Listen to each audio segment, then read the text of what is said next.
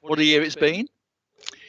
COVID-19 has not only changed the way we live, it's also changed the way council business is conducted, if not forever, but then certainly for the foreseeable future, and a future that's not very certain, but is still looking as though there's light at the end of the tunnel. So let us hope this is the last council meeting on Teams and we can meet face to face soon.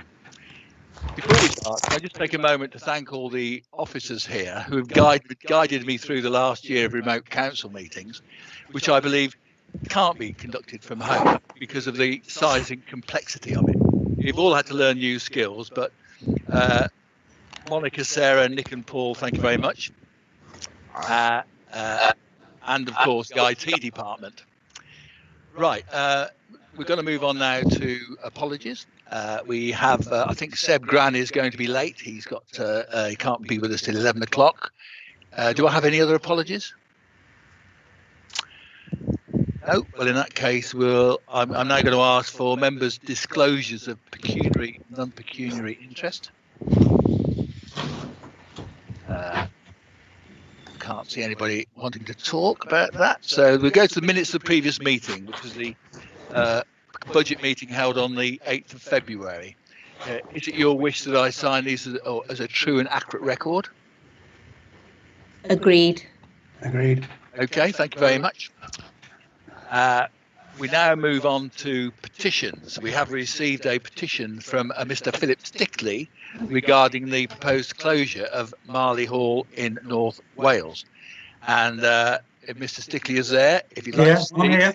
Thank you, Mr. Stickley, and you've got 5 minutes. So okay then, right. Thank you very much. Okay, my name is Philip Stickley and I'm here to speak on behalf of the petition. We, the undersigned, petition the council to prevent the closure of Marley Hall by Warwickshire County Council. At the time of submission of this petition, there were 6,957 signatories, which incidentally is approximately 7 times your threshold for even considering such a document. I'd like to thank councillors and officers for the opportunity to speak on behalf of the petition. I myself was a teacher in Warwickshire schools for some 20 years, and for 15 of those years I led groups to Marley Hall. And prior to leading groups to Marley Hall, I was also involved in taking a group to a private outdoor education provider. I now work in the outdoor education industry for a charitable provider, and that choice was most certainly influenced and inspired by my amazing experiences at Marley Hall with groups of children. I feel that this background gives me the necessary authority to speak on behalf of the near 7,000 signatories. Young people in the UK are at the centre of an obesity and mental health crisis. In 2017, Public Health England stated that 28%, almost a third of our young people, were overweight or obese. In the same year, the Children and Young People's Mental Health Coalition survey revealed that 1 in 10 young people have a mental health problem, and the pandemic will almost certainly have exacerbated those figures. This is no time to be a child, and we owe it to our young people to provide solutions to these problems and not to take away the tools that are there to help them. There's a wealth of evidence to suggest that outdoor education can play a part in improving children's health and well-being. Does Warwickshire County Council feel comfortable in leaving this provision to others when we have our own outstanding provision? Surely, if the council cares about the prospects of our young people, its future council taxpayers, it needs to be at the vanguard of promoting healthy lifestyles through its own provision and not mothballing excellence. In 2016, the Nature Connections demonstration project, funded by DEFRA and Natural England and delivered by Plymouth University, worked with 125 schools, a considerable sample size. The report revealed stunning positive impacts of outdoor education. Makes lessons more enjoyable? Schools responded 95% yes. Improves social skills? 93% yes. Improves children's health and well-being? 92% yes. Engages pupils with learning? 92% yes. Has an impact on behaviour? 85% yes. Leads to greater understanding of nature? 94% yes. Now those numbers, they're not just good, they're extraordinary. They provide compelling evidence that outdoor provision must not be closed. Again, I would ask, can Warwickshire County Council justify closing its own centre and leaving this vital provision to others? Going to Mile Hall, it's an amazing experience for children. They go into the real Snowdonia National Park. They're not stuck behind a fence in a centre, as is true of so many of the well-known private providers. I've been with children climbing on a real mountain crag, not just on a wooden tower in a centre. Canoeing at the foot of Snowdon, not in a man-made pool at a centre. Exploring the bowels of the earth in a disused mine. Scrambling up fast-flowing mountain river gorges. The word transformational is often used about a visit to Mile Hall, not least by many of the signatories of the petition. I've known children whose confidence and resilience has simply soared after visits. They started to want to go out into nature. They visited North Wales with parents. They started to go climbing. And parents were often truly amazed by what their children had achieved at the centre, glowing with pride as they sought me out to recount just what their child had achieved in the mountains, rivers and lakes of North Wales. I was looking at the website of one of the private outdoor providers the other day. They were describing their own young leaders. They often use gap year students and the like. They wanted them to be more like a big brother or a sister than an adult. Now, with all due respect to those providers, these leaders being barely older than the pupils they're looking after, they wouldn't be capable of providing the awe-inspiring challenges that Mile Hall can provide.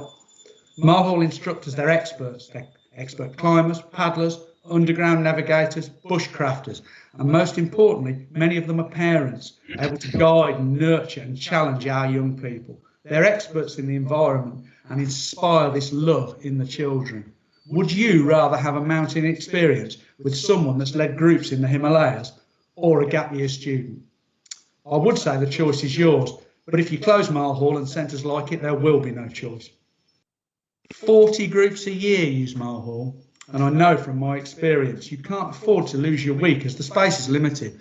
The facility is well maintained and has love and history within its walls. Mile Hall is not a rundown shack used by no one in the middle of nowhere. It's a popular, well-maintained outdoor education centre delivering excellence. There's 50 years of history at Mile Hall, 1971. It's been there since, belonging to the people of Warwickshire. So many of the signatories talk about whole families going to the centre, mums and dads who went themselves, and they're thrilled that their children have the same opportunity they had. I feel that now I should quote from a selection of the signatories. Now, these quotes, they're just from the first few pages. I could have picked any pages of the petition to look at. My son had a residential stay at Mile Hall when he was in year 6. He came back a different person. He learnt new skills, he'd grown in confidence, learning more about himself. All children should be able to experience this amazing place. Mile Hall provides such important opportunities for children to learn and grow. Please keep this wonderful resource open for future generations. Once it's gone, it'll be impossible to reintroduce. Mile Hall gave both my children a valuable and unforgettable experience. That should be available to all. Our school go to Mile Hall every year. It's a great experience for the children. It will be so sad to see it go. Philip, your time is up. If you just sum up, that would be... Yeah, OK, I'll go to my concluding paragraph then. Right, to conclude, the other signatories and I, we implore the Council to reconsider its decision to close Mile Hall. For 50 years, thousands of young people from our county have had the opportunity to visit this amazing place, to be looked after and challenged by the extraordinary people who work there. Any sale proceeds from this centre would simply be scattered to the four winds of a local authority budget and do the young people of Warwickshire no good, not whatsoever. The closing of Mile Hall Centre would not serve Warwickshire well. It will be an act of folly. That's me. Thank you very much, Philip. I think Councillor Hal Hayfield wants to just respond. Colin. Yes, thank you, Chairman. And thank you very much to the petitioner. I do know Mile Hall. I've visited on numerous occasions. And I want to thank you for the time and effort you've gone to in putting this petition together. My pleasure. I would say that the County Council has not taken a final decision on this. We do value the importance of residential offers for our children as part of our ongoing strategy. We will explore all options, all suggestions that have been put forward before we take a final decision.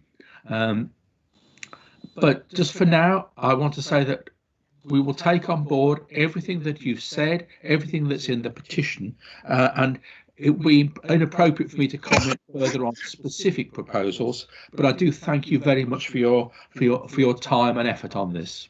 Thank you very much, Councillor Hayfield, and thank you very much to all of the councillors for your time in listening to me today. Now I have to go back to work, so I'll click the leave button. Thank you very much. Thank you. Thank you very much, Philip. Thank you, everybody. Now, the next item is Chair's announcements, and the first announcement I have is quite a sad one, really. It's about the retirement at the end of March of Jane Pollard. I'm sure everybody knows Jane. Jane is a legal service manager, who many of you will know from her many years of committed service to the council in roles within legal and democratic services. Jane has been with the council for 37 years and 3 months. Jane trained as a solicitor with Shropshire County Council and then joined Warwickshire as an assistant solicitor in January 1984. She went on to hold many legal roles at the council, including managing the scrutiny function and more recently as one of our legal service managers. Jane has practiced in many areas of law over the years, as diverse as prosecutions, commercial, governance and child safeguarding. When she started at the council, women were not permitted to wear trousers. Textbooks on practicing law still expressed surprise that women had joined the profession. And the legal team would have tea and biscuits at 3 p.m. in the county solicitor's office with the fire lit on a cold day. Although the council and the legal profession have changed significantly during her time with us, Jane has remained a constant. She's a constant source of sound advice and guidance, often described as knowing more about the workings of local government and the legislation that underpins it than the numerous electronic encyclopedias on the subject. Jane is highly respected and is held in high regard by officers and members alike for giving clear, pragmatic, no-nonsense advice. She has given the benefit of her wisdom and training to many colleagues during her time with the council and has ensured that we have an excellent team in place to follow in her footsteps. She will be a tremendous loss to the council, and whilst we will miss her greatly, we wish her a long and happy retirement. So, well done, Jane, and hope you won't miss us too much. I think now Councillor Izzy Second wants to say a few words as well. I do, Chairman. Thank you very much. I really feel I can't let this enormous milestone pass by without some input from the members that she has supported so well over the years. And she's given huge time, guidance and very sound advice. And I have to say, when Jane makes a considered decision on something, you know it's sound, you know it's absolutely wise, and you don't second guess it at all. It's been fantastic. She has such a broad legal mind, which is so unique, and I feel it's the end of an era, really is the end of an era. I mean, 37 plus years is enormous commitment to Warwickshire, and I really want to thank you, Jane, for all that you have done, for the guidance you've given to us. And I hope very much that your retirement will be full of joy and fun. I know that you are a green-fingered person, you love your garden, and I'm sure that it will look sparkling and wonderful in times ahead. And too, you have interests and a cottage in Herefordshire, which is a wonderful place. So I expect you'll be spending a little bit more time there and enjoying that. And finally, I think on behalf of those who are less able bakers than you are, I want to thank you for all the guidance you've given on excellence around Victoria sponges. So thank you for all your time, your commitment and everything that you have given to us as councillors and to Warwickshire. Thank you. Thank you, Izzy. Next, who wants to speak is Councillor Jerry Roodhouse. Jerry. Thank you. Well, what can one say about Jane Pollard, really? I arrived at the County Council a few years ago, and there was Jane. And over those years, I completely agree that I need to thank Jane for her advice, her guidance, and that look that you get when you're not quite following the Constitution, and that isn't quite right, Councillor. You need to sort of think about these things, and you could tell sometimes by the walk through the antechamber that the way Jane approached you, that you thought, oh dear, what's happening now? And of course, when I could sit in the council chamber, Jane is behind the Lib Dem group there, and you can sort of see the expression on her face at times as we go through some of the constitutional bits, certainly around the debates and summing up. But yes, I mean, Jane has, for Warwickshire County Council, the advice, guidance, as you said, Mr. Chairman, I think has been a constant, and I think that is the thing. You know, you turn around and Jane is there, and that sound advice and guidance that's been given has helped us as councillors and the council overall. And of course, in the end, that in turn has helped Warwickshire County Council as a body and as a corporate body for the citizens of Warwickshire. So Jane, thank you very much for what you've done. Enjoy your retirement. And like Izzy said, I've heard rumours about roses and bushes and green things as well. And I think that we may be seeing one of the best gardens being presented in the open garden sessions soon. So good luck and thank you very much. Thank you, Jerry. Next to speak is Councillor Dave Parsons. Dave. Thank you, Chair. I'd very much like to echo everything that's been said. Jane has always been sound and a constant feature in the council. The thing that really impressed me, well, two things really. First of all, that when Jane made a decision, you got it in straight, uncomplicated language. You could understand exactly where she'd come from and what she was talking about. The other thing which always has stuck with me is her sense of humour. Jerry mentioned when you're perhaps being a little bit naughty and trying to stretch the boundaries a bit, the look that you get from Jane. But there's usually a humorous put down as well in the nicest possible way. So I really do think that you know, Jane is going to be a huge loss, but I do hope that our loss is going to be your gain, Jane, and you're going to have a wonderful retirement. So thank you for all that you've done. Thank you. Thank you, Dave. Next to speak is Councillor Judy Thorpe. Judy. Thank you, Chairman. Yeah, I've only known Jane at the county for 4 years, but of course I've known her for many years before at the district council. She was really, really helpful and knowledgeable when we were looking at scrutiny, going to the scrutiny function, and delivered it in a way that we could understand. Scrutiny isn't easy to understand, but Jane guided us in the way that we could understand it.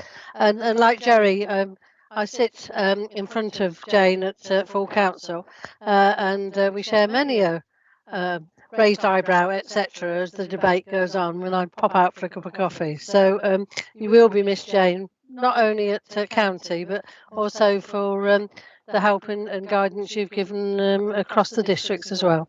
Thank you, Jane. Thank you, Judy. I have no more speakers, so Jane, from all of us here, enjoy your well-deserved retirement.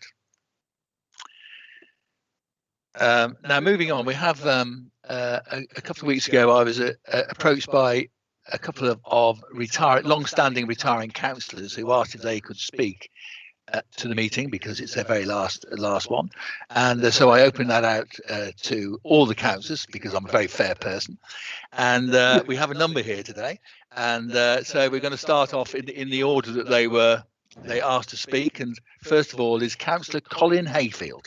Colin. Thank you, Chairman. For the opposition, dear. Start again. Thank you for the opportunity to address the council, and I hope that will be a fairly brief valediction. This will be, as you say, my last council meeting after serving 20 years as a member of Warwickshire County Council, 16 of which have been on the cabinet. And I still remember joining the county council, having been previously on the borough council, and it felt a bit akin to a child having moved from a small primary school into a large secondary school. It was huge compared with what I've been experiencing. The change in scale was dramatic, and it was a relief to find that this was a largely kind and friendly political arena, and also to discover the friendly professionalism of the council officers. I've served on a number of cabinet roles have varied. I started with libraries and then adult social care and then property and customers, and then for the last 6 years education, which I actually rather enjoyed. And that said, I was always happiest when I had museums and the record office within my portfolio, but apparently I was too happy with that, which is why I got moved to education. I am by profession an archaeologist and historian, and back home I have a dig to complete and various history projects to publish, and that will keep me busy for a start. I shall miss the camaraderie of the cabinet, the friendly cross-party social interaction of the antechamber when we could have it, and of course the bacon butties. And what you won't be able to see, Chairman, from this virtual meeting is 12 months away from bacon butties, and I've dropped 2 stone in weight. So that's an interesting thing. I shan't miss the hours spent stuck in traffic on the Saltisford, coming into the Shire Hall or going out, nor shall I miss trying to find a car parking spot in Barrack Street. I was going to add that I shan't miss Councillor Crump's jokes, but that might be considered a little unkind, so I won't. The challenges of a new council will be substantial, and in addition to our ongoing financial pressures, there's all the question marks over COVID recovery, and nowhere more so in education and the education of our children. Finally, Mr. Chairman, I will leave behind many friends in this chamber across all parties. So I wish you all luck on May the 6th. Some of you I wish a little more luck to than others, but I wish you all luck. And for the council ahead. And as for me, as the poet Milton once wrote, tomorrow to fresh woods and pastures new. So please wish me luck too. Thank you, Chairman. Thank you very much, Colin. The next person on the list is Councillor Les Caborn. So, Les, the floor is yours. Thank you, Chairman. How do you follow Colin? So I do echo a lot of his sentiments, but I've been a councillor now since 1980, and it was my wife that got me into councillor because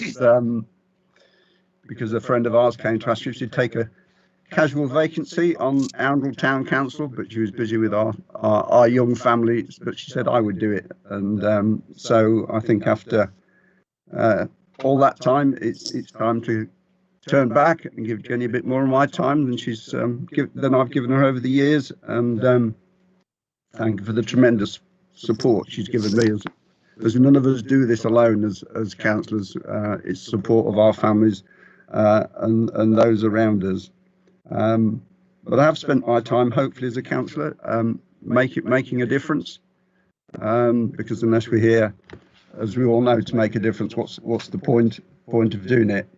So across the years, I did Arundel Town Council, I did Warwick District Council, and then moved the family lock, stock and barrel to Warwickshire in 1986. I made, I hope, a great difference. I managed to get the council to fund the updating of all the village halls to new health standards with toilets and kitchens, put some play areas in, and then moved on to the county 16 years ago. And as Colin said, it is a different ball game, even from being an executive member at the district to moving to being in Warwickshire and then a cabinet member.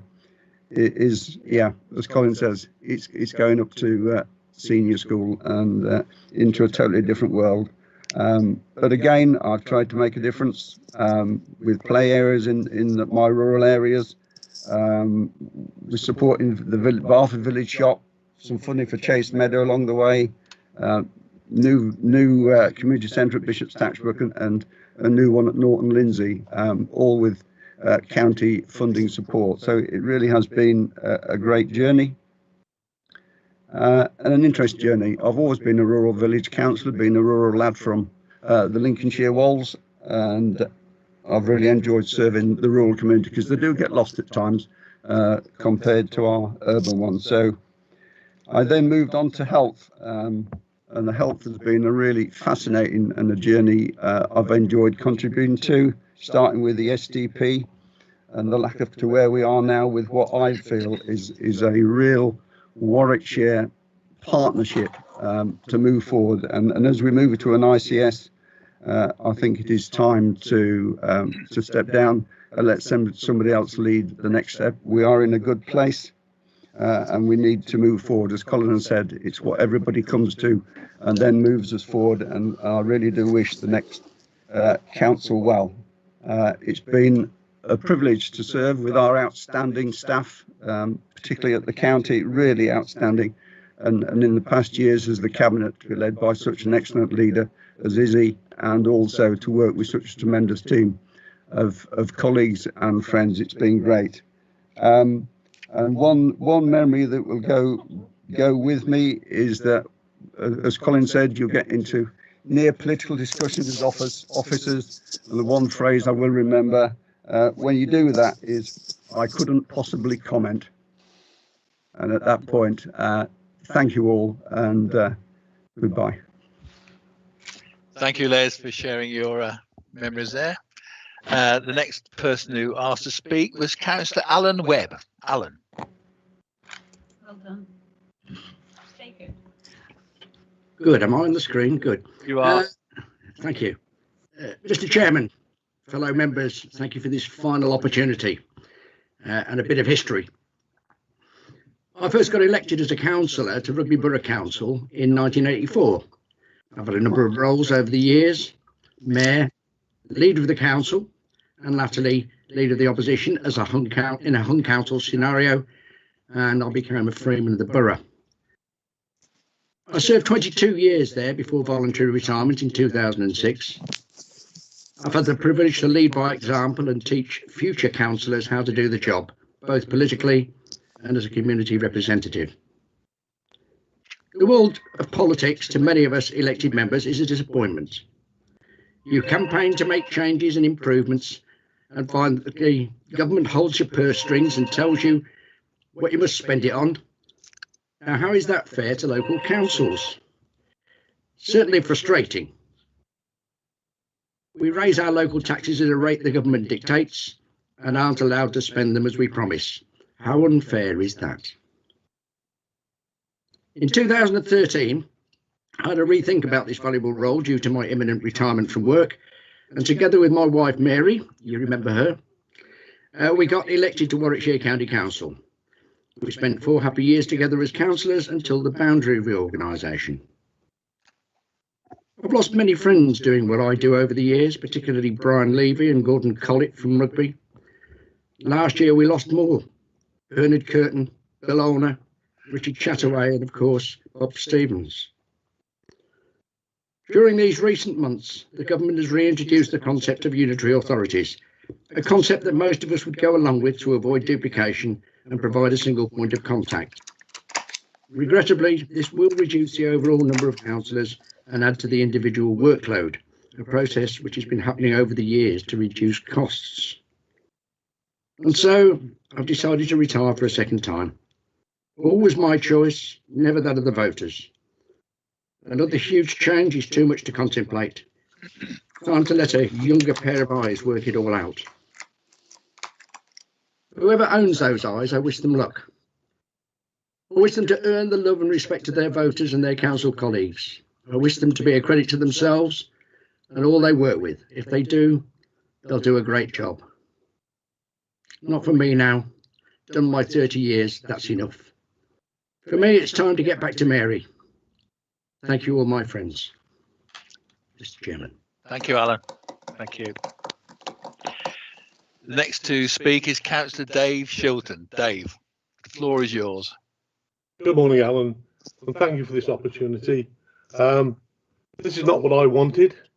It's what the group of people didn't even give an interview, stand up for myself to try and get elected. So it's been forced on me. So it's a position I didn't want to be in, but there we are. I'm in that position now, and unregrettably, I've done my best. I've done my best for Kenilworth and Park Hill Ward, which I represent particularly. I've introduced a lot of good things. I've been on a lot of the committees, from the fire service, the adoption panel, right the way through. So I'm quite experienced, and I enjoy being on the regulatory committee with Bill Olner, of course. He was a great councillor as well as a parliamentarian at one time. So I've served everybody well on that. Particularly I'd like to thank Monica Fogarty for the help and guidance she's given as the chief executive. I've seen her come through the offices to get that stage. Well, what a great job she's been doing. Mark Ryder, the assistance that he's given me every time I've phoned up or contacted him by email. Mark has always been there, pointing me in the right direction and getting work done. Joe Edwards on the safety team, in charge of that now. Really seeing Joe come on from a young person starting in the county council to being a very efficient officer now. So she's made a bigger difference to Warwickshire. Paul Williams and the membership team, the service team. What a great job he's done over the years. I remember going down when we got the health and body, when we had our health committee. I remember going to Birmingham, the other side of Birmingham, to the ambulance station, to meet up with them there and have meetings all over the place. And Paul was always there, guiding and helping right the way through. So thank you, Paul, for that. One person I'm not going to forget is when I was county council chairman, like your good self now, Chair. A person which, without her being there, it would have been possible. She's absolutely brilliant at her job, brilliant to the people which she represents, and you couldn't do without her. And her name is Dawn Mardle. What a wonderful, wonderful officer. She looks after the Lord Lieutenant as well. I had great times with the Lord Lieutenant over the years. But Dawn has been a stalwart for us all. So, you know, all in all, I've had a very successful time. 24 years as a town and district councillor and 20 years as a county councillor. So I'd have liked to have continued, but it's not been possible because of the powers that be, the Leamington, particularly Leamington people which was on the panel apparently. But it was a shame that I didn't even get an interview. I felt that very wrong, very hurtful, and I've been hurt terribly by it. It's really destroyed me. But there we go. I will keep you in my thoughts, and I wish you all well and success in all you do. And I'll always be there to help if you need me. God bless you all. Thank you. Thank you, Dave. Next to speak is Councillor Mark Cargill. Thank you, Chair. Well, gosh, some years of service there, aren't there? I have not been at the council for as long as obviously some of my colleagues there. But briefly, Chairman, and thank you very much indeed for giving the opportunity to say this.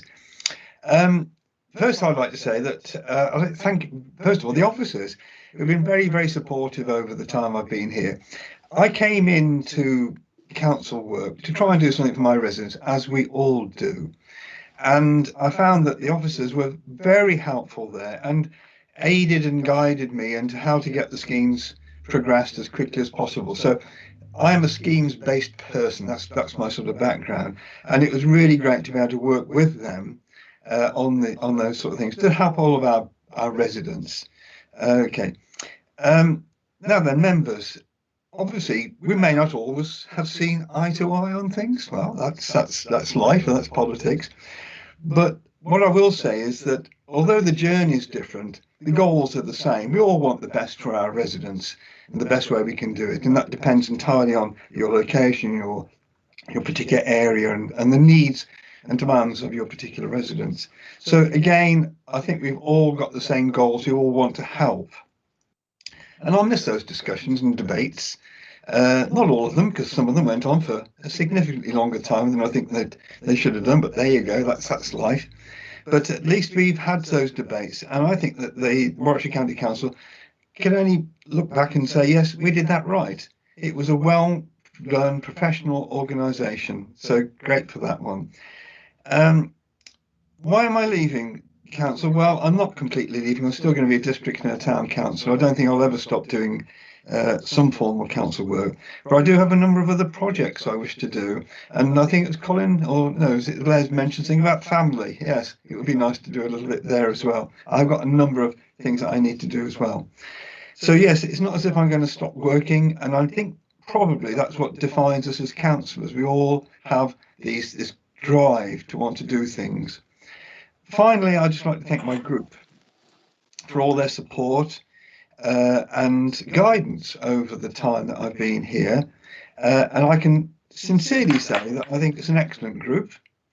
I suppose I would say that, but there's a great skill set there. And hence the success of this administration and of this council. But finally, thanks to all the members of the council. Well done, and continue the good work. Thank you very much, Chair. Thank you, Mark. Next to speak is Councillor Mike Brain. Thank you, Chairman, and good morning to all of you. I started as a councillor in 2001 as a parish councillor in Long Marston, and in 2002 the Conservatives asked me if I would stand as a district councillor. Those who know Juliet Short, who was Juliet Hemingway, who I started school with when I was 5 years old, suggested I'd be a good person. I said, would I win? They said, no, it's a Liberal seat. It's been a Liberal seat for a long time, but I won by 50 votes. That was 19 years ago. And then I served on the district council from 2002 to 2019, 17 years as district council, chairman in 2006-2007, and then cabinet member for 12 years, starting with Les Topham, who we lost a couple of weeks ago, sadly, and Bob Stevens, I remember well. But at one time, I was serving 16 villages. For those who live in towns, they only have one parish council meeting. I had upwards of 9 parish council meetings, either each month or bi-monthly. I would like to say a little bit about the county council. I joined in 2013. I was the majority of one at that time, and I remember in 2014, 5 days after I'd had a new hip operation, asked to come to the council for the budget meeting. It was a budget meeting that lasted nearly 12 hours, 5 days after having a new hip. I think that's commitment. Wow. But I would like to thank officers, and in particular the highways team. There are a number of highways team members, but I'd like to just mention Graham Stanley and Dave Elliston, who have been really, really helpful to get the job done. I mean, Dave would answer the phone 24 hours a day and get the job done for you. Democratic Services have been excellent, and I've got some good friends in Democratic Services who will remain good friends. Colleagues, Dave Parson, I'm going to mention Dave Parson. I think, Dave, you now got my name right. You've called me Brian for 7 years. But it's Mike Brain, Dave. If you forget, it's Mike Brain. That's in your head. I'm still working on it, Mike, but it's been a pleasure. Thank you. Wally, my bag carrier. Wally has been a true friend. He's picked my bag up, he's carried it downstairs from the meeting room to the council. He's always looked after me. He's always found me a seat to sit at. We've had lunch together. Wally, thank you for your friendship, and hopefully it will continue. Bill Horner. Bill Horner was a good friend. We were chairman and vice chairman of the regulatory committee. A true gentleman. who I was very sad when he passed on. And I will always remember Bill with passion. I don't want to go on any further. I'm still going to be involved as a school governor, raising money for Parkinson's. As you know, I've had Parkinson's for 7 years. I'm a Rotary man. I'm not going to pack up my community work, which I've done for 50 years. I suppose, having been an ambulance man and a policeman and a councillor for all that time, there's one word: community. And I think that's very important. Thank you, Chairman. Thank you, Mike. I think I'm going to take this opportunity to say a few words as well. I first became a councillor on district and town in 1999, and I joined the county council 20 years ago in 2001. And I was taken aback a bit by the size and range of responsibilities that this county council had, and also I was impressed by the professionalism and skills of the officers, and that is true now as it was then. It's 10 o'clock. Anyway, so 20 years ago, there was one chief executive, 6 directors and 27 heads of service, and there are now one chief executive, 4 directors and 17 heads of service, sorry, assistant directors. But the county council is a much smaller and more efficient organisation then than it was now, and this would have happened anyway, but austerity has accelerated the process, with local government having to take more of its share of the pain than anybody else over the last 11 years, in my opinion. When we took control of the county council in 2005, I was on the cabinet, and there were 10 members of that first cabinet, and I was talking with Colin about it last night. The 4 have retired, some of them voluntary. 3 have passed away, and that's been very sad. And Izzy, Colin, and I are the ones left standing. So you're going to be the torchbearer, Izzy, from now on. I've been proud to be part of administration for 16 years, where financial prudence, whilst protecting services, has been our watchword. And working with officers, we have guided it through many challenges. And notwithstanding austerity and the pandemic, we are still one of the best resourced councils in England. And I take great pride in that. So now, lastly, I'm going to ask our leader, Councillor Izzy Seckham, to sum up what's been said. Chairman Alan, friends and colleagues, it's lovely to reflect, and you've all brought wonderful memories to today, which I've enjoyed very much. I want to really try and just say a few words about what you've meant to us, what you've meant to this council and to the people of Warwickshire.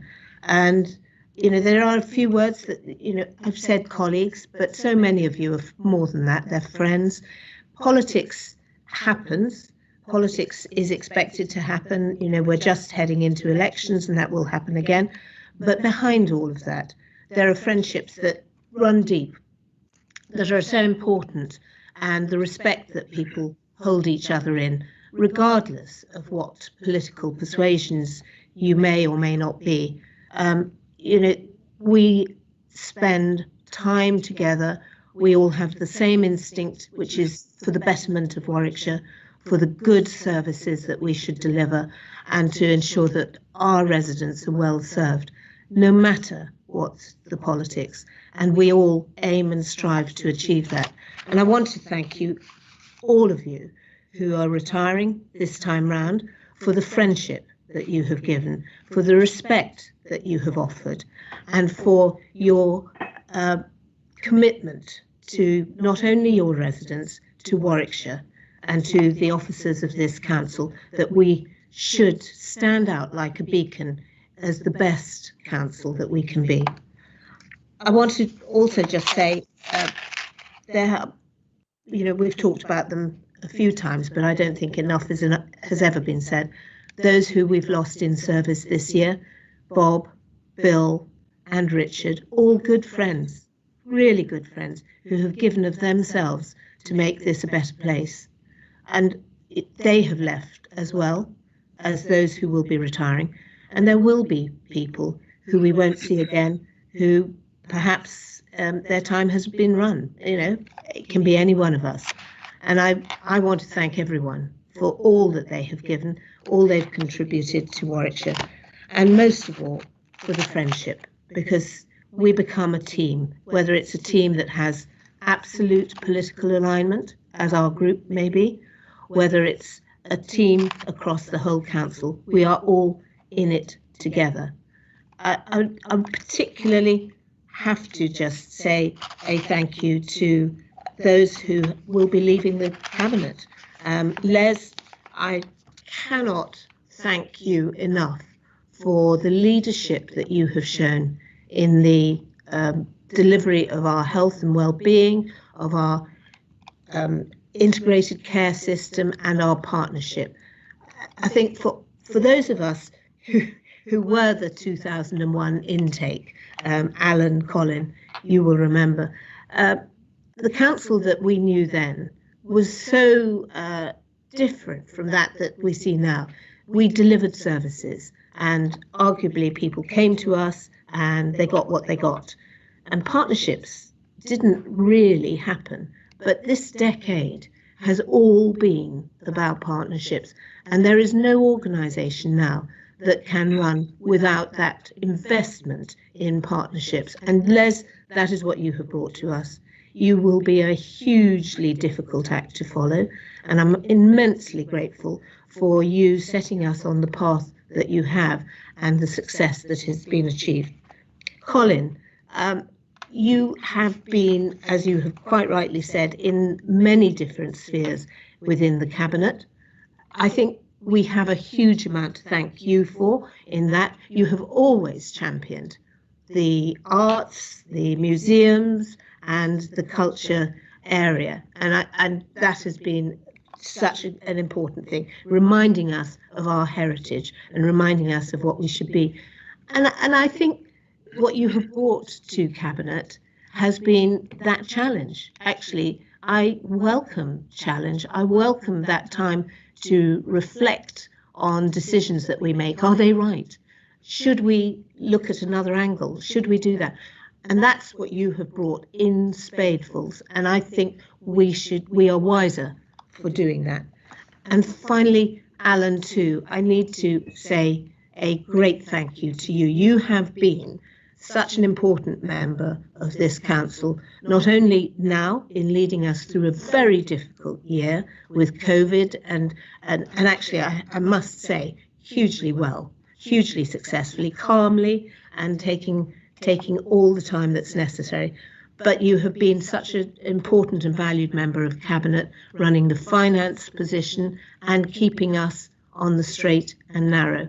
As a council, we went into COVID as one of the most financially secure county councils, and that in no small part is down to the legacy that you have given us. So thank you for that. I really want to talk about everybody. You know, I've got so many fond memories of so many people. You know, Mike, who has been such an important neighbour of mine in the council, as well as a district councillor in my patch, you know, and that friendship runs really deep. But I can't talk about everybody, but I can say thank you from the bottom of my heart for all you have given of yourself and all the sacrifices you've made to your own families to make this a better place. Thank you. Thank you, Izzy, and thank you everybody who's spoken, because we all bring our different skill sets to the council and make it a better place because of that. So well done. Right, not a dry eye in the house. Right, okay, so we'll move on to the business, and now item number 2, we have the Warwickshire's Health and Wellbeing Strategy 2021 to 2026, and I'd like to invite Councillor Caborn to move the recommendations as circulated.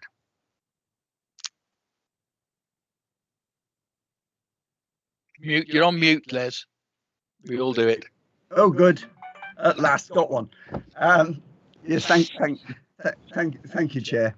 and thank Izzy for those kind words. Yeah, the health and well-being strategy is our high-level plan for reducing health inequalities and improve the health and well-being of all our residents.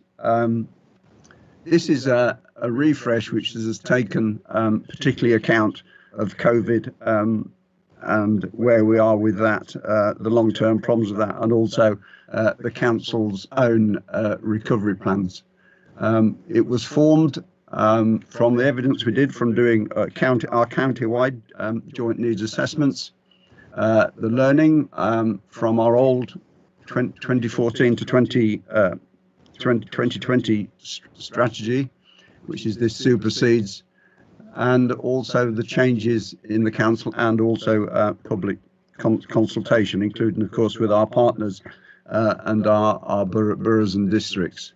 And some key things are coming out of this, which we have embodied in this, is that, as we all know, our health in Warwickshire is above average, but varies across the county, and there are wide differences. Our children and younger people, especially through COVID, have increasing needs. And of course, there's, again, accentuated by COVID, there are growing concerns regarding the mental health issues and self-harm rates and other issues that we all wrestle with. And what this tells us is that about 1 in 4 adults in Warwickshire experience some mental health problems because they've been, again, accentuated by that. So the factors at Cabinet last time and Council, I spoke about the extra funding that's coming into Warwickshire for mental health across our partnership is, long overdue, and we need it now. And inequalities, which is a key issue for our authority, is also highlighted in this report, and the inequalities in health amongst our varied communities, and again, accentuated by COVID. So in our new strategy, and this aligns with the Health and Care Partnership across Coventry and what will become the ICS, that is healthy people, strong communities and effective services to resolve the issues. But our particular priorities over the next 2 years are helping our children and young people have the best start in life, which we need to improve, to help people improve their mental health and well-being, particularly concentrating as we are moving to increased prevention, because prevention is the key to all our health and well-being, and far more early intervention that is the right sort of intervention, and also to reduce our inequalities in health and improve our wider determinants. Thus has work, again, started with our year-end well-being, which has now become well-being for life. Because this is not, it's rather like, there's a lot of talk, as we all know, about how the smoking cessation work has improved over the years, but think about all of us, the time that has taken, 25 years. So we're not talking about a short journey with this report, we're talking about a long-term serious change of the health of Warwickshire. And of course, with our Concordat and across what will become the ICS, we're going to prioritise prevention, strengthen communities, because communities, and one thing as COVID taught us, is the great value of our communities and our voluntary sector, better coordinated services, and sharing the responsibilities to deliver. And so this obviously will be monitored. Our health and well-being board will monitor it, as indeed will our scrutiny, and indeed as all of us as our members. We really need to get ahead of this and work with it. But we need leadership and accountability, and that sits with the Health and Wellbeing Board as having oversight. But our newly formed, our 3 place-based now places, which are really in an excellent position to move forward. They've all got their basic strategy and working in place. And our borough and district colleagues obviously are critical, and our dual-hatted members that work in the health field are going to be critical to help develop that. And we will all have our partnership plans to develop it. And so the Health and Wellbeing Board has approved the strategy. I'm now asking for council to give it full support, take it forward and make certain we achieve. Thank you, Chair. Thank you, Les. Do we have a seconder? Yes, Chairman, I formally second the report and reserve my right to speak. Okay, thank you. I have two speakers at the moment. First one is Councillor John Holland. John. Yes, thank you, Chair. Well, I actually agree with much of what Councillor Cabourn has said, that for the new councillors coming in after the election and the existing councillors continuing, this is a very high priority, and the issues which Councillor Cabourn outlined are the priorities. Mental health remains and will be something that has to be supported. The gap which has widened in various aspects of health and well-being needs to be tackled seriously. We need to do it differently in future, in the sense that, you know, we can't have the county council pulling together the NHS, the district and borough councils and the different departments of the county council by embarking on cuts of £267 million a year from the NHS out of a total cut of 400 million, the rest coming from the council. That was the wrong direction of travel, and I hope the new councillors actually take note of the service improvements that Councillor Cabourn outlined and follow that. It's what our residents actually receive that matters. We do need to narrow the gap and close the gap. The different areas that Councillor Cabourn outlined, actually quite right. Children have had a terrible time in the during the COVID period. Their lives have been disrupted, their education disrupted, well-being is getting remedies in place to make up that shortfall. People of employment age, the damage to the economy and the jobs that have disappeared. We need recovery plans which are strong, and the county takes the initiative and moves forward. And of course the care and support for our older residents, which we need sustainable funding for and has still not been achieved. Joining up the NHS and our district and borough councils is crucial in all of this.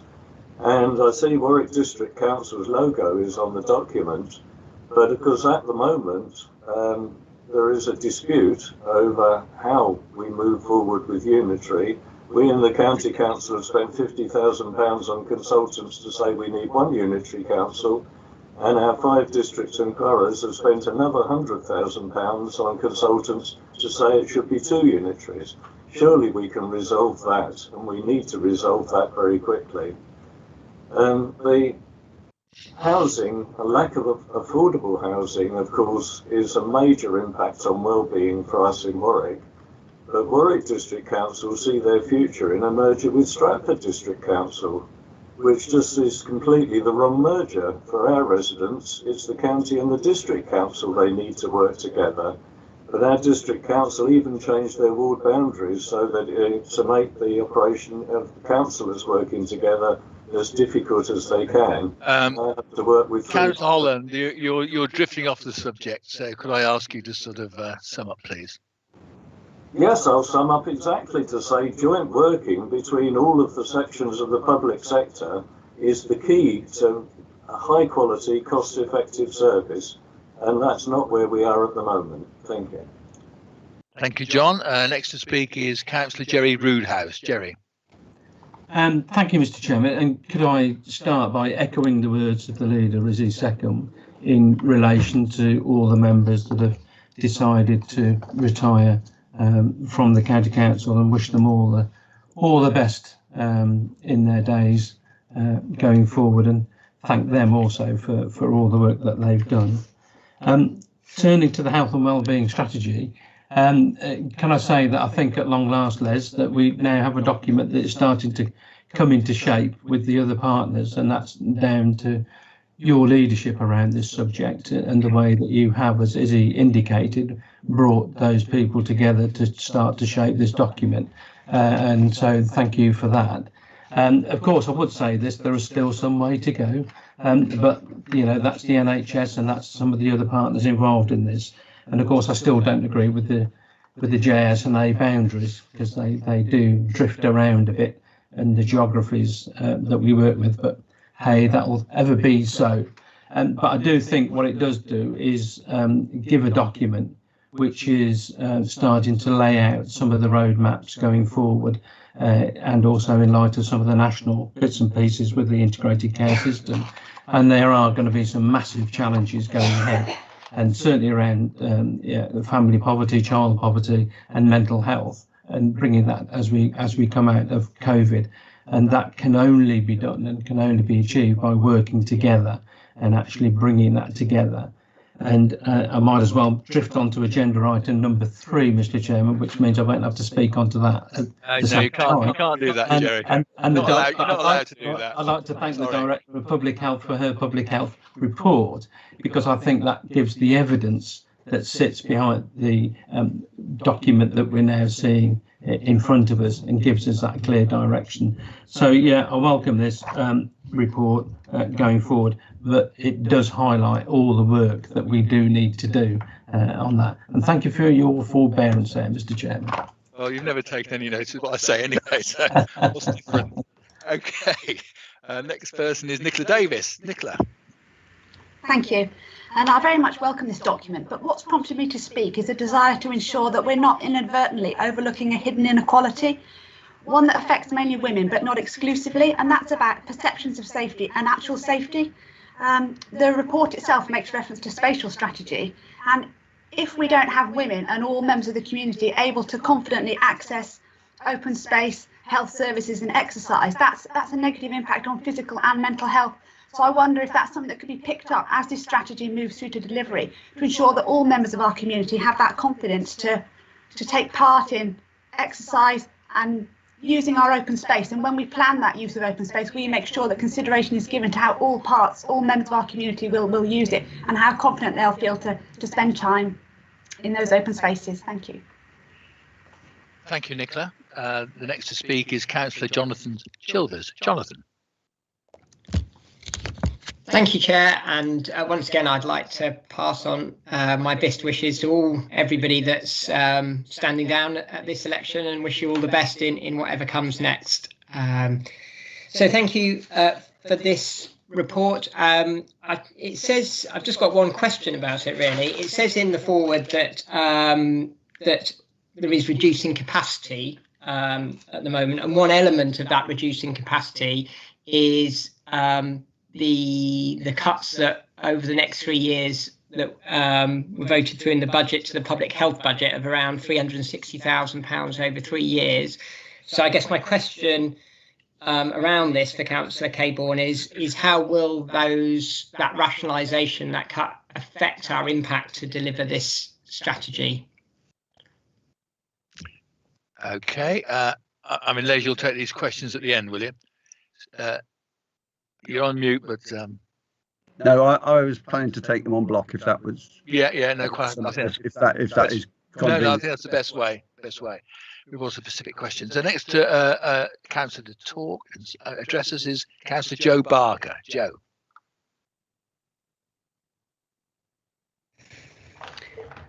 Thank you, Mr. Chairman, and thank you, Councillor Cabourn, for the leadership you've given, particularly in producing this strategy. I would associate myself as a twin hatter very strongly with this, because I've sat around a lot of round tables as we have been coming up with the strategies, and it has been an absolute pleasure and also incredibly hard work. The first meeting I went to where we were discussing this, I actually said to Les, what have I got myself into, because I need to understand a completely different and new language. It's been a fast and hard journey, but I am now personally absolutely wedded to the notions and the actions coming from the health and wellbeing strategy. And I would associate Stratford District Council with this, where we have adopted it with my other hat, lock, stock and barrel, and even more, health and well-being is now one of the factors that has to be considered with every policy that we look at. It's part of our DNA. And I would say that it is part of the DNA of all those groups who, if you look at page 48 of the report, sorry, page 22 of the report, page 48 of the minutes, of the agenda rather, you will see how many of us as partners have worked together. Not necessarily partners who always get on that well, not necessarily partners who agree, not necessarily partners who do things the same way, but that's what partnership is about. Bashing it out behind closed doors and coming up with the absolute best for the people of Warwickshire, wherever they live. So I just want to commend the strategy to the full council and to thank Les. And finally, to say to all those of you who are retiring, please do remember your health and well-being as you sail off into the sunset and things are very, very different for you. Thanks. Thank you, Joe. Bear that in mind. Right. Next speaker is Neil Dervix. Neil. Thank you. Again, like everybody else, I wish the rest of the council well in the future, whatever that holds for you. It's very interesting to read this report, this strategy. There is an awful lot to commend it. And I'll probably be shouted down about this, but I see no targets, really. You know, it's quite difficult to see exactly how we are going to do it. Yes, I can see that, Joe. But I'd just like to remind people that when we're talking about targets, we are supposed to talk about smart targets. You know, they should be specific, measurable, achievable, realistic and time-bound. And I don't see that progression in this. Now, it could be argued that this is the strategy and that those targets and that format of the targets will follow on with the work that follows. But it would have been nice to see something a little bit more specific to say, we're going to have done this by such and such a date and so on. So it's not really a criticism of the whole thing, but a wish, if you like, that we could have put something a little bit more measurable and time bound within this, because no doubt it will be changed and updated fairly soon. Things move on fairly rapidly.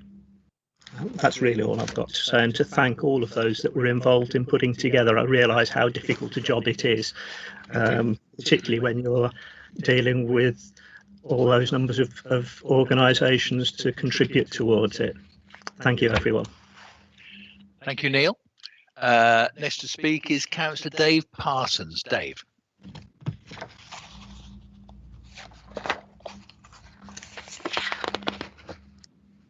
Thank you, Chair. Sorry, I wasn't expecting.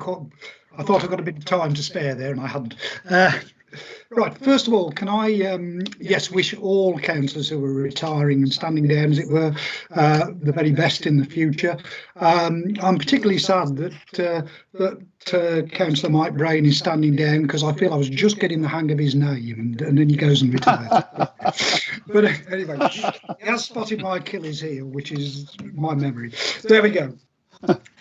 I'd really like to echo the comments of Councillor Dervix, actually, in regard to the strategy. I do think it's a good strategy, and I commend the three principles behind the strategy, and there's a lot of good work here. Where it becomes woolly is how will we know what we've got there, and it is the difficult area. I fully acknowledge that, and I think Councillor Dervix absolutely hits the nail on the head when he says that these actually there isn't anything terribly measurable there. They're not smart targets. They're not there, and it's that lets it down. It's a bit woolly in that respect. And what we have to acknowledge is that these inequalities have been there for a long time, and they're not just going to go away. You know, we do need specific measures to take them away. I fully accept that part of this solution to these problems has got to be local. And you know, that's the local health plans are where a lot of this goes. However, there does need to be a pulling together, as we have suggested, in terms of the district councils, our role and the CCGs, and that doesn't really seem to be in these measurable targets there. At the end of the day, fundamentally, our inequalities come down to the levels of deprivation. And until we tackle private rentals that are 3 times higher than council rentals, until we tackle the rising child poverty, until we tackle adequate universal credit, it's done good things by getting more people back into work, there's no question of that, but it's done bad things by dumping lots of people into debt. And these are things that we need to look at. I've pointed to the Cardiff University research many times, which consistently points out that in terms of in-work poverty, we're looking at universal credit and private rentals. And if we don't address those things, we will not be addressing these health inequalities. Thank you, Chair. Thank you, Dave. The next speaker is Councillor Helen Adkins. Helen. Thank you, Chair. And can I echo everybody's thoughts about people retiring? I hope everybody has a really healthy and happy retirement. And there are 2 members of our group that are standing down, but they haven't made themselves public today, so I don't want to do that. But they both know who they are, and they are both very well respected and well valued members of the group, and we're going to miss them very much. I'm not going to repeat a lot of the points that have been said, but I do echo what Dave and Neil have said, and also what Jonathan Chilvers has said in relation to how we're going to move forward in tackling health inequalities if we have a rationalisation of resources. I have got some points that I want to make on agenda item 3, so I will keep them for that. But I think this is it's come at the right time, if not too slow. It's something I think that's so apparent when you look across Warwickshire and you look at the statistics, the health inequalities and what austerity has done to that and how that has impacted on that. And we've seen that with COVID, and that health inequalities have certainly been something that the COVID pandemic has highlighted, and we need to act on that. And why we haven't been acting on that before, I don't know, in the same way of having a clear strategy that we have, but I welcome the strategy. Thank you. Thank you, Helen. Next to speak is Councillor Keith Kadaka. Thank you very much. Thank you very much, Chair. I won't repeat all the stuff other people have said, but I did want to thank Les Caborn for his wisdom over the years, particularly pick out one thing he said about it being 25 years to actually have an impact with gradual work, because there isn't actually quick fixes. It takes not just a council of 4 years, but actually many cycles of councils to actually deal with some of these problems. And we are winning on some things, and we're just starting on others. And it's changing the mindset as well, because a council, through its very great health work, actually starts to put people into a mindset of living healthier lives. I do like the pictures on page 27 of our agenda. We've got a lovely picture of town where people walking, cycling, pushing wheelchairs, an environment that should be in our town centre plans. And one of the things we have a problem with in Warwickshire is we actually have some absolutely brilliant people working on public health and well-being, and we haven't yet got some of the infrastructure to be designed in the same way as the pictures in a health and wellbeing plan. There is so much stuff to do with trees and space and how we design our environments that actually makes us mentally healthier and physically healthier. So I do hope we actually implement the lovely pictures where people are able to cycle, and actually people who are cycling, making those cycle routes, it's actually somewhere to push a wheelchair, it's somewhere to push a pram. The pictures look lovely and the vision is lovely, and the health people we've got are actually wonderful. I think public health is one of the things we do really well, but then we get the road builders, economic growth, which we need some of those sort of things, but we need it done with a leadership from the health and well-being. We need things we redesign, which we only do once every 40 years or once every 50 years, to be redesigned with health and well-being as the first thing you put on the paper, and then the necessary infrastructure fitted in the gaps. I'm really disappointed that Transforming the Nuneaton hasn't got a bigger health remit. I think rebuilding our town could actually be transformational in terms of the mental health, physical health, economic health of our town, which is why I put forward a motion later. And I do hope we don't keep working in silos at the county, and we got the sort of Heckle and Hyde and Wicket, two sides of us. I think a lot of this stuff needs to actually go straight into our town centre plans. Thank you, Chair. Thank you, Keith. The next speaker is Councillor Maggie O'Rourke. Maggie.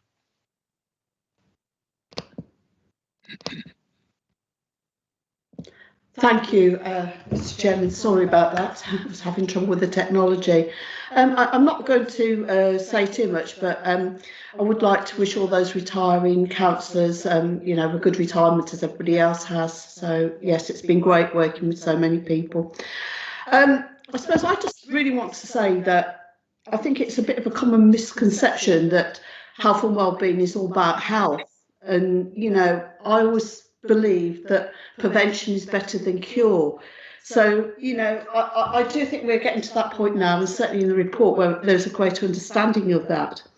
And actually really looking at the factors around wellbeing that are so hugely important, and they're more about social stuff. Whether it's, as Keith's already said, about examples of good planning and transport and education and leisure. These are all really critical, and there's something that we can really influence as a county council. We lead a lot of these things, and I think probably one of the greatest challenges for Warwickshire is the fact that we are so spread out geographically, and that in itself is a challenge, and the fact that we have two-tier government as well.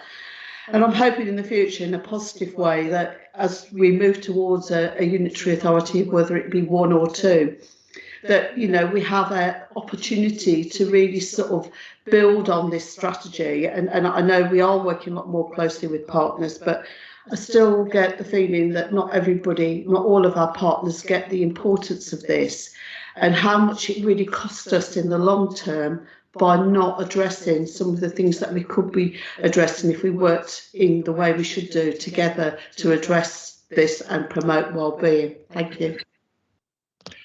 Thank you, Maggie. Next to speak, and the last speaker I've got at the moment is Councillor Izzy Seckham. Izzy. Thank you, Chairman. I too want to welcome the Health and Wellbeing Board strategy for 2021 to 2026, and of course we always have a strategy, so this is the latest iteration, which I am really pleased to welcome, and for the benefit of those who seem to have forgotten that the strategy is what it is, a strategy, and underneath that sits a delivery plan and all those identified targets which have been worked up through the workshops that have got us to this place. So, that is how it's always worked, and it will be how it continues to work. So those measurables will come and sit underneath this. These are our strategic, overarching ambitions, identified goals. And clearly, as we have already talked, I've been around for quite a while now and seen a few of these strategies come in and go out. And the one thing that Keith did mention, we have made inroads, we have made changes. Actually, when I was first on this council, there was a life expectancy gap north to south of 12 years or more even. And that now has reduced to 4 years. So that is an achievement and a goal that we have made marks on. And I think the thing that happens is you set your targets, you achieve your targets, and it takes time, as I think again Keith may have mentioned. And in many cases, it takes generations, because it's the history of generations that has an impact on their health and on their well-being. And arguably, we had a coal mining industry in the north of the county, which had a long-term impact on the health of those people living there, which takes generations to start to shift. And that is what we have seen happen. What it does do in achieving those targets and moving those inequalities, it highlights other inequalities that emerge, because there will always be some inequalities, and it's our ambition to constantly identify them and constantly work on trying to reduce that. So we have here inequalities between ethnic groups, which are important, but were never there 15 years ago. These are things that have emerged. So it is a constant effort. And I think if we ever felt we had achieved that, we really would be in the wrong place, because we will never finally achieve everything. Nicola picks up on safety and perceptions of safety, which I think is an important angle that certainly the last couple of weeks has highlighted for us. And as a council, I think it's absolutely important that what we do is ensure that people feel secure, safe, and able to go out, take their exercise, and live the life that they want to live safely. And part of the role is not only ensuring that we have the ability to do that, but ensuring that we can help people to feel safe rather than to escalate paranoia, which is difficult. So we need to give evidence, and we need to provide that information to help people and make that happen. And absolutely right that a health and wellbeing board strategy is not just about health and well-being. It is about how people lead their lives, choices they can make. And we know that some of the most important impacts on your health will be the housing and the financial ability to make choices.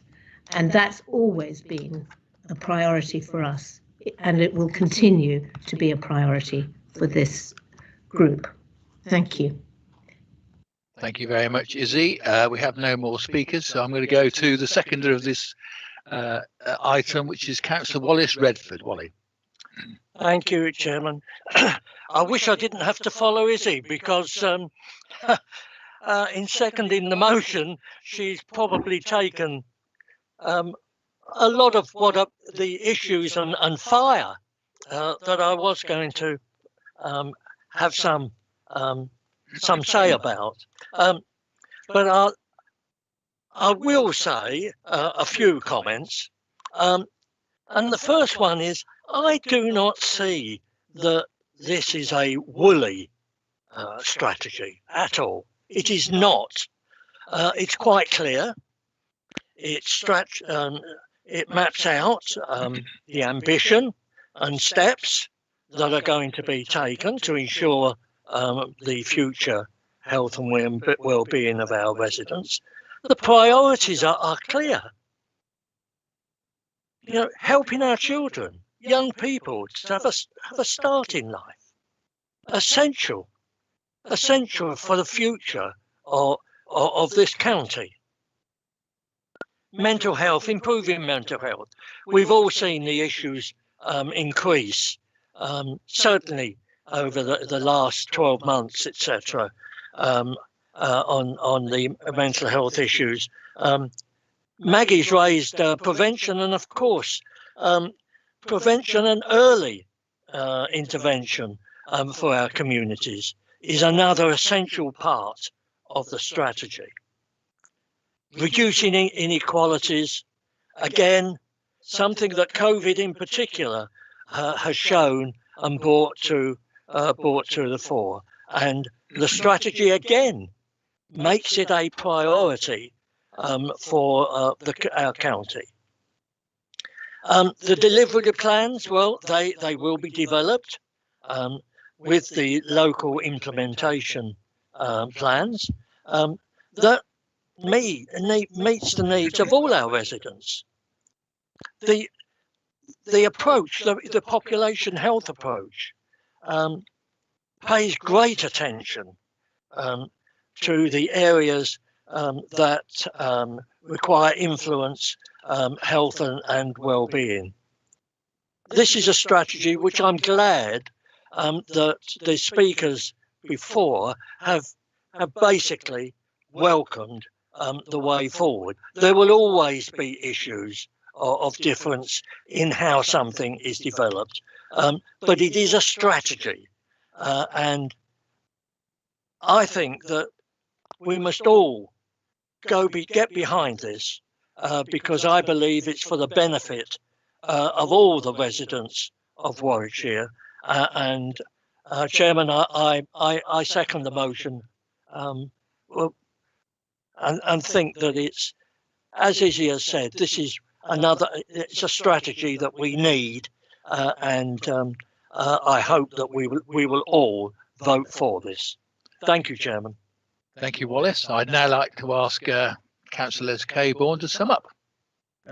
Thank you, Chairman, and thank everyone for their comments. I'll just go through them as I made notes to try and not miss anyone. Certainly, Councillor John Holland appreciates his support and what he said, but I do need to correct him on the figures. The high figures he is quoting as cuts are the position if we had not done what we've done across our partnership to get more organised, to get more policy-led, to get more people-led, would have been the extra money that would have been found to stand still. And there is a difference in that. There is no doubt. We have, as you said earlier, Chairman, had austerity affected, but what it has led, and certainly in Warwickshire, it's led to our transformation and smarter working. Yeah, I accept Jerry's comments on the JSNAs, but as we move forward and refresh them, there'll be more theme-based. This was our starting point and the bedrock to get where we are today. And so, yes, the JSNAs are not set in stone, and they will evolve. And appreciate Nicola's concerned. They're not written out probably in certificates she's thinking today, but they are in there. And if we all look on page 48, you will see the West Midlands Police and Crime Commissioner and Philip Seckham, our own Police and Crime Commissioner, have all contributed to this document, as indeed Fire and Rescue and Health Watch. It's not a sole piece of work. Our Health and Wellbeing Board now is a partnership of the willing, and this is what's produced this document. Yeah, Jonathan again talking about cuts, but a lot of the changes in our budgets is through transformation, as we redo all within the health and commissioning. We are recommissioning a lot of services, and we are recommissioning on a more flexible basis our services so they can bend and change to demand as is outlined in this strategy. It's not just a strategy to look at, it's a strategy about how we run our authority and deliver our services. And indeed, thanks to Jo Barker for the help she's given to help in the partnership with our boroughs and districts. I have a borough and districts portfolio group of all the portfolios working with me across the boroughs. That's a very constructive group. It's a means of taking these reports and discussing them and then taking them back into our borough and district authorities. An example of the excellent work we're doing together is the Health and Housing Committee, which again is across, housing has been mentioned today. Again, we are setting up these joint committees. We can't do this on our own. This is partnership working at its best. And Neil and Dave, yes, we haven't a firm strategy, but the one will be coming. But again, the adoption of this by our boroughs and districts means it goes into their strategies. The adoption of it by our 3 place partnerships mean they are delivering on the priorities set in this, but in a local fashion, which is what matters. And again, it's part of now of everything we deliver across the authorities. Appreciate Keith's comment about the timescales. It's probably 6, 7, 8 years since we started our strategy on young people. When Jerry, as you remember, you were on the working party that we kicked that off. This is now starting to come to fruition. All the new funding we've got into mental health is again delivering on these principles. So it's as we set our policies, as we set our commissioning, as we set our way forward, this is part of the bedrock of that work. So thanks for the comments where we are. It really is, as I say, a partnership of the willing, which we now have got, sitting in these meetings. It used to be us, and I think we start with a partnership view of life now. Certainly talking to other people in the health sector. From where we started, they do now realise they can't do this on their own, and some of this they admit we know how to do it better than they do, and it's like us. We wouldn't tell Warwick Hospital how to run its acute services. That is their specialty. And the work we're doing, again, working with the out of hospital work and everything else, is talking about partnership, and now we work together for the people who's episode, including the closer work we do with Healthwatch. So we do need to embed this in all we do, and I ask Council to approve it. I so move, Chair. Thank you very much, Les. Thank you. I'd now like to ask the Chief Executive, Monica Fogarty, to take the vote. Monica. Could I ask those all in favour of the recommendation to approve the health and wellbeing strategy to raise their hands now, please, and to leave them up for a short time?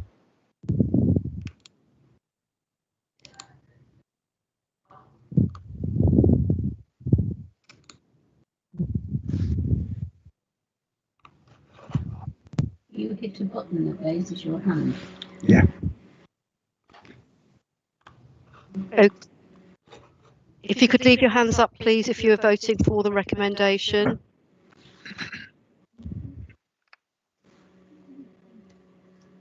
I see 44 in favour. Are there any votes against?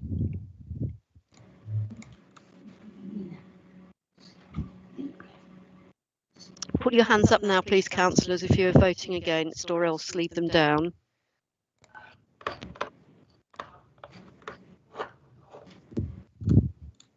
Just take a moment to work those through. I see some hands still up, which I don't think are intentional. My hand seems to be doing something funny, just to indicate that I vote for, not against. Thank you, Neil. Thank you. Councillor Williams and Councillor Rickards, your hands are up against the recommendation. Is that correct? No. No. I'm having trouble. No. Okay. I take it there are no votes against. Are there any abstentions? Please raise your hands now.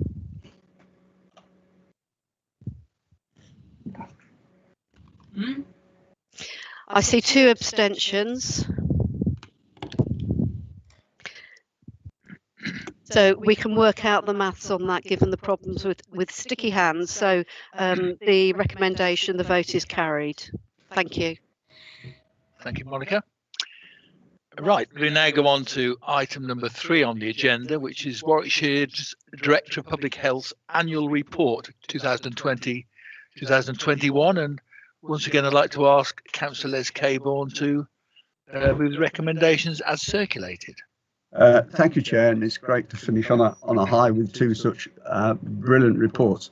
Can I just open by thanking Sade and her team for producing this report when their life has been so busy with frantic. Sade, our new Director of Public Health, came into post 16 months ago in her first post of Director of Public Health. and then COVID descended on us sort of 4 or 5 months later. And I am really proud indeed of the way she has guided Warwickshire through these difficult times and managed to produce this excellent report along the way. So we do need to record our thanks to Sade and her team for all they've given Warwickshire throughout the past council year. It really is above and beyond. But to move to the report, this in my view is part of a suite of documents. We had the health and wellbeing strategy just now.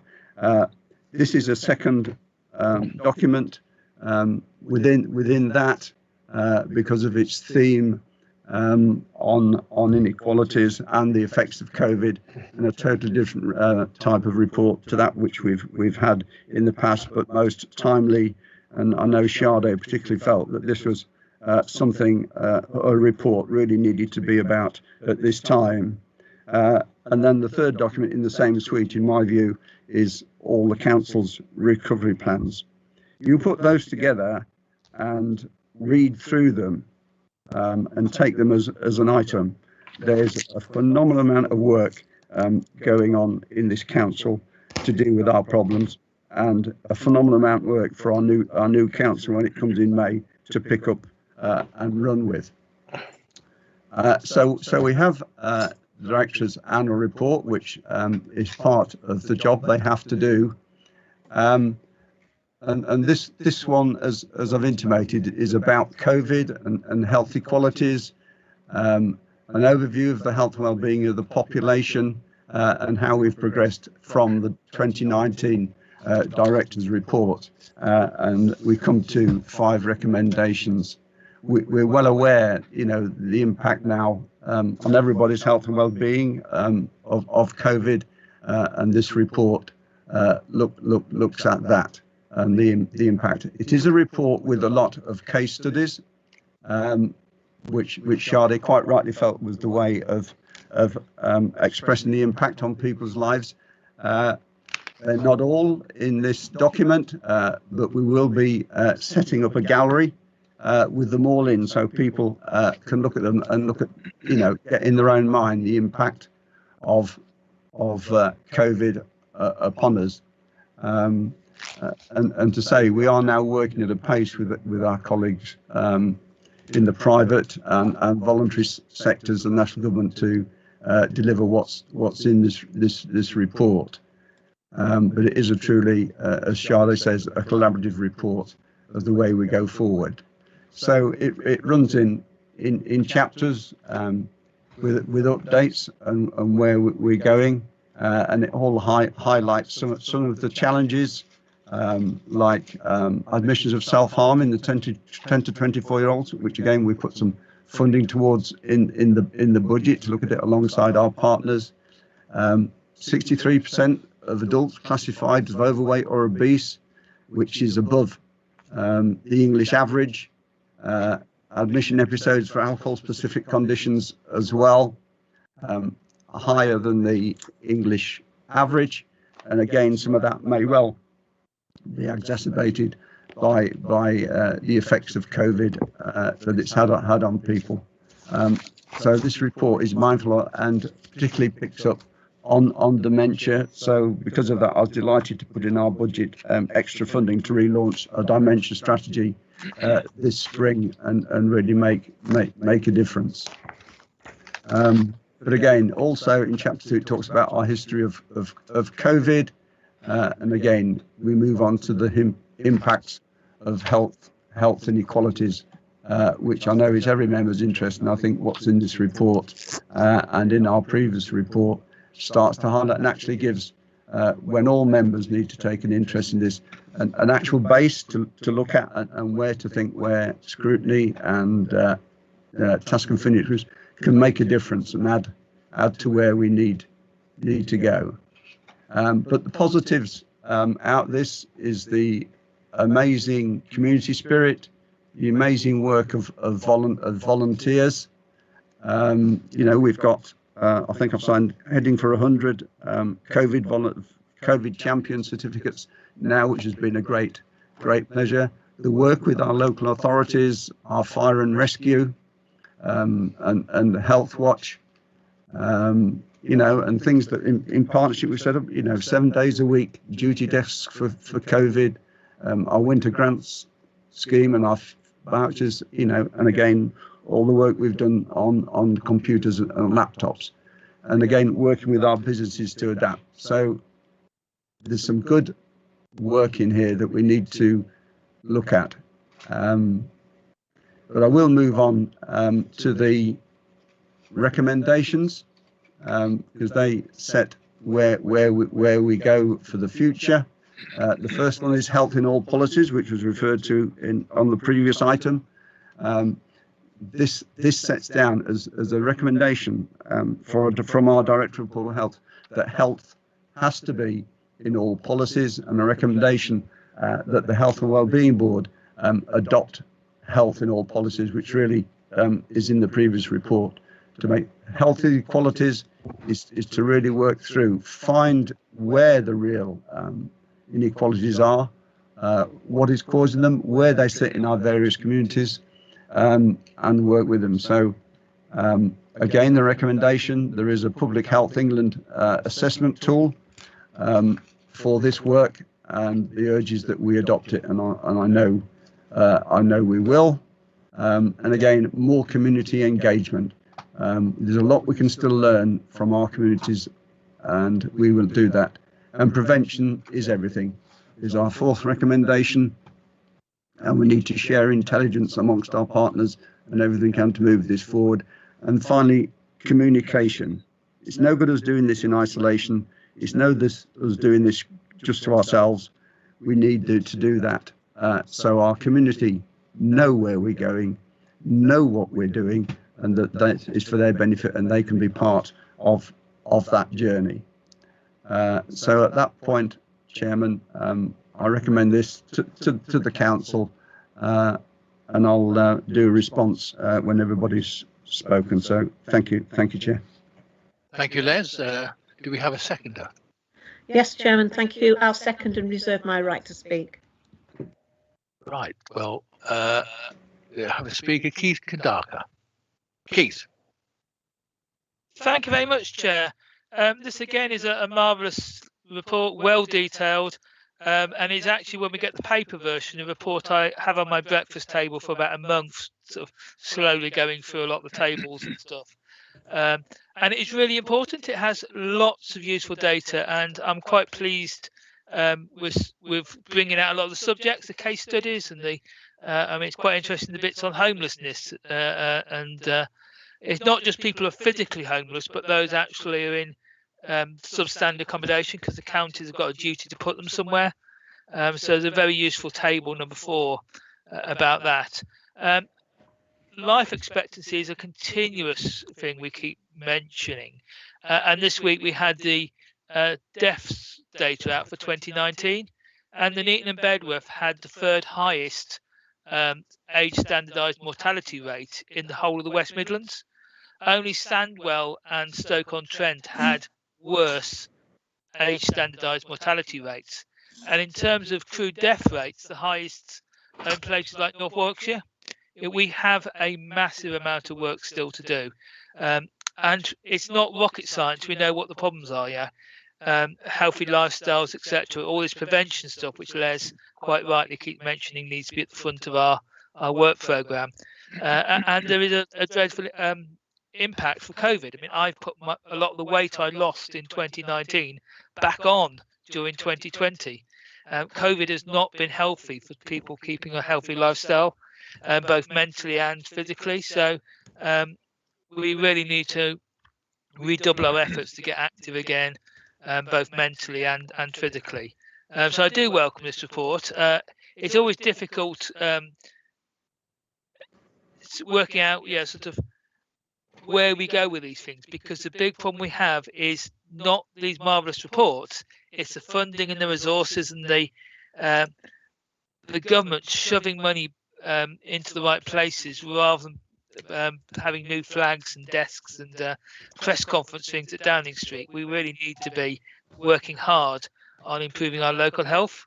It's announced today we're going to have more nuclear missiles stockpiled, and you think, no, I want to pay the NHS more. I want to put work into the mental health, the CAMS, the blood testing, all the things we need to actually make our lives better is where we need to be putting our funding, not on nuclear weapons and flags and podiums. So I welcome this report and I will work for it. Thank you, Chair, before you cut me off. Bye. Thank you, Keith, for trying to keep to the subject, but not very hard. Right, so the next speaker is Jill Simpson-Vince. Jill. Thank you, Chair. I just want to say a massive thank you to Sade and the entire team there. Their world turned upside down 12 months ago, and they had to deal with stuff that they never ever thought they were going to have to deal with. They've been providing us regular updates, you know, on top of all the stuff they've had to deal with. We've still had a huge amount of information teams there. Whenever we've asked for more data, where they can, they've been able to provide it. And on top of all of that, we still get an annual report. You know, it's like with everyone in the world, they still make sure that they get these annual reports.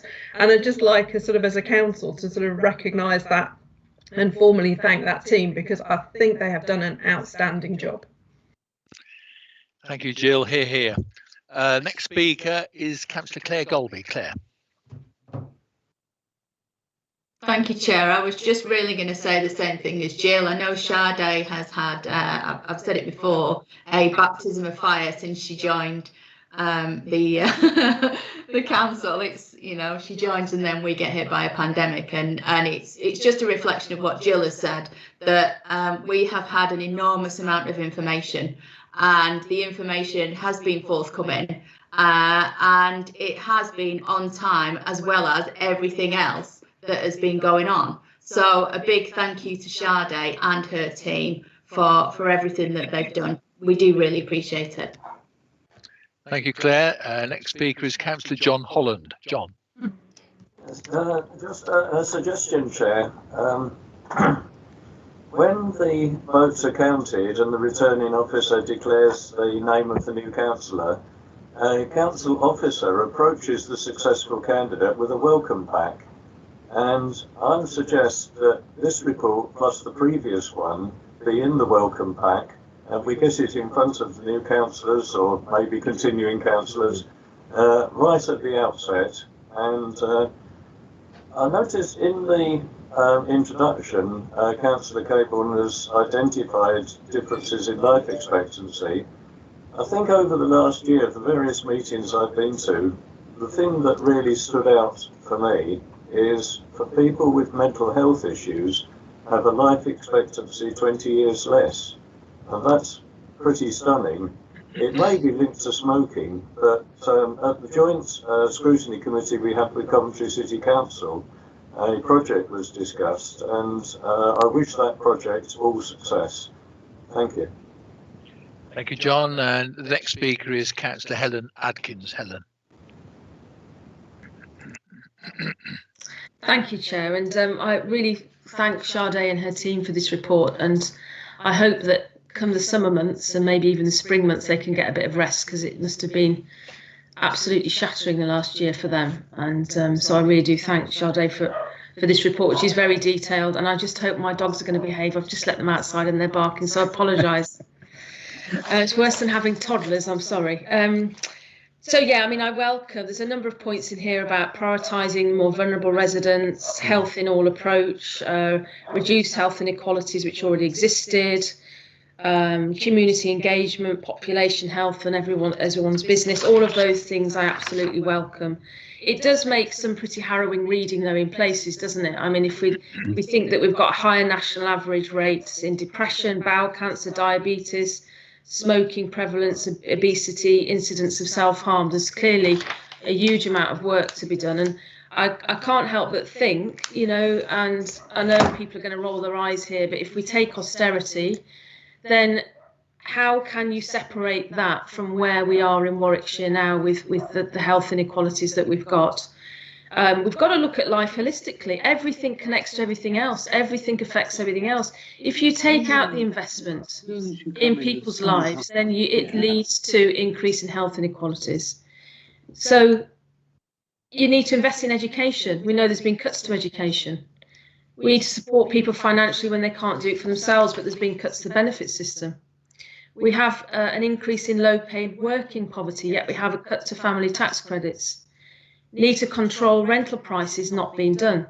Need to take children out of poverty. Child poverty has increased. And it worries me when portfolio holder says that austerity has led to transformation and smarter working. Well, I would say austerity has led to people's deaths. That's what I would say.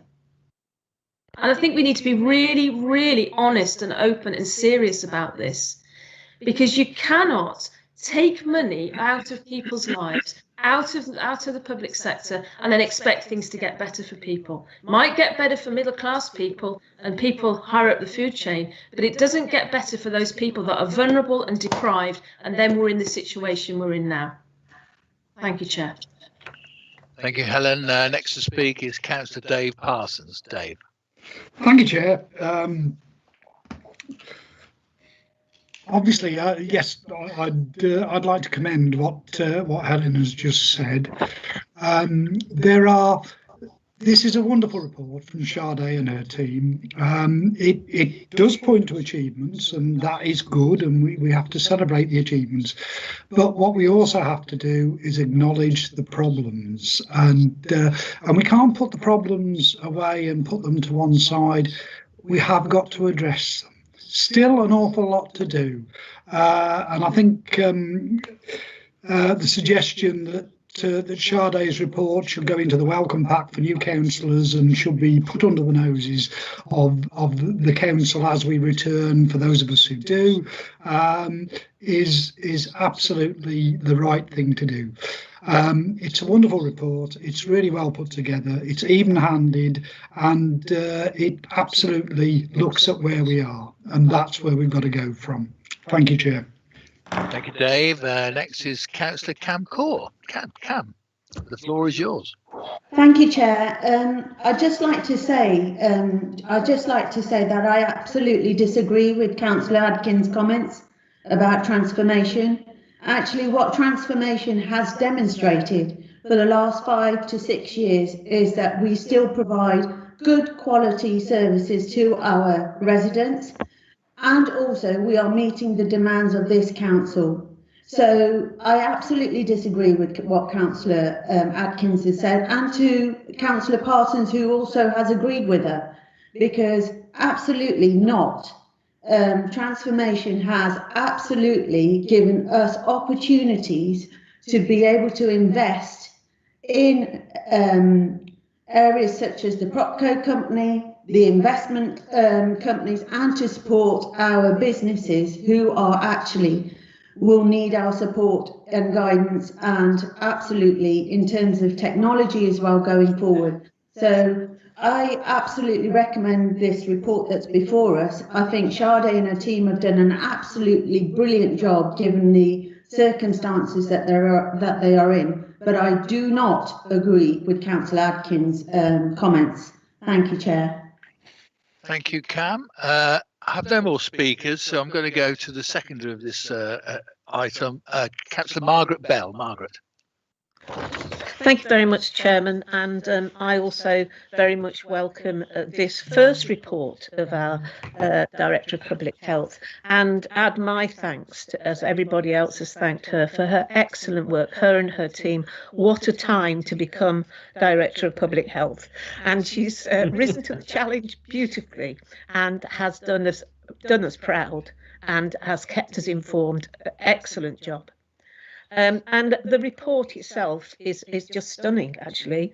The amount and depth of data in this report has been really informative. The information she's given us, and it's broken down by county, districts and boroughs, so we can actually see where we need to target our resources. It's given us a wonderful map of health across the county. It's also looked very carefully at the impact of COVID and what we can learn from it, and that's very important, and it's something I know we all recognise, and it's set out in this report very clearly. And also something else I really welcomed was the impact of lockdown, which is obviously a byproduct of COVID, but in itself has had interesting impacts on different aspects of our society. So that has been, again, very interesting data. And of course, supporting the recommendations, they're really insightful, actually. This business about health in everything we do and all decisions we take. It's not just decisions in the Health and Wellbeing Board, important though they are. It's decisions in all boards. What does this mean for health? And that's a really important aspect that we all need to take on board. And of course, the call for a health inequalities action plan, and it recognises, as Councillor Kandaka said in his speech, about the wider determinants of health. And in order to address these, we need to work in partnership, districts and boroughs, and of course health providers, so that we can all get together to try and address some of these rather concerning inequalities that we have. And community engagement, tailoring our communications to the different elements of our communities, and looking, as she did, at case studies to understand how the current circumstances have really impacted on individuals, and try to understand that. And the prevention is a priority. We've been talking about prevention for a long time, and this report sets out we really do need to take this seriously. Let's try and stop people getting ill in the first place and taking some responsibility for their health. So we would all welcome that. And of course, communication and contacting people and connecting them to the right services. And throughout the whole of this report, the emphasis on partnership, and we've talked about that already this morning quite a lot of times. And we must work together, and we must work across organisations. So, and I know, and Councillor Cable's already mentioned the portfolio holders meetings which he holds, which are very, very useful. Those are representatives from districts and boroughs, and of course the county, all working together to see how we can improve the health of the region. And they all received this report very well indeed. So, Chairman, I am very, very happy to support this report and recommend that support to the council. Thank you. Thank you very much, Margaret. And now I'd like to go back to ask Councillor Les Cabourn to sum up. Thank you, Chair. I'll go through the comments first, and thank Keith for his support. I suppose on his weight issue, we could say get on your bike, but we won't do that, will we? But our new question of homelessness, we have a new, joint with our boroughs and districts, a new homeless strategy and action plan, which went through Cabinet last week. So please, everybody, get one. Probably another one for the welcome patch. But we again do need to, as Keith says, embed this into the day job, and I thank him for his support. And thank everyone for their kind comments about Shardy. I echo them all. And I can add to that also, I do know from where I go within the system that she's gained a tremendous respect and support with all our partners, and we are better off for that, and we have benefited from it. John, and the welcome pack, yes, I'm already in discussions with officers about this tremendous work, and it's new, gets into our new members as soon as possible. Because it's part of the big job the new councillor's got to pick up and run with. And fully support Cam's comments. But for all members, there is still time for feedback before we publish this on the 22nd of March. It will be published, obviously, electronically at this time. And any comments emailed to Katie Wilson or to me, and I'll pass them on.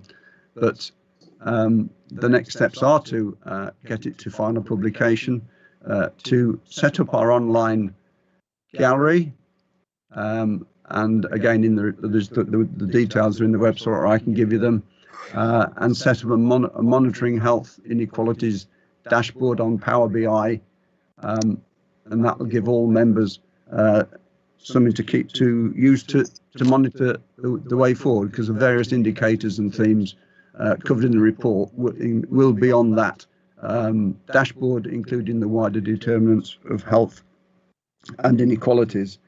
And finally, I was at a meeting with Swift, and the chief executive said to me, because I'd sent Sade's report, she has taken that to the board at Swift, Sade's report. She's made it essential reading for all staff, and any projects coming forward at Swift asking for funding or redesigning the way they operate must take part and look at this report and use it before any reports are submitted to the chief executive.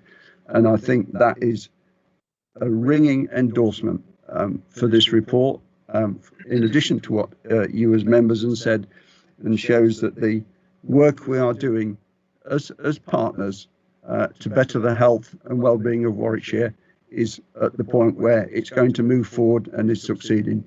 So I move the report as laid out, Chair. Thank you very much indeed, Les. And I'd like to go back over to Monica again to take the vote.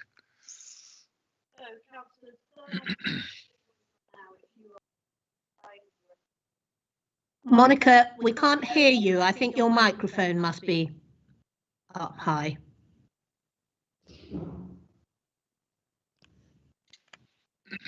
You're on mute now, Monica. Yeah, thank you. Sorted now. So, councillors, if I could ask you to raise your hands now if you're supporting the recommendation and the DPH annual report. Leave your hands up, please.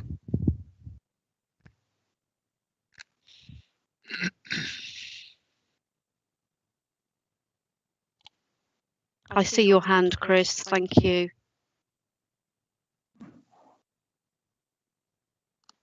Okay, so that is 50 in support. Any votes against? Lower your hands if you were supporting. Raise your hands now if you are voting against.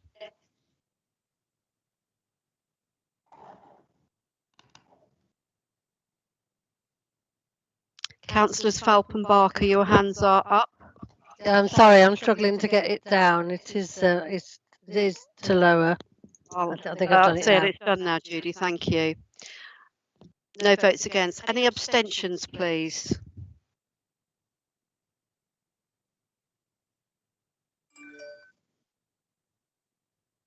No abstentions, so that's carried. Thank you, Monica.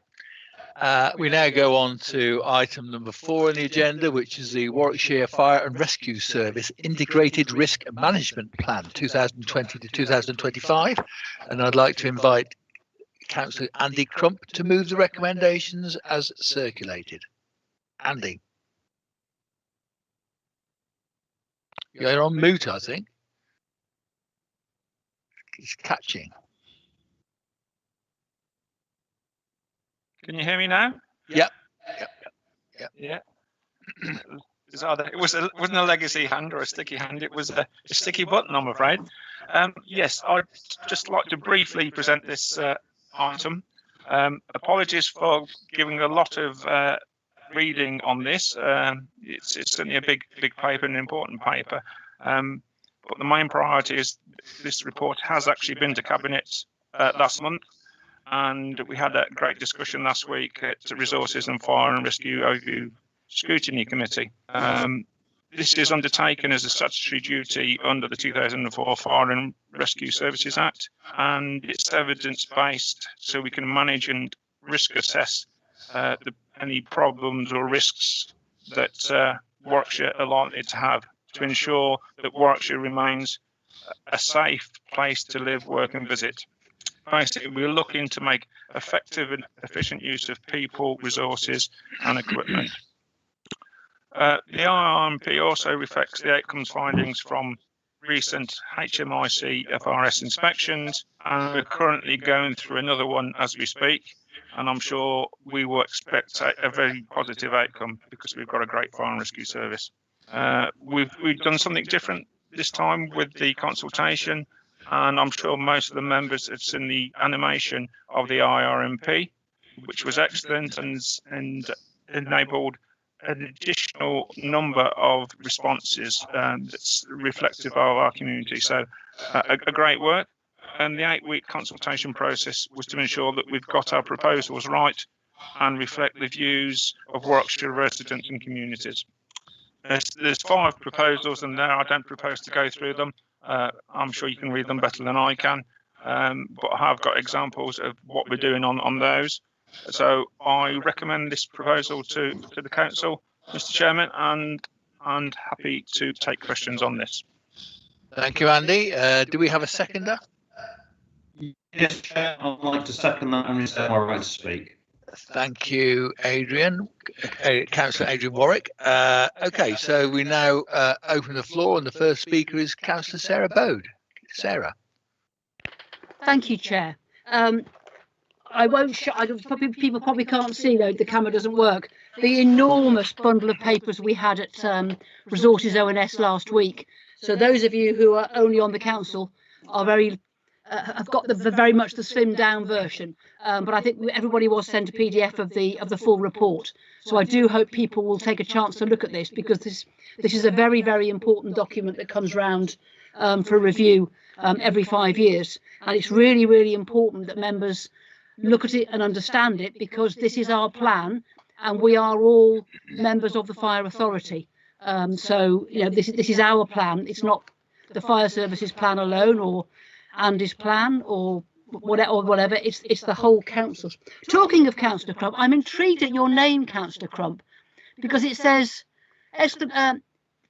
speech mark backslash speech mark backslash etc, etc, etc. There must be a reason for it, and I've never been able to change my name on Teams, so you have to send us put a little note in the chat to let us know how you managed to do that.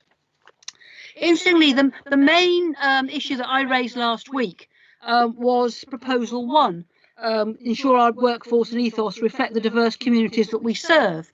Now, interestingly, this was picked up by the Courier online on Facebook, which was interesting, because I think sometimes we forget that the press are actually sitting watching our meetings on YouTube, I'm sure, which is really, really good that they are doing that. And you will note in your papers that actually this proposal 1 around diversity was the one with the biggest objection. So 22% of respondents disagreed or strongly disagreed with this particular aim, which I think I have to say, I think is really, really sad, because why would we not want our workforce and ethos to reflect the diverse communities that we serve? To me, it's a no-brainer. We obviously do, the community makeup across Warwickshire is obviously very diverse in itself and very different depending on where you are. I feel myself to be extremely fortunate living in Leamington with a very diverse community, and it's one of the things I love most about living in Leamington is the diversity of in so many different ways of our community. And when we are in a reducing workforce situation, it's actually very difficult to make your workforce more diverse, because you're actually getting rid of people rather than taking them on. But now we are in the fortunate situation that we are taking people on. I know that the fire service is working extremely hard to make our staff more diverse. And this isn't just about saying we're going to have you because you fit our criteria, and we don't care whether or not you can pick up a hose and run 100 yards or whatever the criteria is for getting in. But actually we encourage everybody from all our different communities to think of themselves as being eligible to be in the fire service, and to actually take part and actually apply to take part in the selection to be in the fire service. And that's, to me, what this is all about. I think our fire service now is absolutely fabulous in the work that they do around diversity. They're taking the opportunities to wrap fire engines with different messages. Sadly, there hasn't been a Warwickshire Pride last year, but I was fortunate enough to go the year before, where we had the wrapped fire engine there, and it was incredibly well received by all the people that were there. The staff were handing out all sorts of stuff with the Warwickshire Fire and Rescue Service and the rainbow logo and stuff. So I think I can do nothing but commend the fire service for the work that they're doing, and I really wish them the very best of luck with this one, and hope we can make our thing. Obviously, I support the rest of the plan as well, and hope that it goes through. But I particularly wanted to highlight that one because I do think it's incredibly important that we have a fire service that reflects the diversity of the community that it serves. Thank you. Thank you, Sarah. Next speaker is Councillor Maggie O'Rourke. Maggie. Thank you, Chairman. Yes, I would agree with Councillor Bode in terms of the very disappointing and worrying responses to the first proposal. And you know, it's a sad reflection really that that sort of feedback is still there out in the community, and people's biases need to be challenged. That said, I think it's an excellent paper. It's a really strong sort of message in terms of what we need to be doing over the next 5 years in terms of what our priorities are. I've been the sort of Labour spokesperson for fire now for a few years, and I feel incredibly privileged to have the opportunity to work with some really fantastic people. I think Kieran has, led the service so well over the last couple of years. He's been a real sort of inspiration. I know how flexible our workforce are. Some of the work that they do is incredible. They've been right at the forefront of the COVID pandemic, using all their fantastic hands-on operational skills across all of our communities and working with them effectively. We do thank them, we appreciate them. We know as well that they see their opportunities in terms of building relationships with other partners in a way that is a real credit to them, working with our health partners, delivering sort of opportunities and support to our communities again, because they have that trust of the communities. It's easy for them to do perhaps than others.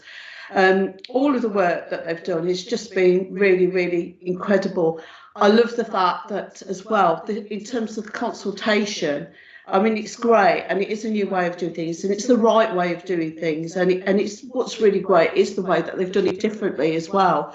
They've really thought through about how they engage with people in a way that I haven't seen before. So I thank them all, and I will miss not working with them anymore. And I think it's a really good report and a good way forward. Thank you. Thank you, Maggie. The next speaker is Councillor Mark Cargill. Mark. Thank you, Chair. Again, I'd just like to say how impressed I am with the report yet again. Another very impressive report, evidence-based, and something that we can carry forward. I think it comes as no surprise that I'm very supportive of our fire and rescue service and have worked hard with them, especially with regards to the fire station in Ulster. And that has been a success, retaining that fire station and improving it. I've got a question for the portfolio holder, though. I'm a little confused, and perhaps the portfolio holder can actually illuminate something for me. I saw on social media by a candidate, I think it is, for the next elections, that implying that the Stratford fire station was due for closure, or it implies this, and that the Lib Dems, as it so happens, campaigned to save it. Can you illuminate that? Because I'm not sure that it was down for closure. Thank you. Yes, that's not really relevant to this, but I'm sure the portfolio will respond. The next one to speak is Councillor John Cook.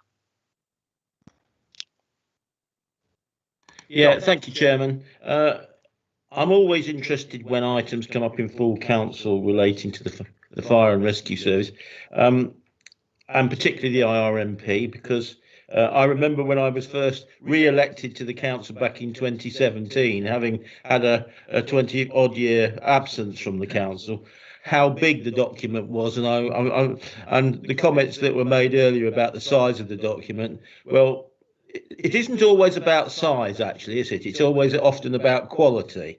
And I do think not only is this a large document, but it's also a quality document. I would just say that when I was first on the council back in the 80s, 89 onwards I was on, there was this guy called Wally Redford who was the chief fire officer. I can't remember who he is now, but he was pretty good, I've got to say. I hate saying nice things about Wally, but he was pretty good at the job. But what I would say is that the Fire Inspectorate obviously need a comprehensive report, and that's what they've got on this one, and it's an excellent report. I do just like to say I've been going around my parish councils this last 10 days, 14 days, and I have had put something in my report where I've seen that the Fire Services Inspectorate has praised the Fire and Rescue Service over the services that it's been doing to the community during the pandemic. And I know it's not particularly in here, but I do think it's worth reminding members of the excellent report we got on that. All I would say too, and I'd like to agree with one of the previous speakers, is that I'd like to also thank our new Chief Fire Officer, Kieran, who I think has actually led the service particularly well since he's taken up post. But overall, Chairman, this is an excellent report, and I do hope in a moment that we'll pass the vote on it. I also would just say, because my friend Sarah Bode made a comment at the beginning, I too support her comments relating to the diversity, etc., of the service and the comments, and I too was surprised at the results of the poll. Chairman, thank you. Thank you, John. Next to speak is Councillor Keith Kadaka. Keith. Thank you very much, Chair. I've been a county councillor for 8 years. The first 4 was on the resources ONS, which covered fire. It is a massive area, and one of the things we've never had is a decent funding settlement for the amount of motorways and trunk roads we have in Warwickshire, which are a massive burden on our fire service. We not only cover a growing population, which we keep getting told is getting bigger and bigger every year. There's more and more motorways and that resource, which effectively people drive through the county. The lorries, means a whole load of fruit lost on the M40 this morning. I don't know how much of a fire resource that has called out, but these motorways are causing us a massive amount of stuff we're not getting properly compensated for. And my worry about proposal 3, when we talk about the resources and the capacity, ensuring the personnel and assets are in the right place, is actually they're getting dragged down to the M6, the M40, the M42. And we are actually getting very thin coverage in places like Nuneaton. And I am worried about the reports that we may lose one of our 2 fire engines in Nuneaton to be stationed in Bedworth, because although nothing seems to be clear at the moment, Nuneaton is a seriously large town with seriously amounts of fire incidents. We can do some work in the prevention, and we've had some great officers on bikes going around Camp Hill and places trying to cut down on the nuisance fires. But fundamentally, I think we're being stretched too thin, and I think the fire service does need to get some better funding, particularly considering how much highway we have in the county, so that we can have that extra 3-man fire unit in Bedworth to help with the motorways, but also keep our 2 fire engines in Nuneaton. Thank you, Chair. Thank you, Keith. The next to speak is Councillor Wallace Redford. Wallace. Thank you, Chairman. I would like to say that I entirely agree with the comments previously made by Councillors Bode and Cook regarding diversity. I mean, I think that was a great shame. This report is excellent, Chairman. The service has, in my opinion, transformed itself. I can remember the days when all we seemed to report was about firefighting and how many fires we'd attended. But now we have got a fire service which really has become embedded in the community. It uses its resources for the benefit of the community. And I congratulate our Chief Fire Officer in taking us further down this road.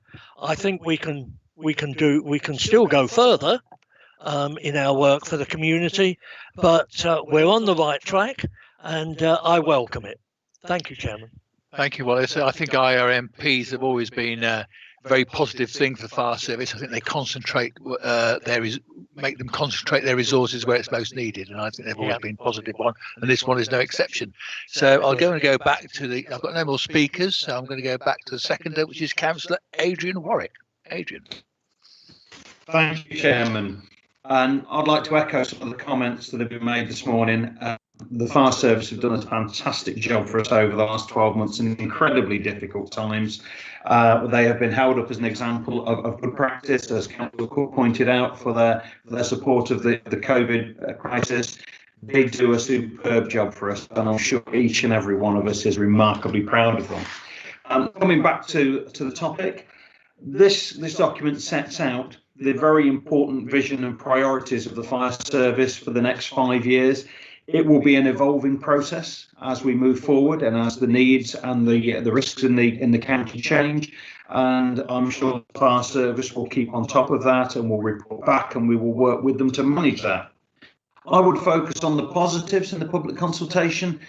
You know, the vast majority supported these proposals. They felt they were important proposals, and yes, it's a shame we didn't have more support in the area of diversity.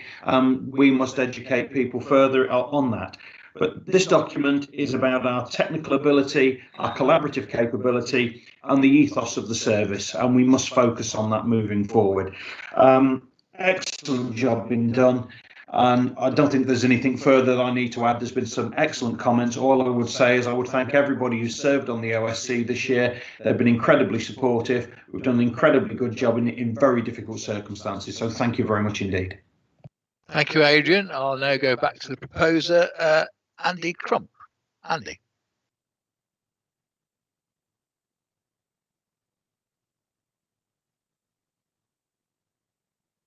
You'll have to speak up, I'm afraid. We can't hear you. Oh. No. Can't hear you, Andy.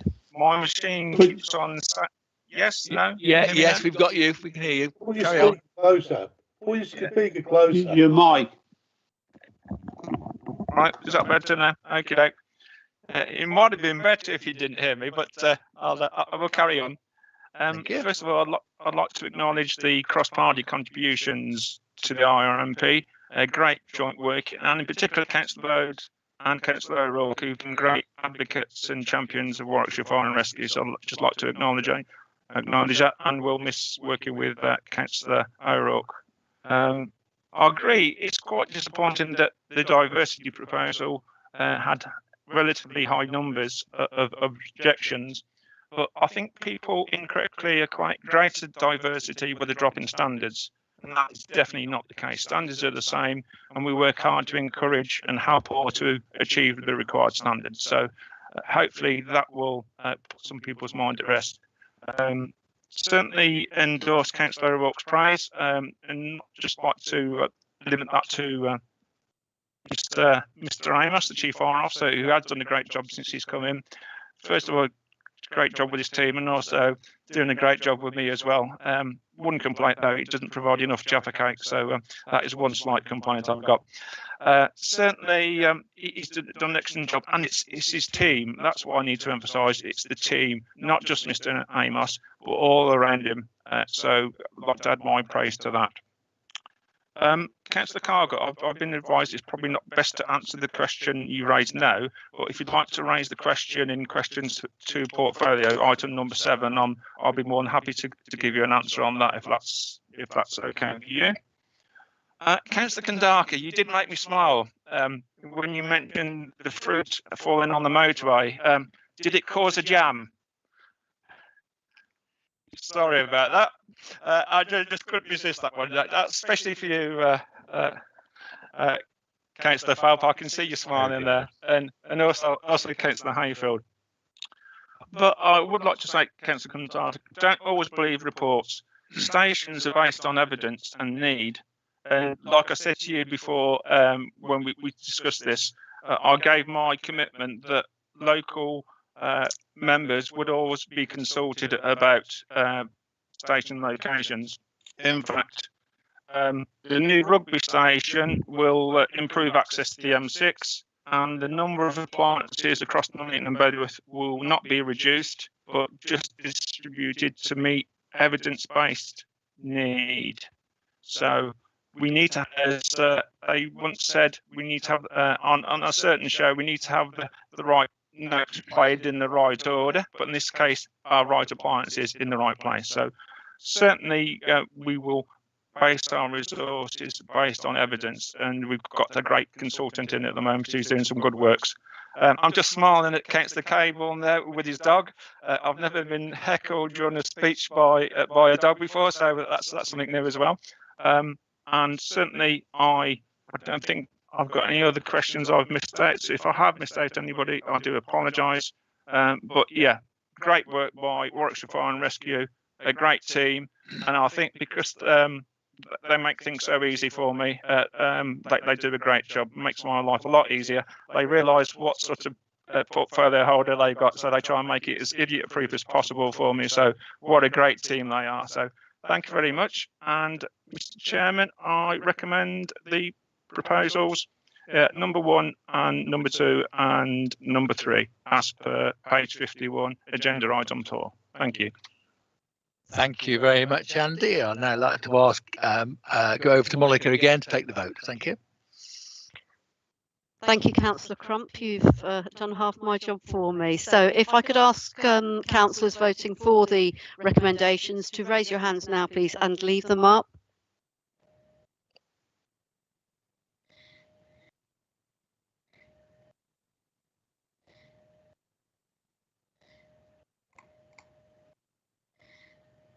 Thank you, Chris. I see you. Okay, if you could take your hands down. Any votes against?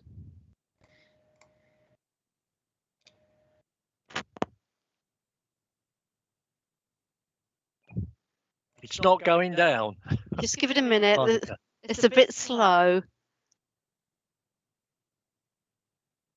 Got it. Okay. I see 1 vote against. Any abstentions?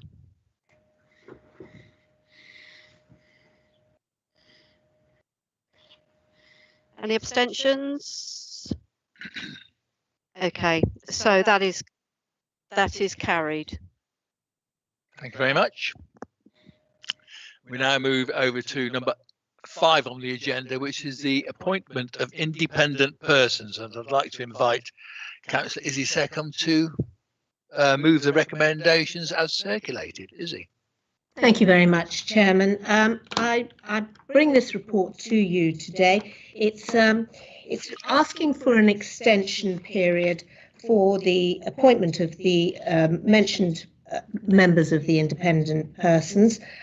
We are in the process of going out to recommission this service with our district and borough councils, and in so doing, the extension is needed just to ensure that we get through the period in time and we don't find ourselves running out of time and losing these persons. So I ask members to support this technical paper, which allows that extension through till October 2021.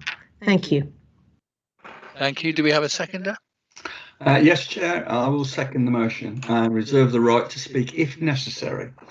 Thank you very much. Can't see any speakers, Peter, so I'm going to go back to you to second it. Yeah, I'll second it. It is as pretty much as Izzy has pointed out. It's an interim kind of moving over of the appointments till we got a new situation in place. It's as simple as that. So I move for approval. And I move to Councillor Izzy Seckham to sum up. And thank you, Chairman. Just for the benefit of members, these people are an important part of our independent reviews. They will look at code of conduct and they will make an independent assessment on any cases that might come up before them. We've taken the process forward, and we are joining forces with not only the borough councils, district councils, but also of Nuneaton, Bedworth and Rugby, but also with Solihull. And we will be looking at this as a joint panel for the future, which we feel is the right way. It embeds knowledge, which I think is helpful in all organisations. Thank you. I ask for your approval. Thank you. Monica, we go over to the vote. Councillors, could you raise your hands if you are in favour of the extension of the term of office for the independent persons, please? Thank you, Chris. I'm only seeing 48 hands of 53 councillors in the meeting. I now see 51. Mine's not working, Monica. Who was that? Sorry. Mike Brain. Mike Brain. Okay. Thank you very much, everyone. Any votes against?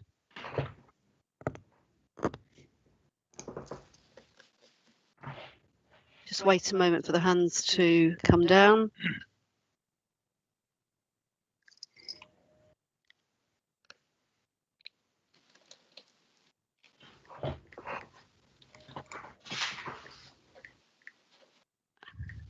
I'm still seeing Councillor Crump and Darmash, your hands are still raised. I see one vote against. Any abstentions? Thank you very much, Councillor. Councillors, that's carried. Thank you, Monica. The next item on the agenda is notices of motion. We have two, and the first one is from the Labour group about family support workers, and I'd like to invite Councillor Caroline Phillips to move the motion. Caroline. Thank you, Mr. Chairman. Before we go on, can I just question that?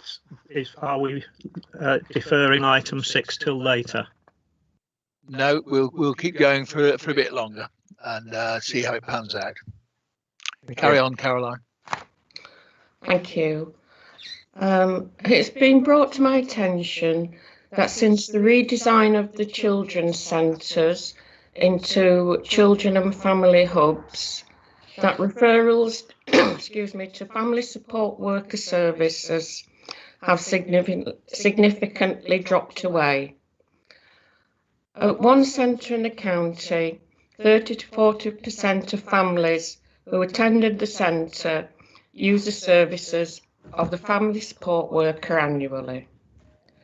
In the autumn term of 2018, the figure was 39%, and in the autumn term of 2019, the figure had shrunk to 2.5%. I would therefore like the reasons for this sudden drop to be investigated. For those who are unfamiliar with this service, family support workers would work with families to improve outcomes for children and parents.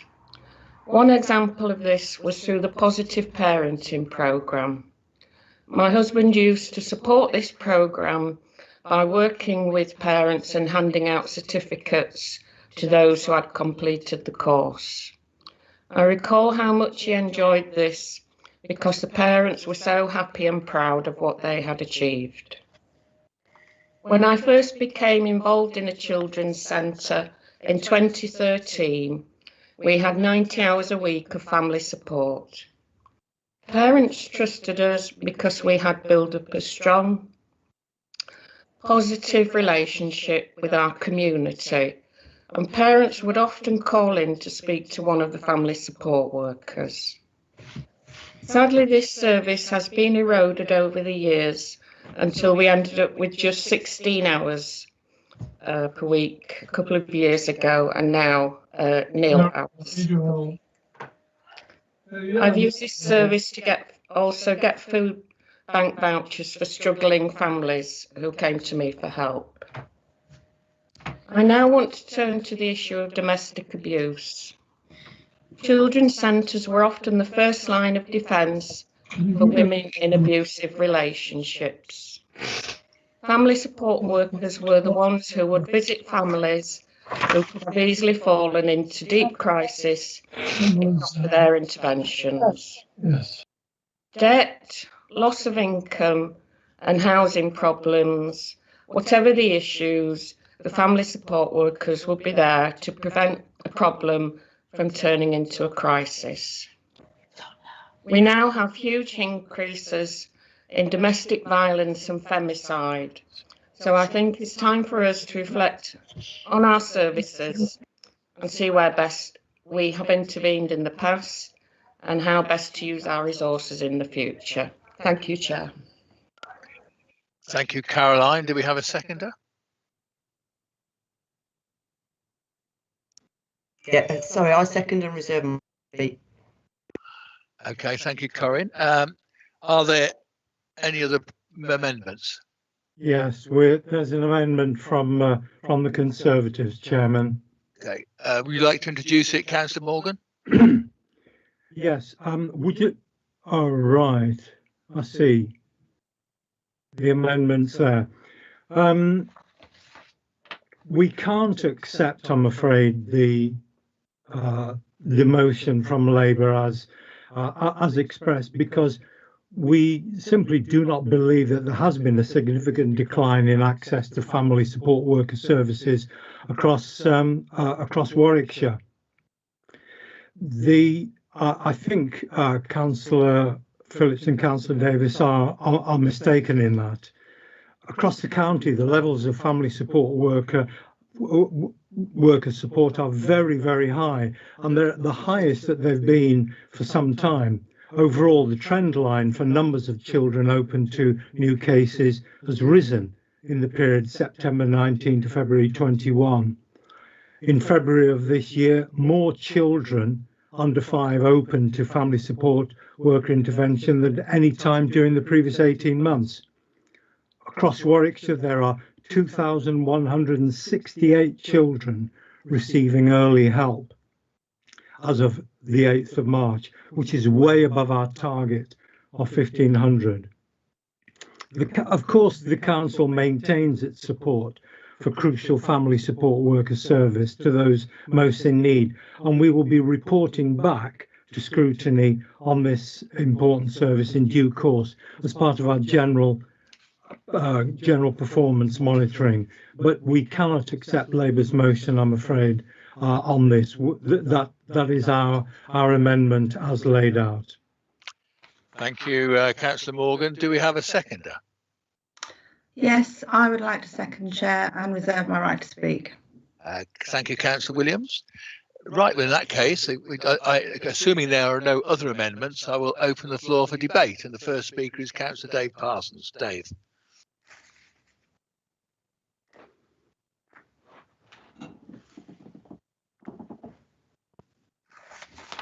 Thank you, Chair. Yeah, I'm a little puzzled.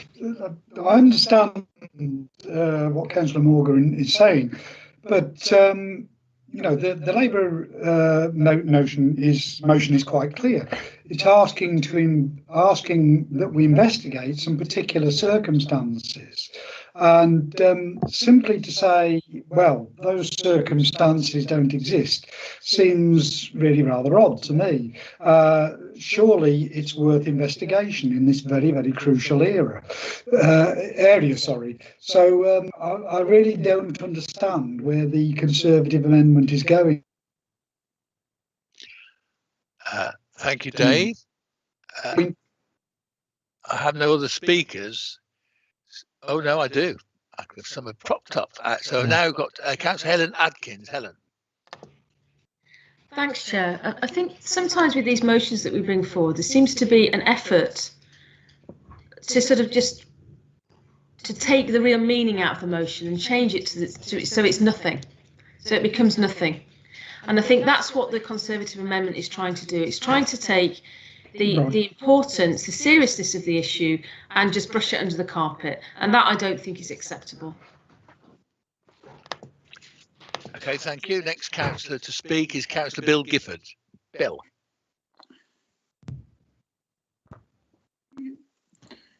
Yes, thank you. Thank you, Chair. The Conservative amendment isn't really an amendment at all. It's basically saying we're going to vote against the Labour motion. There's no way that this would have been put forward as a motion originally. It adds nothing to the Labour motion. The Labour motion is actually surprisingly reasonable in the circumstances. It is, as Councillor Parsons says, asking for an investigation into the reasons why there's been a sharp decline. It's not saying it's not attacking the administration. It's concerned about an issue that is of considerable importance to families in Warwickshire. If the Conservatives don't like the motion, they could just have voted against it. They didn't need to produce an amendment, which actually, to my mind, is not an amendment. It's just saying we don't like the Labour Party's motion. Thank you, Bill. I personally would be supporting the Labour Party motion. Thank you. Well, as a point of order, this motion was run past Legal Services. It is an amendment. So the next speaker is Councillor Kandaka, Keith. Thank you very much, Chair. Although that may legally be an amendment, I think morally it's just voting against it. So I do dislike these motions that are then amended and watered down to do nothing. And clearly, Caroline Phillips knows what she's talking about. You know, she's lives in Abbey Ward. Very, very much the areas she represents are areas which have large numbers of people in need of this help. And if she and fellow Labour councillors are noticing a 30% to 40% reduction in some settings, it's not saying the whole service has collapsed. It's just a worry that in certain locations, and it's probably the locations where the service is most needed, that it's reducing in availability. I think we should investigate, and the investigation could easily say, actually, you were mistaken, it was just an error. But it might say there's a problem there. So I do not understand why we can't have this investigation to see how well the service is working in these difficult times. It is not a criticism of the service to actually say, can we have a look and see what the stats are like? So I'm perfectly happy to support the Labour motion and wish the Tories would actually just vote against and speak against, rather than just trying to dilute things to this extent. Thank you, Chair. Thank you, Keith. We have no speakers, so we will start to go in reverse order. We'll start off by asking the seconder of the amendment, Councillor Pam Williams, to speak. Pam. Thanks, Chair. I've had the privilege of sitting on foster panel for the last 4 years, and it's been very interesting in the last year or so, the increase in the need for family support work, and that's been forthcoming. And the family support workers have worked tirelessly throughout this pandemic to support families. They are there to provide emotional and practical help and advice to families who are experiencing long and short-term difficulties. So there is a specific remit for the family support workers. I do think that, with recovery, we need to look at maybe reviewing the service. I don't think there's been a formal national review of the service since about 2007. And I think that maybe we do need to look at that in the light of what we're going through and what we will be going through. So I think a review would probably be a lot more appropriate than an investigation in a specific area.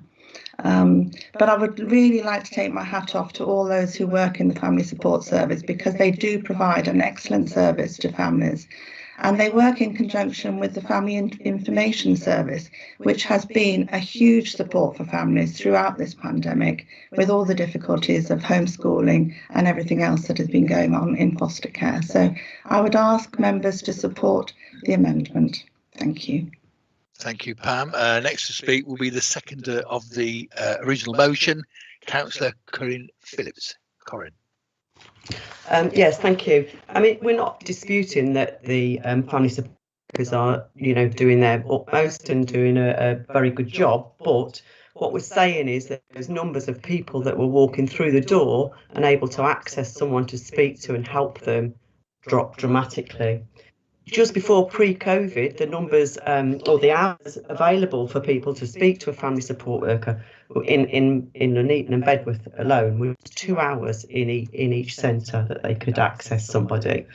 And obviously that now they've suspended completely. So if you want to speak to a family support worker, you've either got to fill in a form online, which is something that not everybody can do, or you've got to ring Warwickshire to find somebody who will possibly get back to you. So they're not necessarily, getting people as they come through the door or being available to people, those small issues that might crop up, from day to day.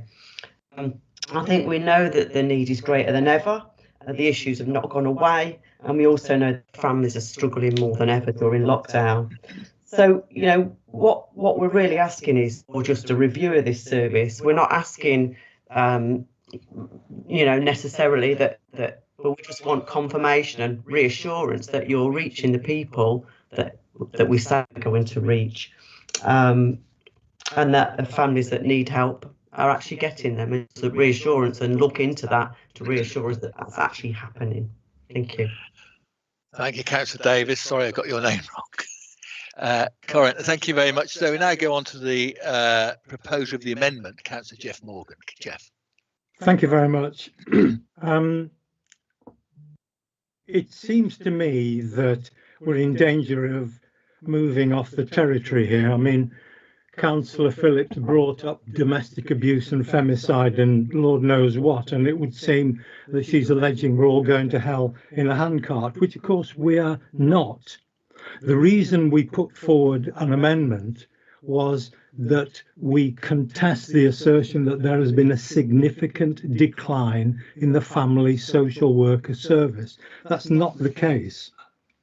The figures I've seen indicate no fall in interventions across the country. There may be issues at individual centres, and if that's flagged up to us, and I think I know what's concerning Caroline at the moment, if that's flagged up to us, we will engage in dialogue. Our officers and myself, I'm perfectly happy to get involved with the discussion if there are problems in individual centres.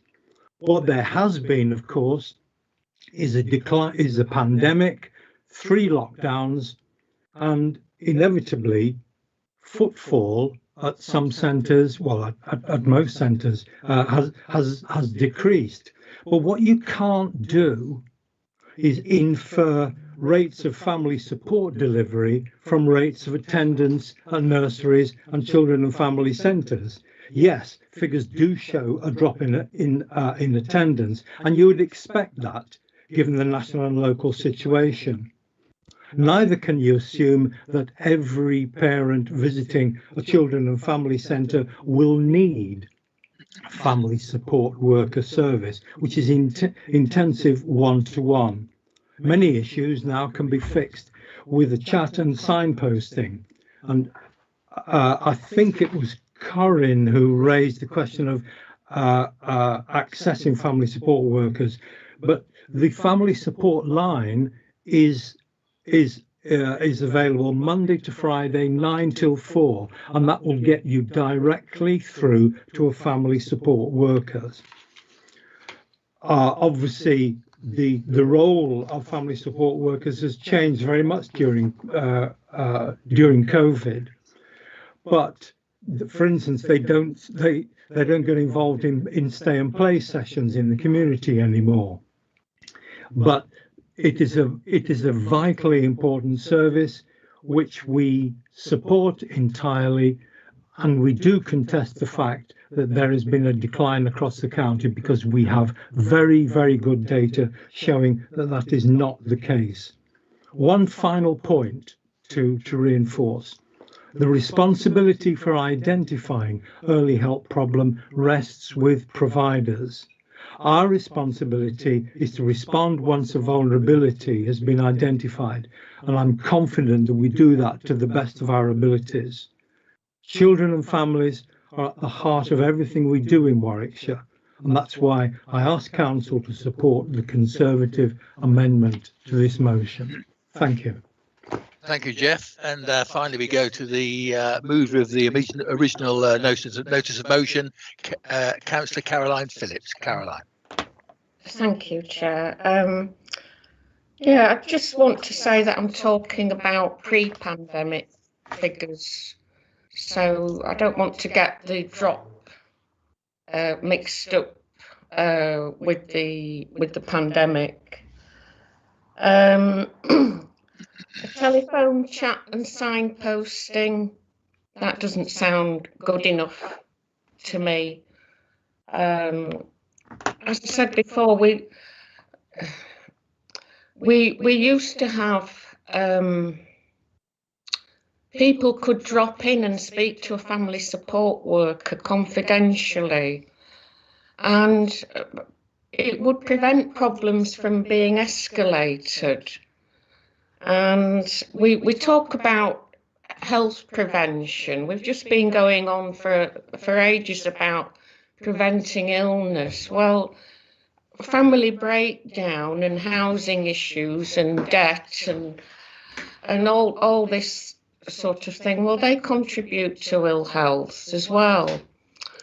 And this should be seen as part of the prevention programme.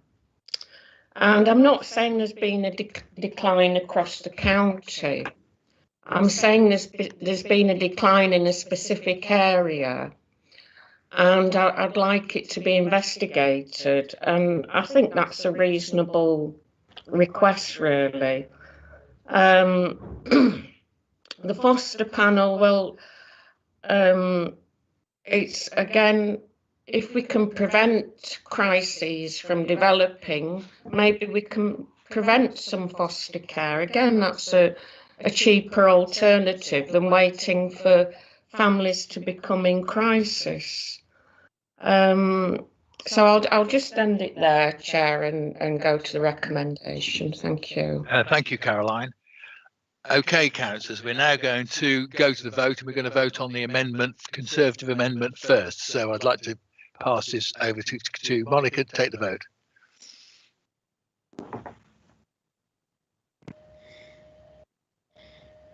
So, councillors, you are voting on the Conservative amendment, which is before you on the screen. Could I ask those in favour of the amendment to raise your hands now, please, and leave them up for a short while?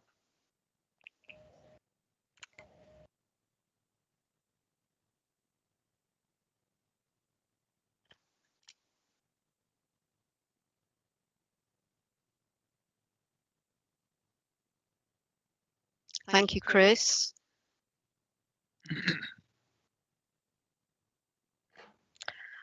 If you could lower your hands, please. Any votes against?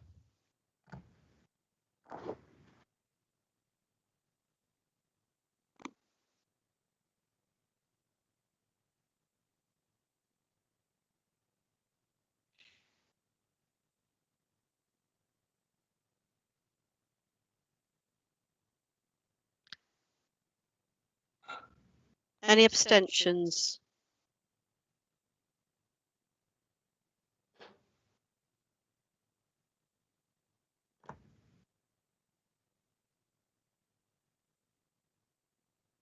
Councillor Burton, thank you. In which case that amendment is carried with 34 votes to 19, and it now becomes the substantive motion. So we'll vote on that again as a substantive motion. Monica. So the amendment on the screen in front of you is now the substantive motion. Could I ask councillors in favour of that substantive motion to raise your hands now, please?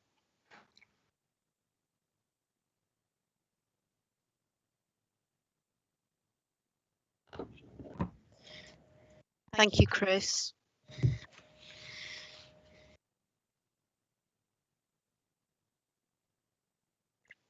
Lower your hands, please, councillors. Those voting against the now substantive motion, if you can raise your hands now, please. Please check that your hand is lowered if you voted for.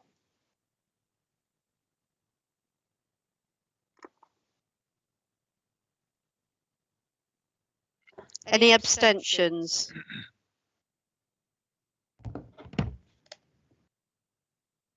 Only those abstaining, raise your hands now, please.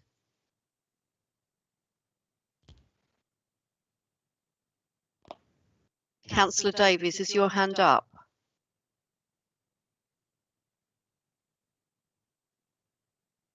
Sorry, no, my hand should be lowered. Davies. Are there any abstentions? I'm missing 2 votes. It's irrelevant anyway. The vote 34 for and 17 against. So the substantive motion is carried. Thank you, councillors. Thank you very much, councillors. It's now 5 to 1, and before we move on, I'm going to adjourn for lunch. We'll reconvene at 1:45. Thank you very much.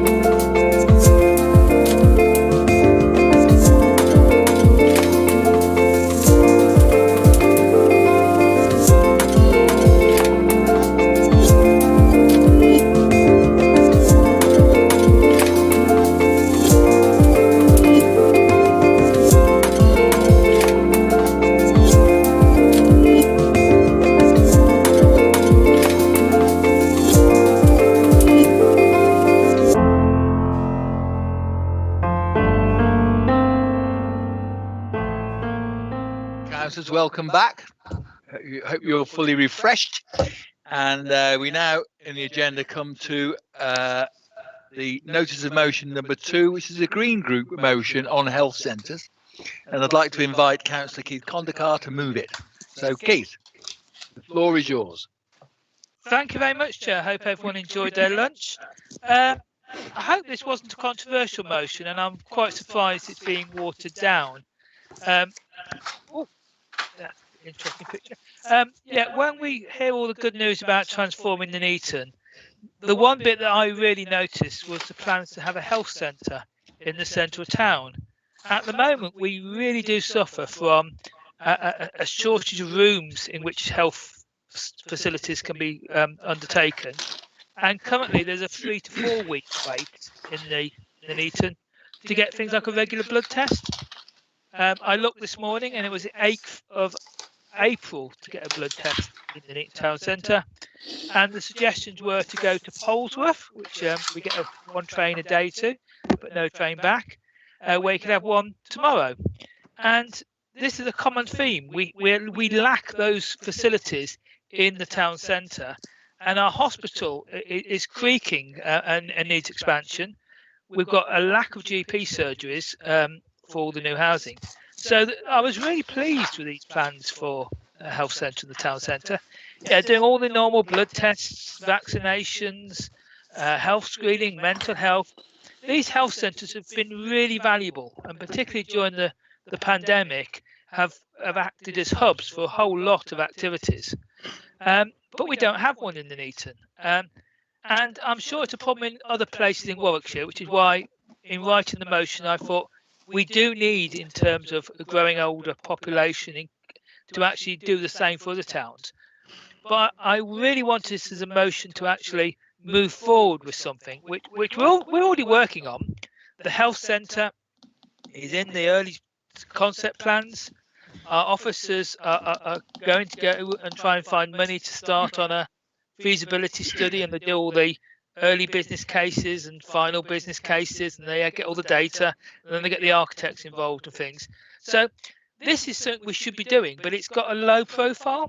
At the moment, it's not a priority, whereas it should be a magic thing that draws people into town, solves a lot of the problems of people in Nuneaton having to go to other towns for services. I mean, it's ridiculous, someone going from Nuneaton to Polesworth, of all places. No offence, Dave.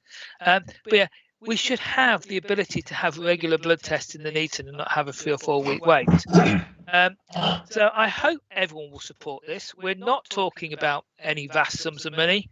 In fact, the money for £10,000 or £20,000 for a feasibility study and £50,000 worth for a final business case is peanuts in the large scheme of transforming Nuneaton. It will generate footfall. In many cases, it'll be better than things like a library, because we've already got a library, so we're building a library, and I'm not dishing the new library we're getting, but a health centre is something new, something that will actually reduce health inequalities, and something I believe everyone would support. So I really hope, and those Conservative councillors who are leaving the council this next couple of weeks would actually be radical enough to ignore the whip and vote for having a health centre in the centre of Nuneaton as part of the regeneration. And secondly, that we actually make this a regular thing. When we're regenerating and rejuvenating both towns and cities, we look at future opportunities to put health as part of our regeneration projects. So I think I'll leave it there, and I commend this motion. Thank you, Chair. Thank you, Keith. Do we have a seconder? Yep, I'll second, Chair, and reserve my right to speak. Thank you, Councillor Childers. So before we open the debate, do we have any amendments? Chair, if I may. Councillor Caborn. Yeah, I would like to propose the amendment, which was not an opposing amendment. It picks up everything that the proposer has said, but we need to be realistic about what the system's about. This is just not a county council duty, and as Keith has quite rightly said, we need to put them in all our future plans. Well, that is a job for the for the boroughs and districts to ensure that they have an effective local plan, and that within that they've taken account of the health of the whole of their patch. And what we need to do, or what councillors need to do, is look over their shoulder, and as they are either finalising them or in some cases now starting their reviews to ensure that the health is there. So what this amendment is about is actually achieving more than just the Nuneaton Health Centre. It's looking about what is a vital provision across the whole of the county, and I fully support Keith in bringing that idea forward. So the amendment keeps exactly the proposer's opening reasons, but amends it to the first thing we will do is seek with partners to shape future requirements for health facilities across the county, and work with providers to deliver the same, because we do not do that.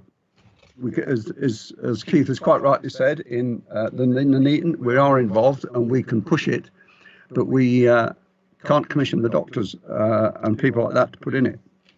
We can work with our partners, as I say, and we're working increasingly with them. And also the basis to start with the health centres is to have a doctor's practice. And certainly in the rural areas, and certainly in the area I represent, there are not doctor surgeries or health centres in every village. You can't actually achieve that. So we need to be realistic in our ambitions, and certainly there's a full role for the adult social care to look at what's available in Warwickshire, to get the base data in, and to make recommendations of where the committee think there could be there can certainly be improvements, and certainly opportunities to make improvements. And this is not a 5-minute piece of work. It reminds me of the excellent work Overview and Scrutiny did on the GP provision, which has gone widely across the county and outside the county. And this is a valuable piece of work that can add to everybody's knowledge. And thirdly, ask the clinical commissioning group to share with the councils where it's at. Again, a vital piece before you can do this work is to find exactly what are the CCGs, because by the time this work starts, which will be after the election, will be one CCG, and ask that now to provide us with the information to what their thinking is on health facilities, because they are the lead provider, and we need to get that, and then we're in a position to work with them, map where we are, map where we think development, looking at local plans, is going, and put a constructive plan together we can actively cooperate with to ensure we get where we all want to be.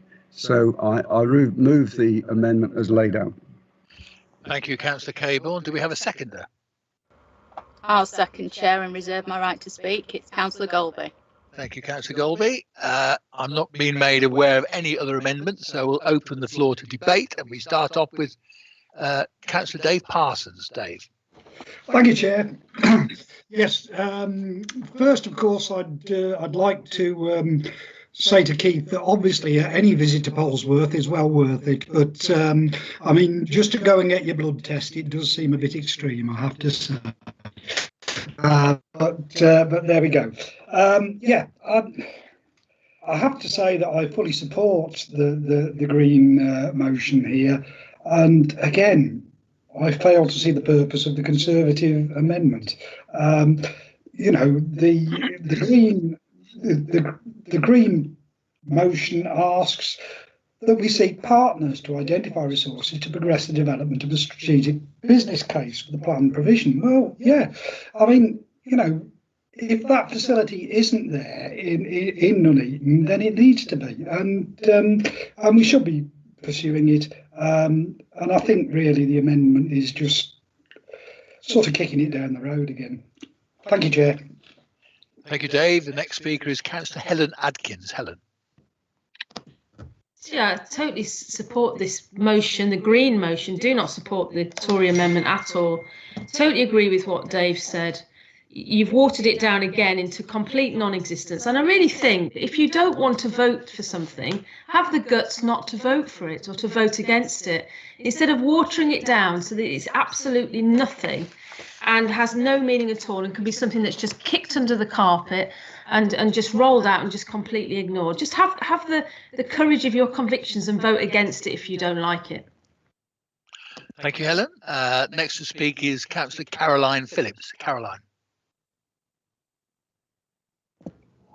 Thank you, Chair. Yeah, I really support this. I mean, personally, I have had problems getting a blood test, and my daughter has as well. It's a common issue, and with regard to having a health centre in the town centre, that would be fantastic. We do have surrounding the town centre, we have a very high density population.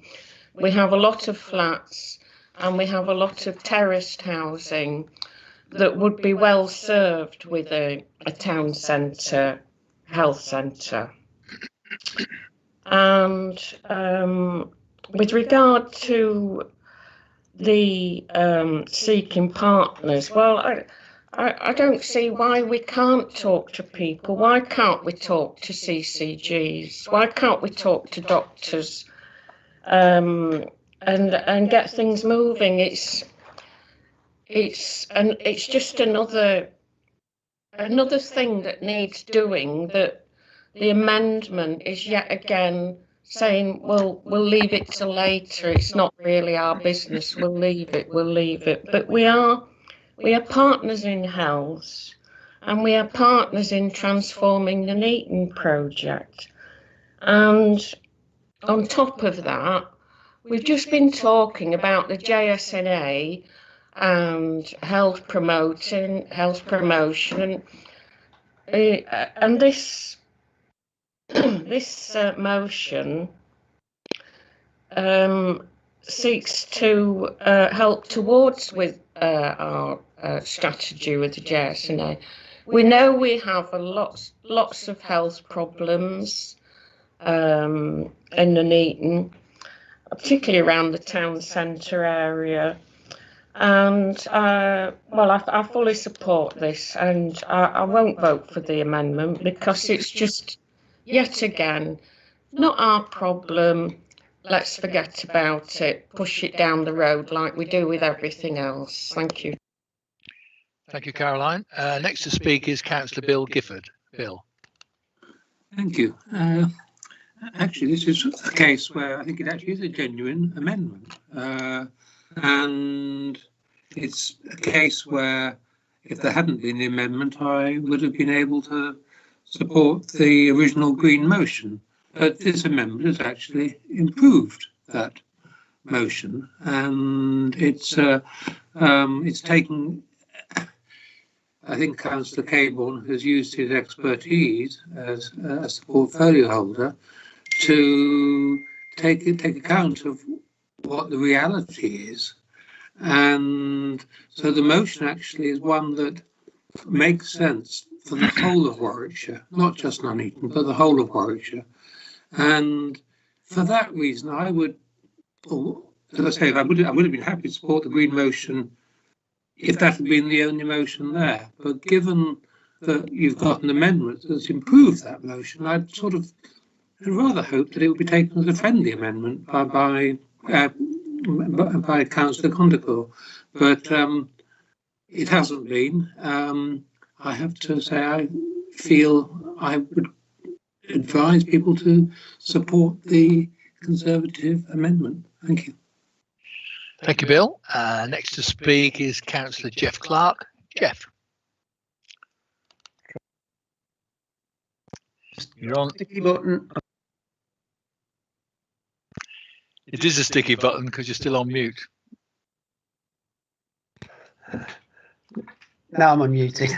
Thank you, Chair. Yeah, I'm slightly disappointed that it's not been taken as a friendly amendment, to be honest with you, this proposal. Yes, we do need more facilities in Nuneaton, and I won't decry that. There is a need for the CCG to step up and work with other bodies to ensure that those services are provided. But I would say, in relation to the local plans, they were sadly lacking in a number of areas, and this was as identified as one of them. But what the motion does do, as Councillor Gifford has explained, it covers the whole of Warwickshire, not just Nuneaton and Bedworth. And whilst Nuneaton and Bedworth are important to the local councillors, so is the rest of Warwickshire to their members. So I will be supporting the amendment as put out by Councillor Cabourn. I feel it's appropriate and will deliver better for both Nuneaton and Bedworth and for the rest of Warwickshire as we move forward. Thank you, Chair.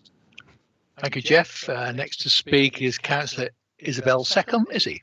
Hi, thank you very much. I think genuinely I would ask people to read the words written in this amendment, as Bill has done, clearly, because there is nothing, there's no game in this. It is just making sense of the intent that was put forward. What I would say is that I am not entirely sure that the role that the health service have played in consultation on local plans is as robust, perhaps, as it could be. But the reality is that you don't demand the health service to come in and do something, because the reality is they're not going to run the way you want it to. It has to be a dialogue, it has to be a development of partnerships, and that building relationships and an evidence base to what you are asking. And this is the intent within the wording of this. It is a more discreet and a more appropriate way to request of a partner to start to shape the future requirements of health centres and of health within Warwickshire, rather than just to tell them. You have to have an evidence. You have to come forward with that backing of need that is going to develop it. Because the reality is, as the portfolio holder has said, I have something like 20 villages. They are not all going to get a health centre.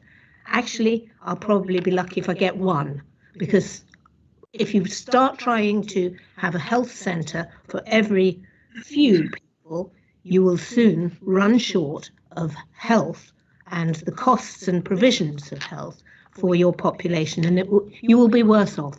So the purpose of this is to bring forward a discussion on a proper equal basis rather than a demand without evidence.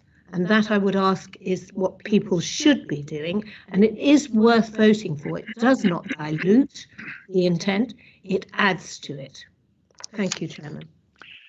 Thank you, Izzy. Have no more speakers, so we'll go in the right order. Pardon me.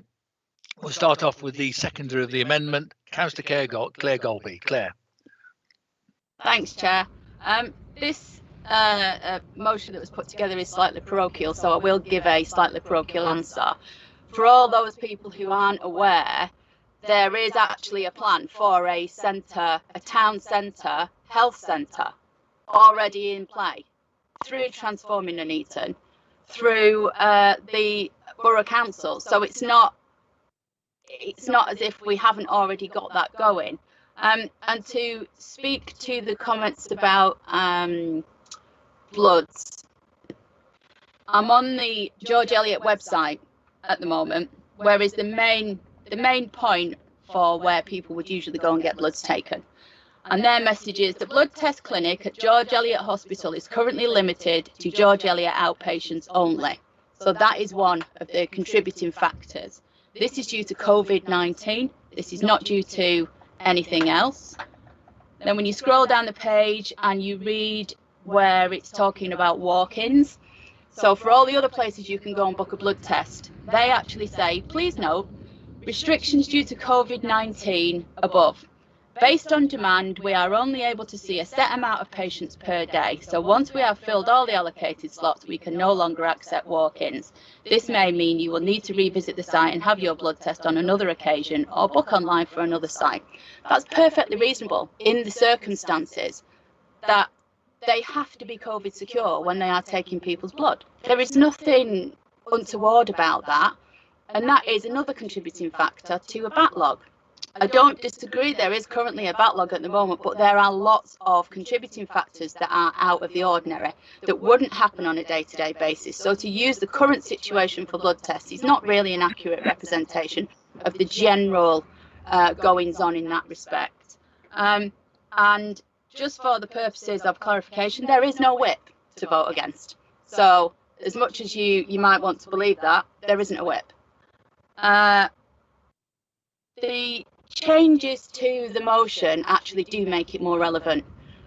They make it more relevant on a Warwickshire-wide basis. They make it more relevant based on the partners that we would have to engage and the responses that we would expect in a timely manner from those partners.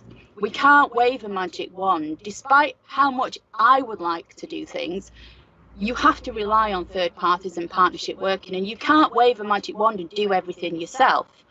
That being said, referring to something that was said about from the Labour point of view about this not being a very good example, well, we have a local Labour council running Nuneaton and Bedworth Borough Council, and if we look at our neighbours in North Warwickshire who have a Conservative local council, they have a partnership with the NHS services that runs blood tests and physiotherapies at leisure centres.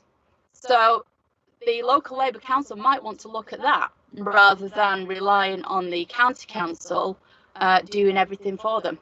And because of that, I would like to commend this amendment, and I hope everybody will vote for it. Thank you, Chair. Thank you, Claire. We're now going to the seconder of the the notice of motion, which is Jonathan Chilvers. So, Jonathan. Thank you, Chair. Yeah, quite a lot of things to work through here. So I want to explain why we don't feel able to accept the amendment as it stands. As Councillor Golby says, and as Councillor Conduct has said at the beginning, there is already within Transforming Nuneaton the marked out place where a health centre could be. And so this isn't, we're not saying this is a new idea or anything like that. But what we are saying, and we're not, obviously, we need to work with our health partners. But what we are saying is that we've now reached the point where it's time to develop a strategic business case and an outline case. And we, as the county council, can say that we're going to try and identify a contribution to funds to fund that strategic business case, so that we're taking a lead, we're kick-starting things. We're not saying that we're doing it on our own or without our partners. We're just saying we can take a lead and help move this forward by identifying funds. And so the reason we can't accept the amendment as it stands is that because it removes that wording of we will seek to identify resources to progress the development of a strategic business case within the Transforming Nuneaton project.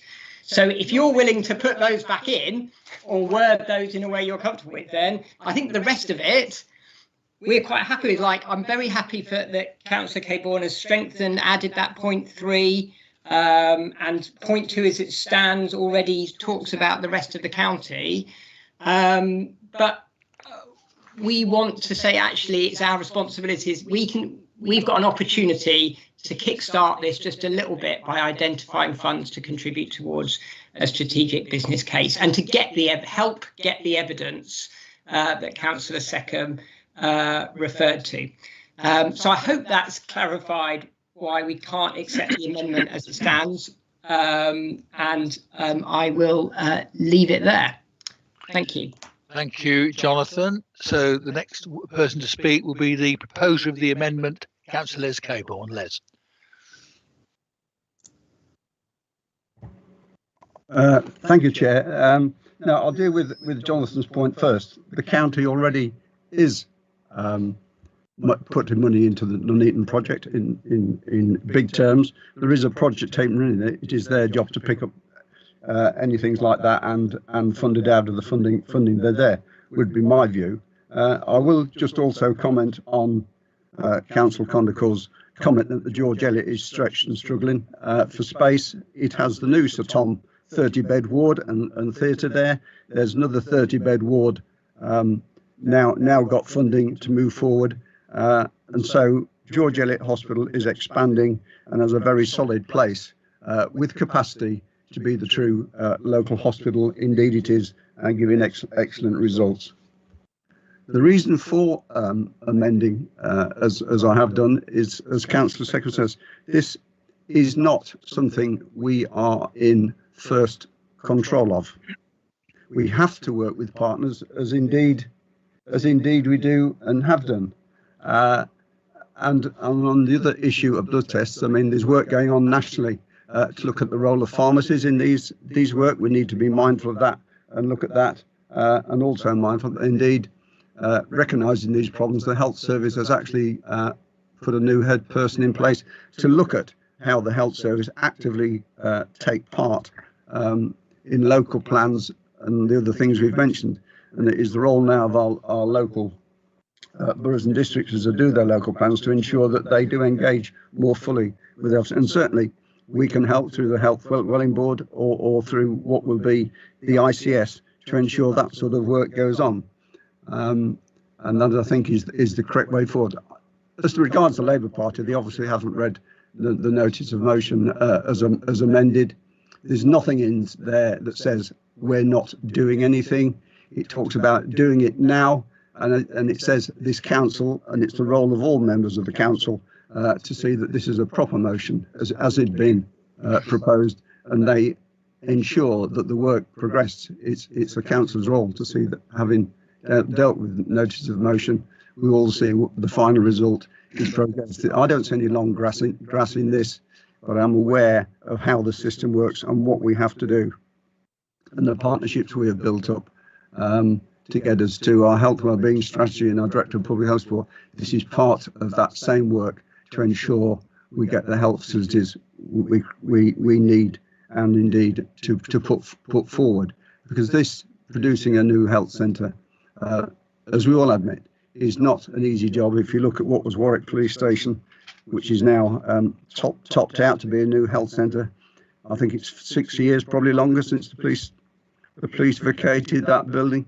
And this is sort of timescale we need to work with. So to, as I propose, get a proper map and look at where the county needs its facilities, and then have that as the guide to push forward and achieve the facilities, is the logical way to go.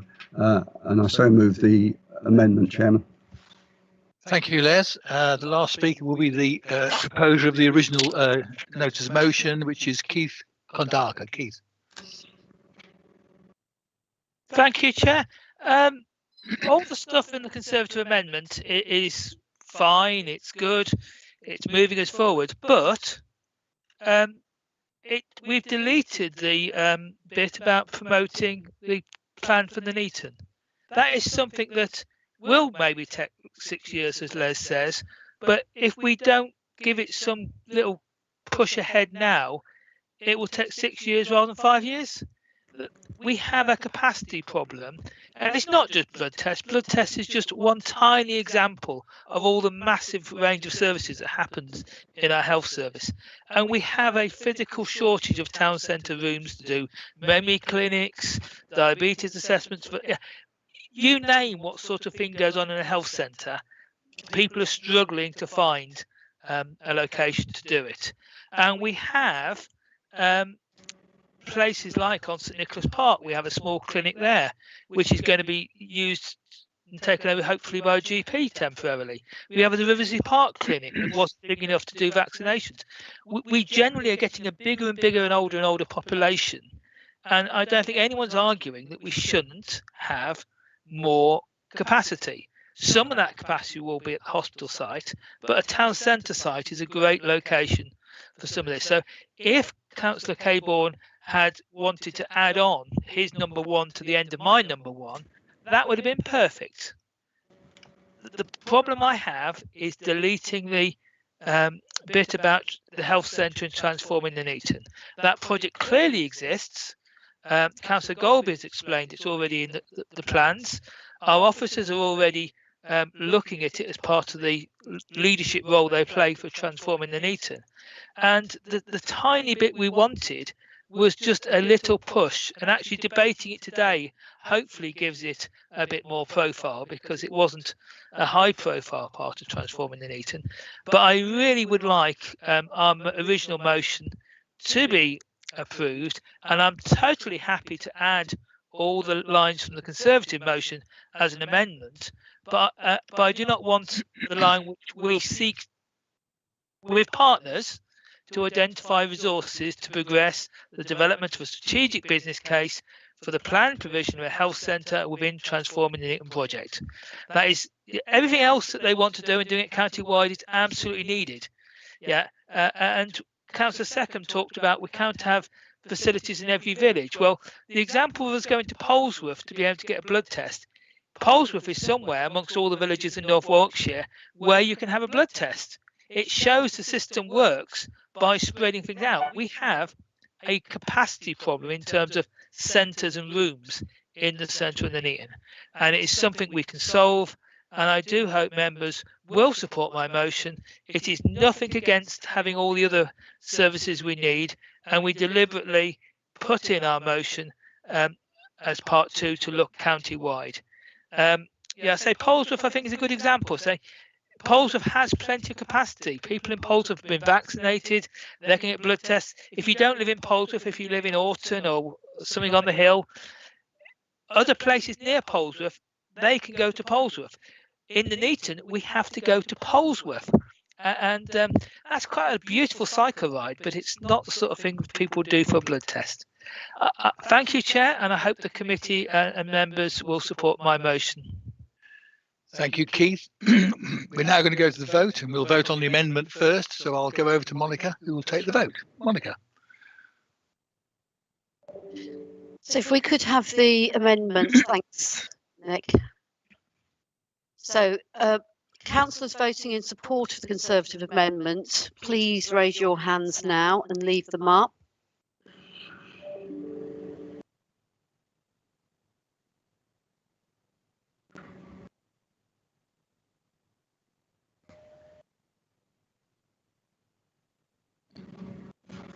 Chris Williams. I will not raise my arm. I support the motion. Thank you. Lower your hands, please, councillors. Those voting against the Conservative amendment, please raise your hands now.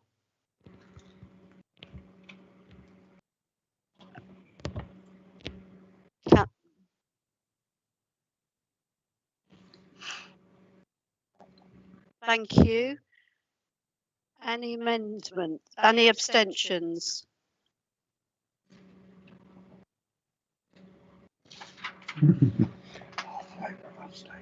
Yeah. Good, isn't it? That is can I, any abstentions only, please leave your hands up. Councillor Davis, Corin Davis, your hand is up, is that correct? That is correct, yeah. Thank you. In which case, councillors, the Conservative amendment is carried, so that now becomes a substantive motion. Could I ask those in favour of the substantive motion, please raise your hands.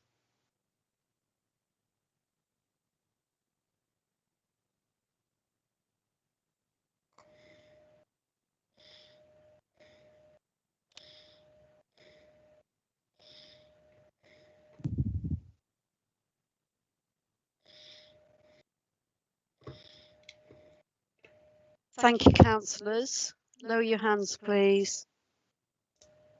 Those voting against the new substantive motion, please raise your hands now.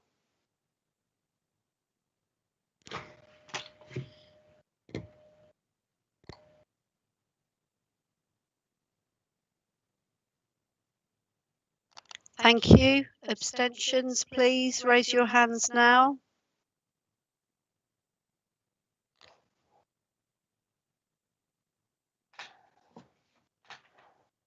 Thank you. In which case, the substantive motion is carried. Thank you, councillors.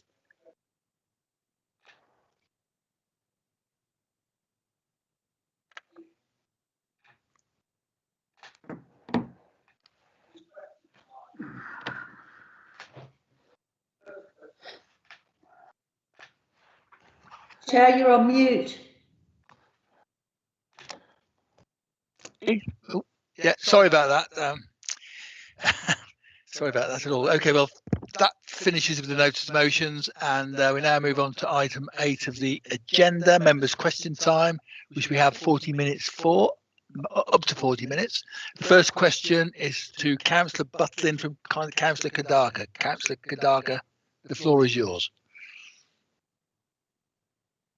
Thank you. Hope you can hear me okay. Yes. Yeah, this is Councillor Butlin. The Warwickshire Property Development Company business case assumes strong and consistent rises in house prices well above the general rate of inflation for every single year. That business case will have been done a considerable time ago, before we had the significant impact of COVID and leaving the trade deal with the EU. Will the County Council take a full remodelling of the business case using realistic estimates this summer, once the impacts can be fully assessed, before commitments are made to the Warwickshire Property Development Company? And I'm hoping Councillor Butlin will give a yes or no to us having a proper review of the business case, particularly given house prices are stagnating now in the north and the Neaton. Thank you.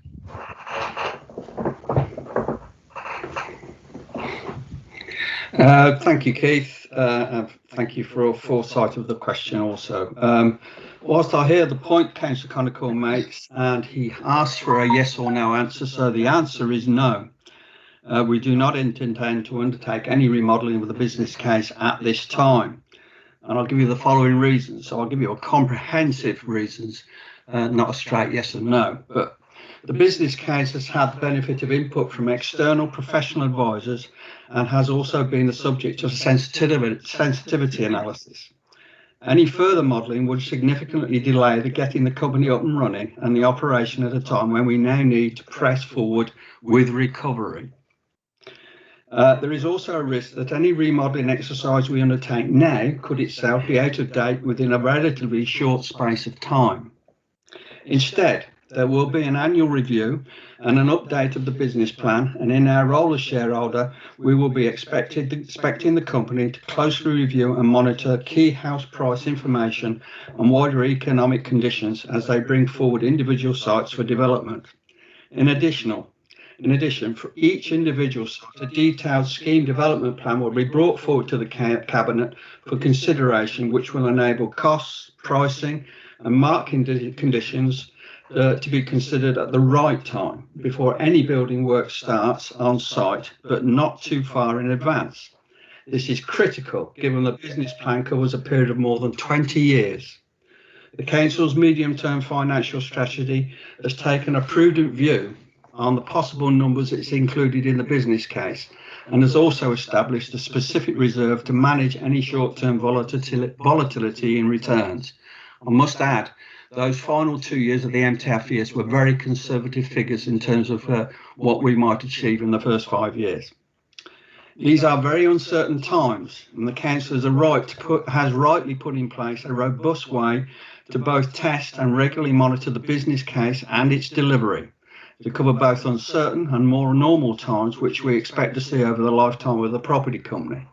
We are committed to taking action which supports Warwickshire's economy by utilising our surplus land and supporting and working with businesses in creating jobs and homes for our residents. We will work with our public sector partners, utilise our collaboration pilot with Homes England and work with the private sector. We are confident that this will support the economic recovery and have already put in place robust and timely review arrangements to ensure delivery by the company. As a caveat to that answer, I must also point out the property company is a part of a strategy as laid out in the budget, designed to get recovery going, giving a message of Warwickshire is open for business and we can bounce back stronger. Growth and jobs are our aim. Hope that answers your question, Keith. Can I have a supplementary? Yes, you can. Yeah. I deliberately, Councillor Butlin said the summertime for review because we don't know what's happening to house prices. Can I ask you what percentage fall in house prices at the end of the stamp duty holiday do you think would have to occur before you can reconsider looking at the business case to see if it was still sound?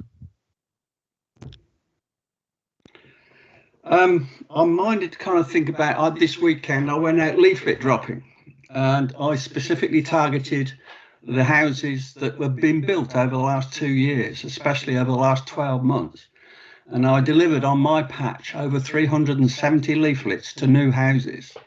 And the one thing that's happened over the last 12 months is the house building market has been buoyant and they are still selling, especially in Rugby. So in terms of kind of a fall in house prices, there may well be a plateauing in certain areas, but it is doubtful, and I'm very sure of that there will be any significant fall in house prices in the county. And also, one of the reasons why we want this business to go forward is that we provide more affordable housing.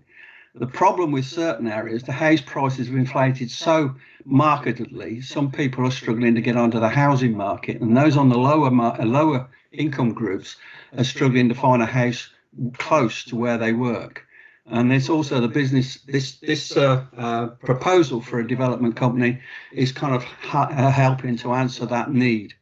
And in terms of where we're going on that one, don't forget, each site, as I stated in the previous question, will be assessed individually as per the market just before we go ahead.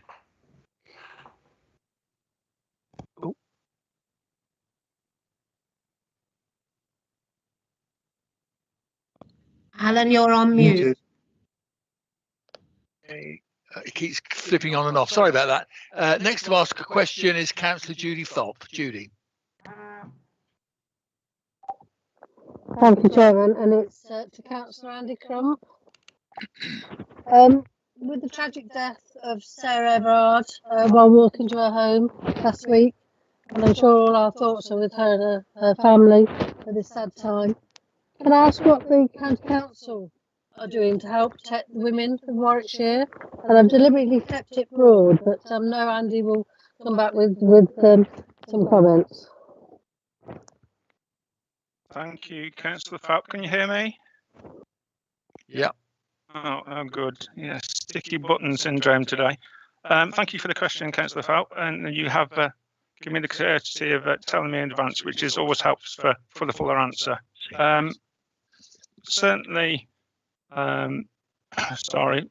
Thank you. I suspect you, like me, were extremely shocked to hear about the tragic case, and my thoughts are with her family, friends, and colleagues. You know, this is certainly something we will be discussing at South Warwickshire Partnership Board on Wednesday, and I believe you'll be there as well, Councillor Phelps, so I'm sure you'll be able to fully participate in this. And you may also be aware that the domestic abuse bill is currently going through the House of Lords, as it's been recognised as a nationally important subject. Certainly, WCC has a range of projects that are delivered with our partners across the county to make women safer.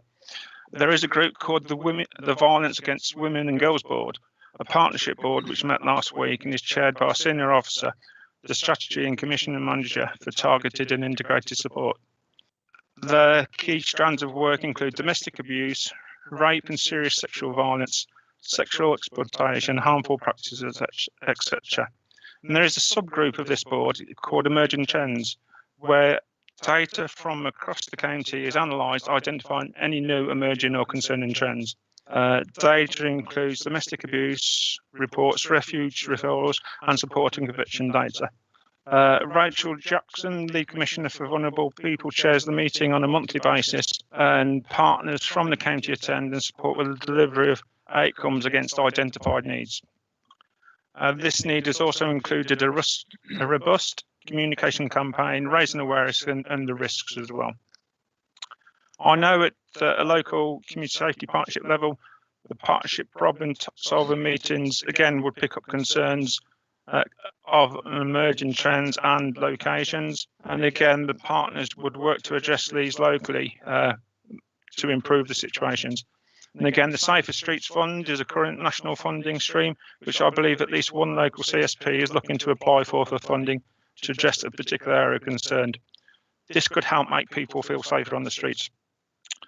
Recently, there was a Your Say on Community Safety survey drawn for to understand how concerned Warwickshire residents were in summer 2020. One question asked about how concerned our residents are about being attacked by a stranger. 89% said they were not very or not worried, but it does indicate that 11%, roughly 1 in 9 of our residents are concerned. So it indicates that there is work still needed to be done to address these concerns.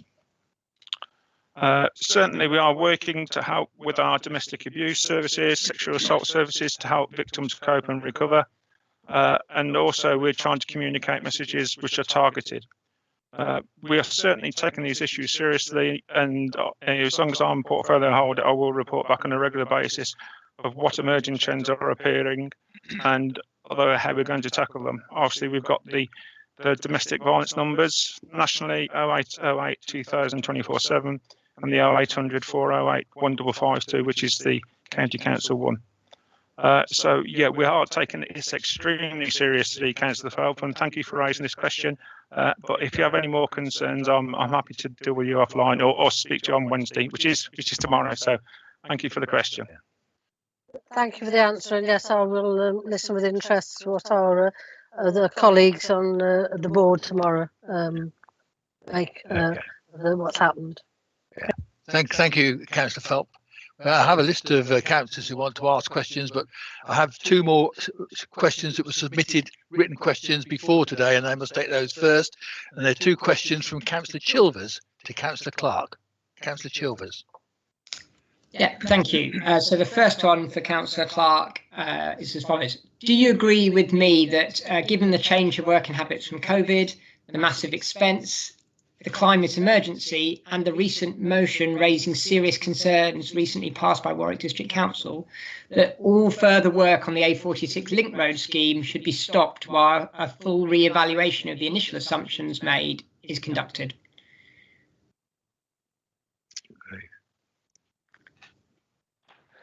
Councillor Clark.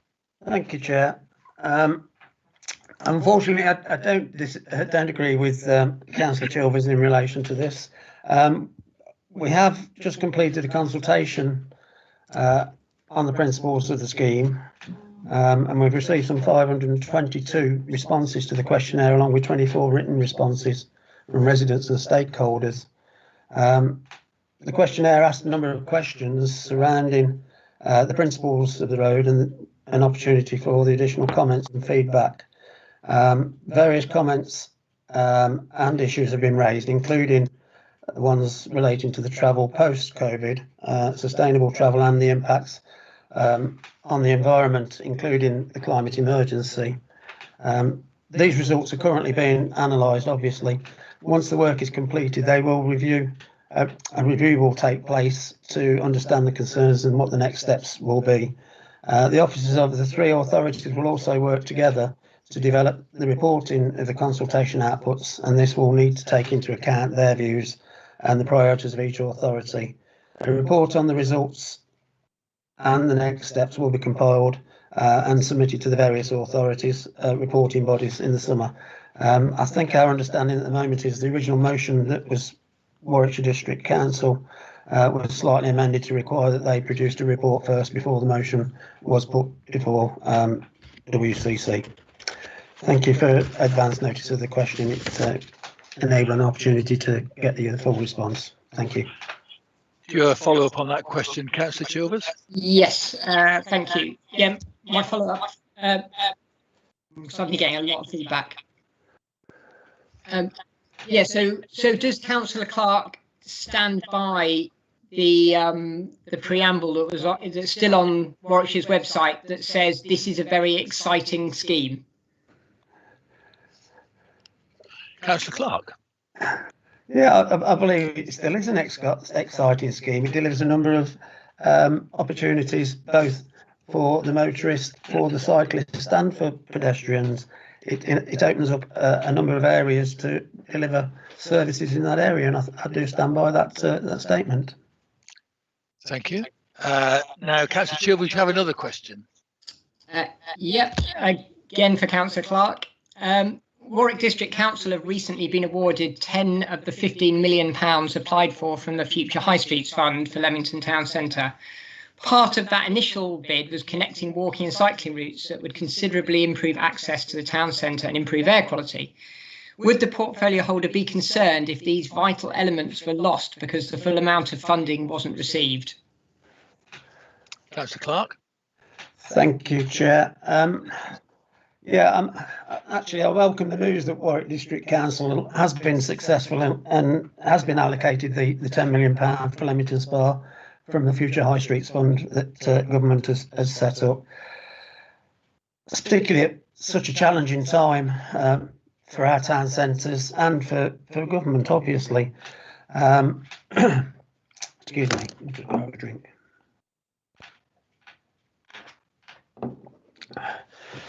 Yeah, the funding remains subject to further review, obviously. The project business case for the funding body, the Ministry for Housing, Communities and Local Government, the proposed allocation, as you rightly identify, is lower than the original bid, and understandably the District Council has adjusted its plans to match that available funding that it's been given.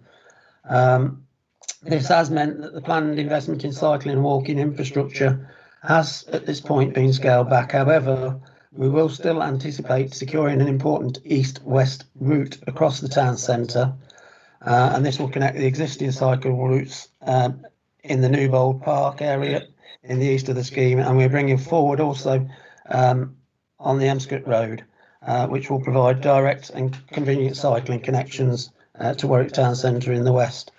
It is obviously disappointing that we won't secure all the investment we'd hoped for, but that is the nature of bidding for funds.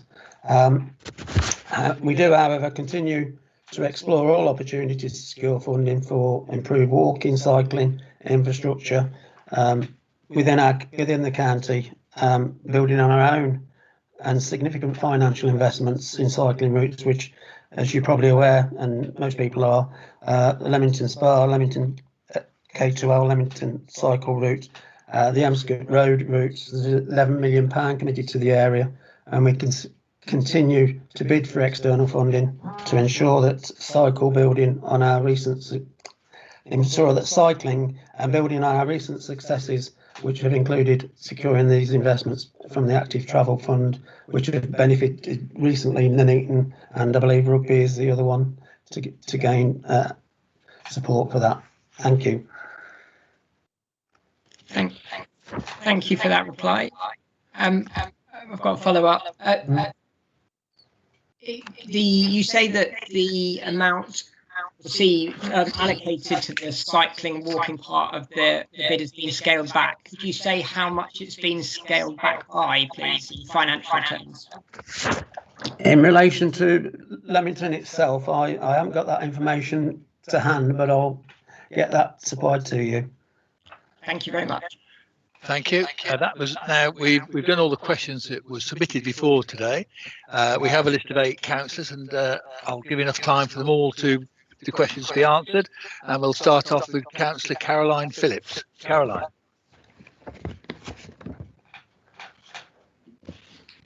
Thank you, Chair. In view of the recent tragedy concerning Sarah Everard and the consequent national discussion around the safety of women, will the Council now review its street lighting policy, paying particular regard to female shift workers? Sorry, I think that's a question for Councillor Clark. Yes, Councillor Clark.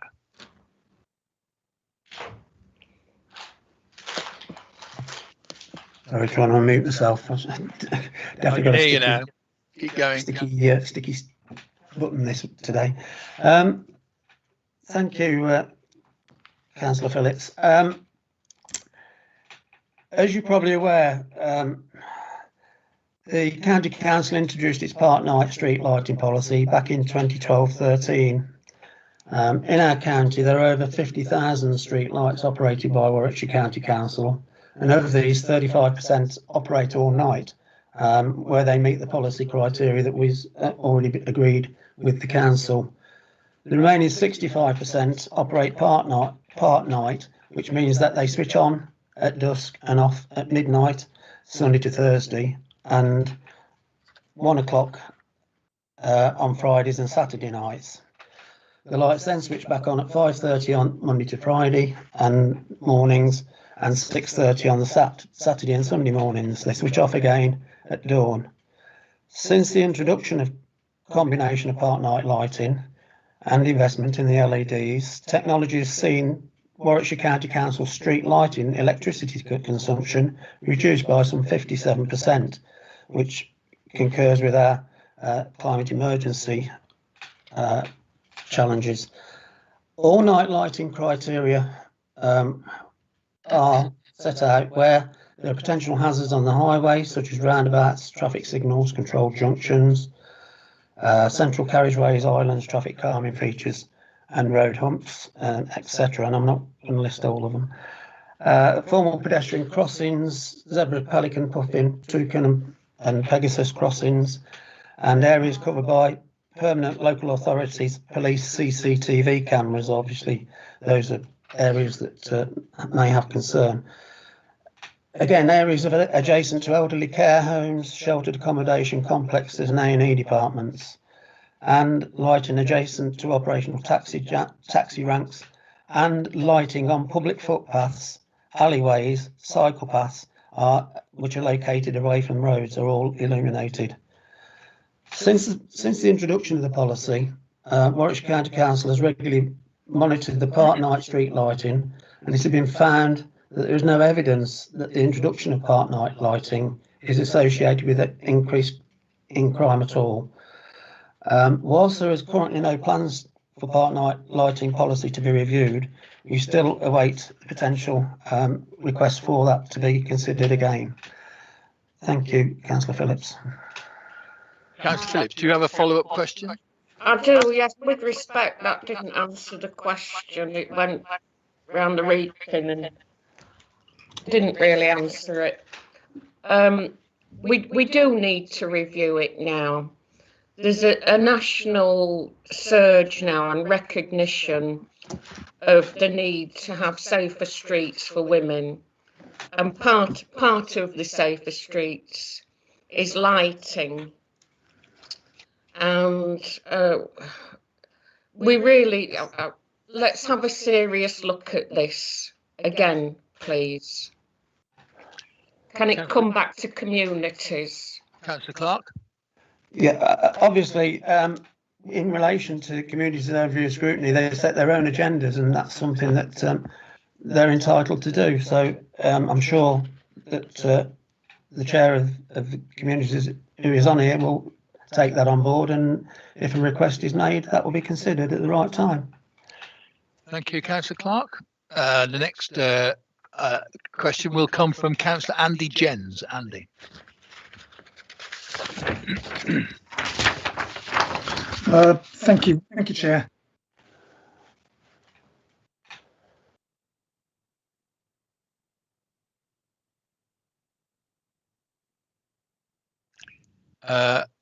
Are you there, Councillor Jens?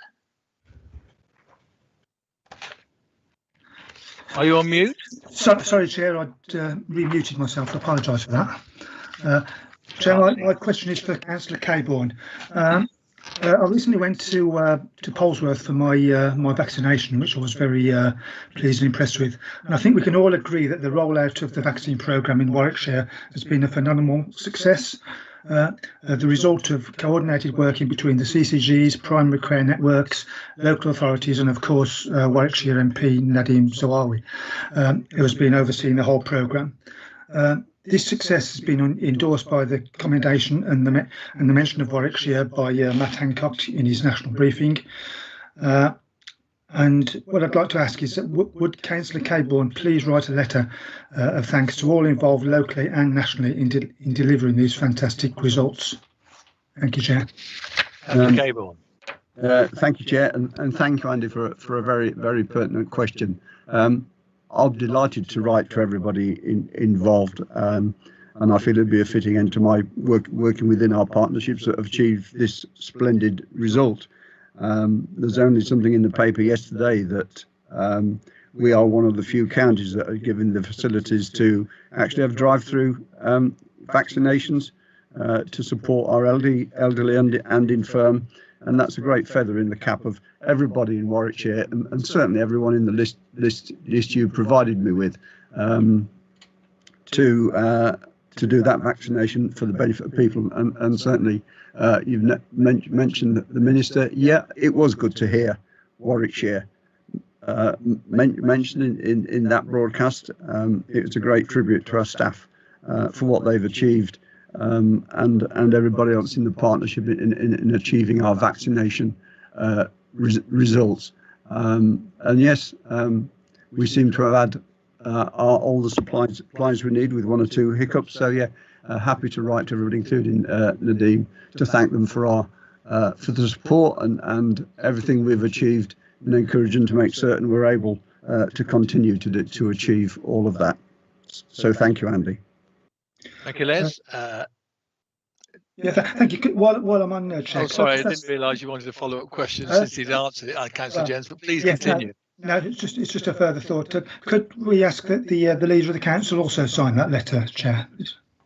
I'm happy to commit the leader, but I'm sure she'll commit herself. Yeah. Thank you. Okay, thank you, Councillor Jens. Next to speak is Councillor Mark Cargill with a question. Thank you, Chair. I've already asked my question, unfortunately, earlier on. Does Councillor Crump need me to restate the question, or are you happy with it? I haven't seen the question, so please go ahead. I gave him a question earlier on about some social media reports that implying that the Stratford fire station was closing or was being campaigned against. Oh, that was right. Yes, that's right. So yes, Andy Crump, you did say you would be happy to answer that question during the question time.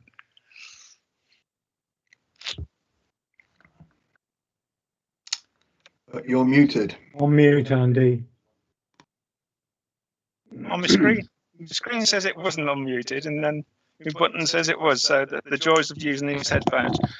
Sorry about that, everybody. I do apologise. I'll put something in the charity box next time I'm passing. It's inexcusable, and my apologies. Yeah, thank you, Councillor Cargill. Yeah, is there an election on the horizon by any chance? But first, it gives me, if you'll bear with me 2 seconds on this, Mr. Chairman, to pay tribute to our wonderful firefighters who keep our residents, businesses and visitors safe.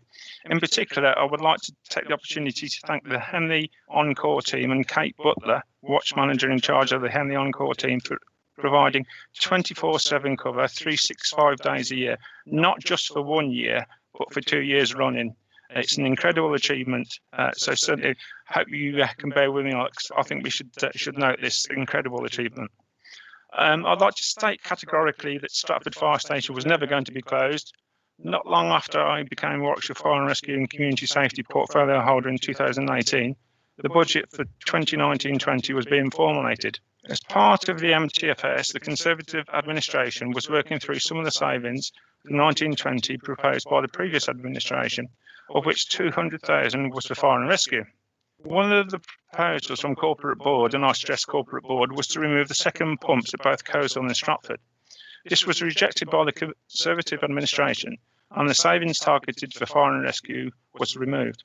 And in fact, it was one of many investments in fire and rescue by the Conservative administration, as Warwickshire's economy was one of the fastest growing in the country prior to COVID. 930k for Day Crew Plus, 300k for fire protection. The new turntable ladder, which did a great job saving Nuneaton Bedworth Borough Council's offices not long ago. In fact, Stratford has had a 200k investment in a training centre to ensure our firefighters have the best training possible for safety and effective reasons. And there are more investments in green vehicles and equipment, 200k in this financial year, next financial year. plus training facilities at Lee Martin and Kingsbury, subject to their meeting planning and environmental standards. So just to be clear, Stratford Fire Station never needed saving, and it was a great pleasure to open the new training facilities there recently. It is very much a vital location for optimal fire coverage across the county. Thank you, Councillor Cargill. Are you happy with that, or do you want a follow-up question, Mark? No follow-up question. Thank you very much. Yeah, that's a pretty clear answer. Next to ask a question is Councillor Seb Gran. Seb.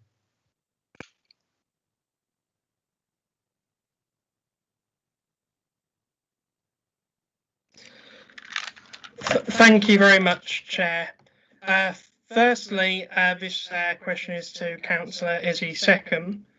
I'd like to thank her for all her support over the last 4 years in helping myself, Councillor Gilbert, Councillor Pandair, improve the lives of people in Bedworth. It's been a very important goal of ours in the last 4 years.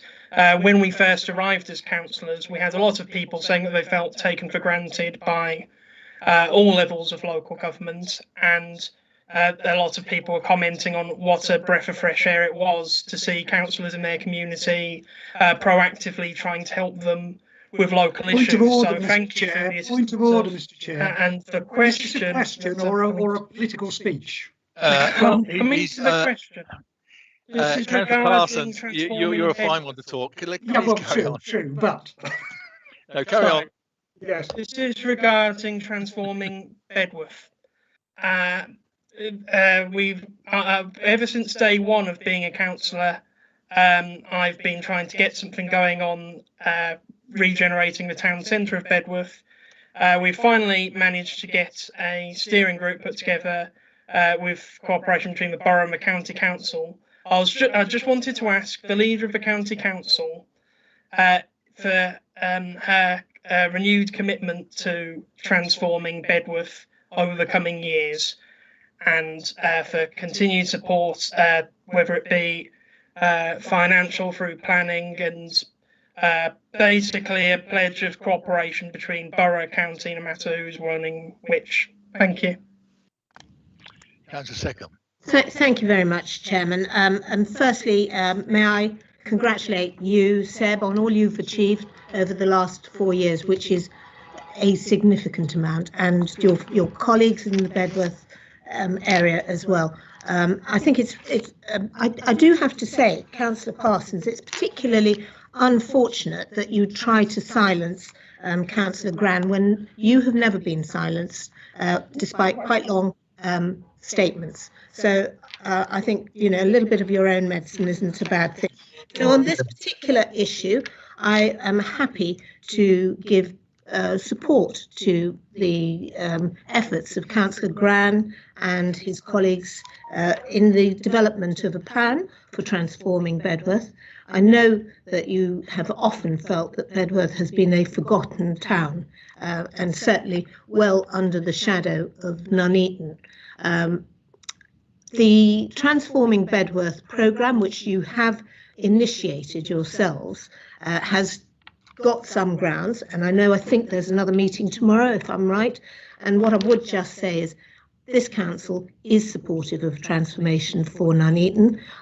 We have not actually had any plans come forward, as I know that the Borough Council is leading on this, and despite some efforts that they've asked for some funding for us, which we're happy to consider, but we need to have a plan rather than just an ask. And I would ask through this forum and through yourselves that perhaps a formal plan and a formal ask could come forward to consider how we can all move forward the opportunities for Bedworth.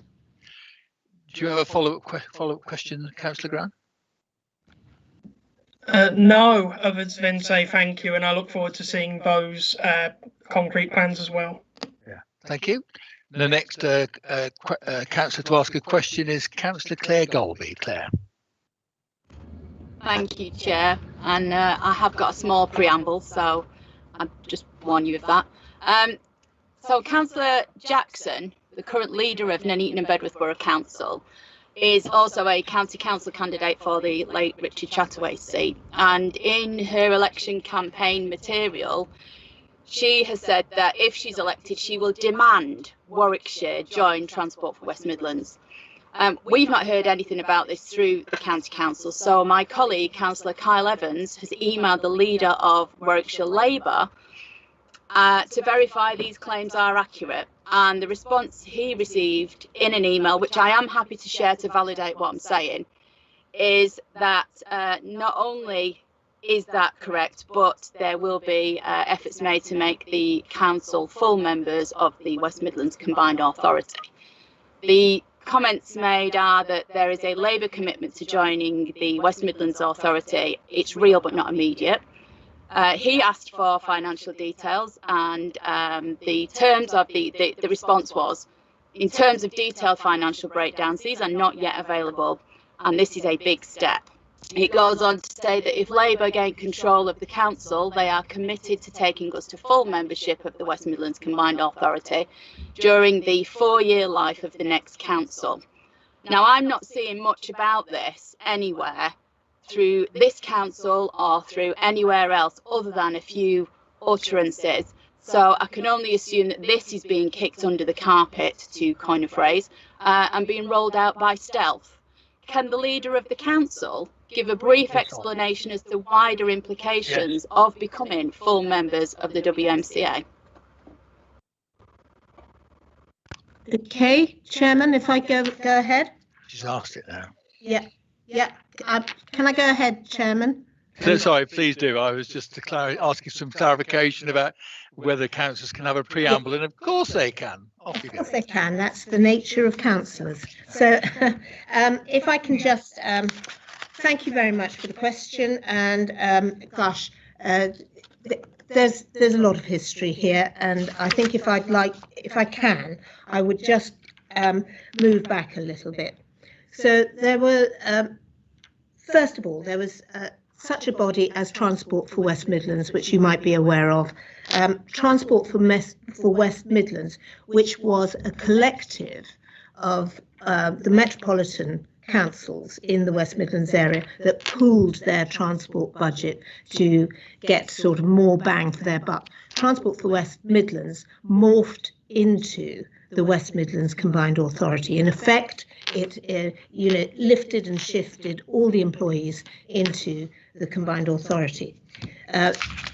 All of the metropolitan councils, the 7 Mets who started the Combined Authority, had already pooled their transport and highway budget. It was a requirement of membership. It still is a requirement of membership. And for many reasons, this was one of the challenges for us in ever considering that we would go forward as a full constituent member of the Combined Authority. Our £21 million of transport and highways budgets would have to be lifted and shifted into the West Midlands Combined Authority. And the very nature of Warwickshire is different. We have a very large rural transport network and highway network, and the ability for that then to have hands-on control of that would be moved. It would be taken away from us as councillors. And for all of that, and arguably I have to say, if I shift back to Richard Chataway, he was very adamant that this was not a place that he wanted to be and would not have supported. So we became a non-constituent member. One of the other requirements that they have pooled is the adult learning budget. That adult learning budget is a similar figure. So that's a significant loss. This is all our skills and our apprenticeship and our development that we have been so successful in the past at reducing unemployment. And again, we have a very different nature. And I think the ability for us to control that ourselves is something that we have valued, and we have arguably put an awful lot of store in that and made sure that it has been prioritised to helping people getting skills to employment. As a non-constituent member, we pay a £25,000 membership fee, as do all of the non-constituent members. That includes the Borough Council in Nuneaton and others. As a full constituent member, there is a requirement to pay, at this point in time, £650,000. We have not got this budgeted, nor have we budgeted to lose those two significant pots of money. I think to make a statement without understanding the consequences of that act would be a really difficult place for me to be. I would want to have a very good, strong and evidence-based debate on what that would mean for our council, what gains we would get. There would be some gains, but there would be an awful lot of losses in some of our areas, and we need to understand that before we make decisions like this. Thank you. Councillor Golby, do you have a follow-up question? No, thank you. That was clarification enough. Thank you, Chair. The next councillor to ask a question is Councillor Jenny Fradgley. Jenny. Thank you, Chair. Okay, this is a question about railways. I have actually submitted the questions. I hope to Jeff, so he's got some idea of what I'm going to ask. The services are out of my area, but we're all very, very keen to get railway services up and running and can all get onto trains again, I hope. So what action has been taken by Warwickshire County Council since West Midlands Railway, with the DFT approval, suspended the service in the third week of January to get a firm timetable and criteria from West Midlands Railway for trains to be operating again to and from Kenilworth? And what action is being taken now and in the next few weeks by the county in conjunction with West Midlands and Warwick District and Kenilworth Town Council to ensure the service doesn't just return to its pre-COVID level of unreliability, but quickly gets to a level where tourists, residents and shoppers trust it sufficiently to use it regularly enough so that it can start to deliver a return on the massive investment made by taxpayers in 2018. Thank you. Councillor Clark. Thank you, Chair. And can I thank Councillor Fradgley for giving me prior notification of the questions. It is somewhat slightly a long-winded response, I'm afraid. Warwickshire County Council have written to West Midlands Railway to express our concerns over the suspension of the Leamington to Nuneaton services, which obviously include Kenilworth, and has asked for services to be reinstated at the earliest possible opportunity.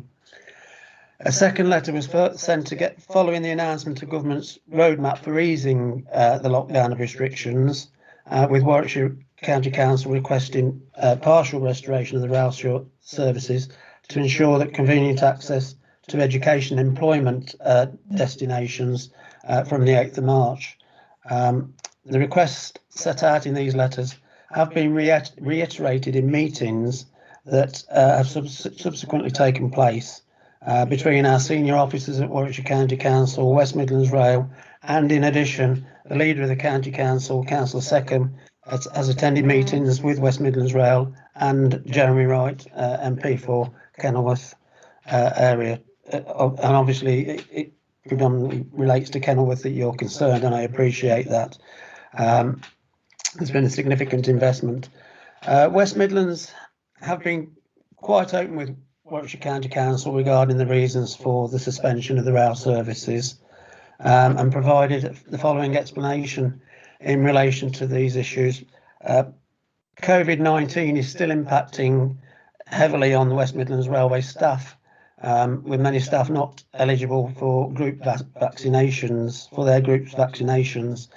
and due to the nature and location of the line, only a small cohort of staff have both the route and traction knowledge to operate the trains between Leamington and Nuneaton. As you're probably aware, the train crews required to maintain the service across the entire network remains stretched, and as a direct consequence of the pandemic, where up to 1 in 3 of their colleagues have been absent due to COVID-19, West Midlands Rail have not been able to maintain their recruitment and training programmes to have enough drivers to cover all the services at all times.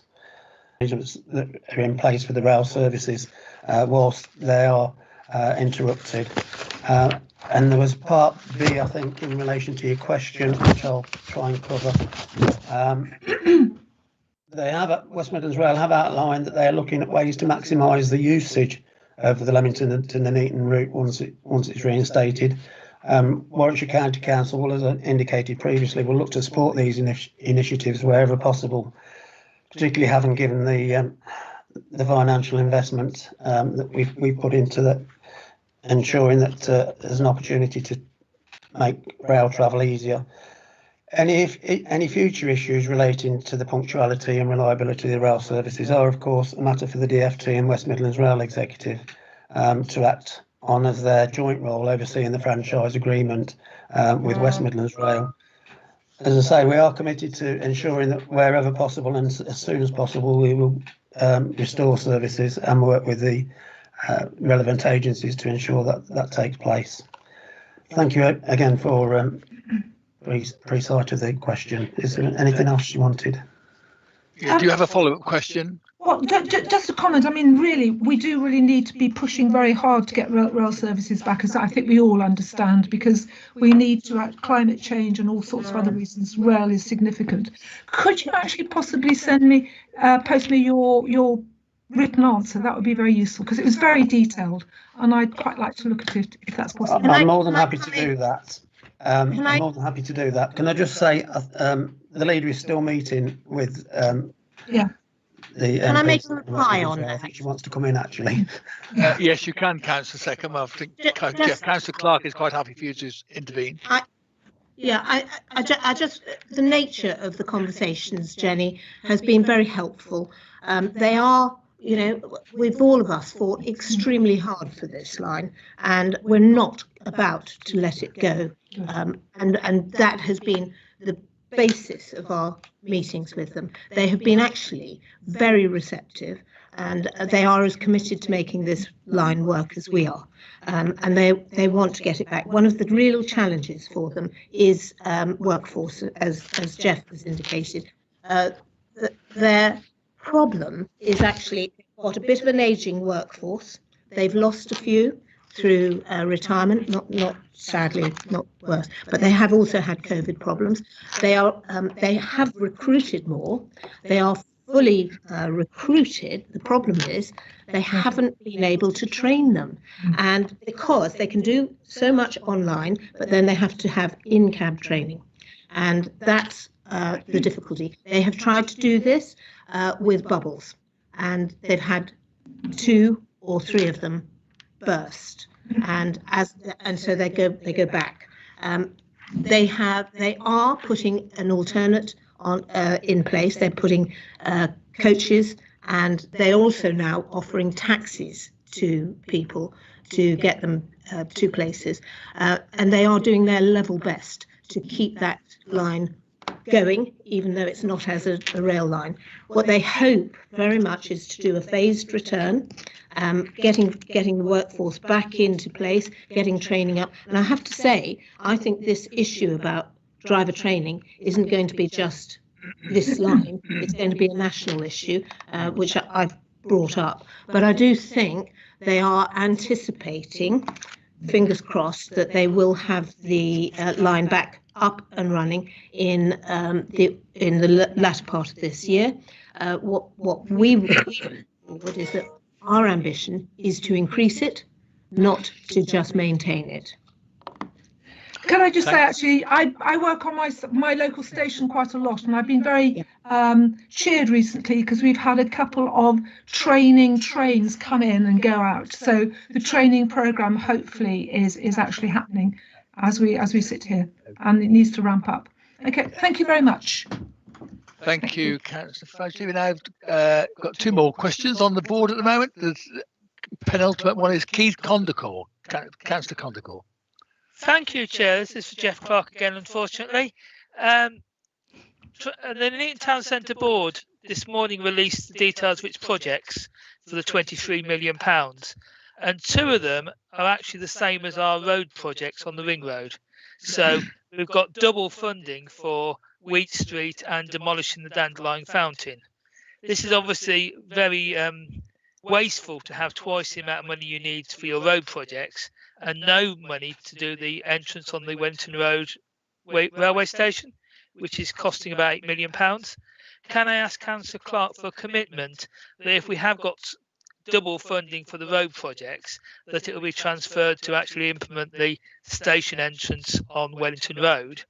And secondly, I have raised and started a petition with number 10 to actually have Chiltern Railway take over the service from Leamington to Nuneaton. I think it's important to have an operator that operates diesel trains and provides us journey opportunities and get over this problem of not having any drivers for our trains till the end of this year, maybe.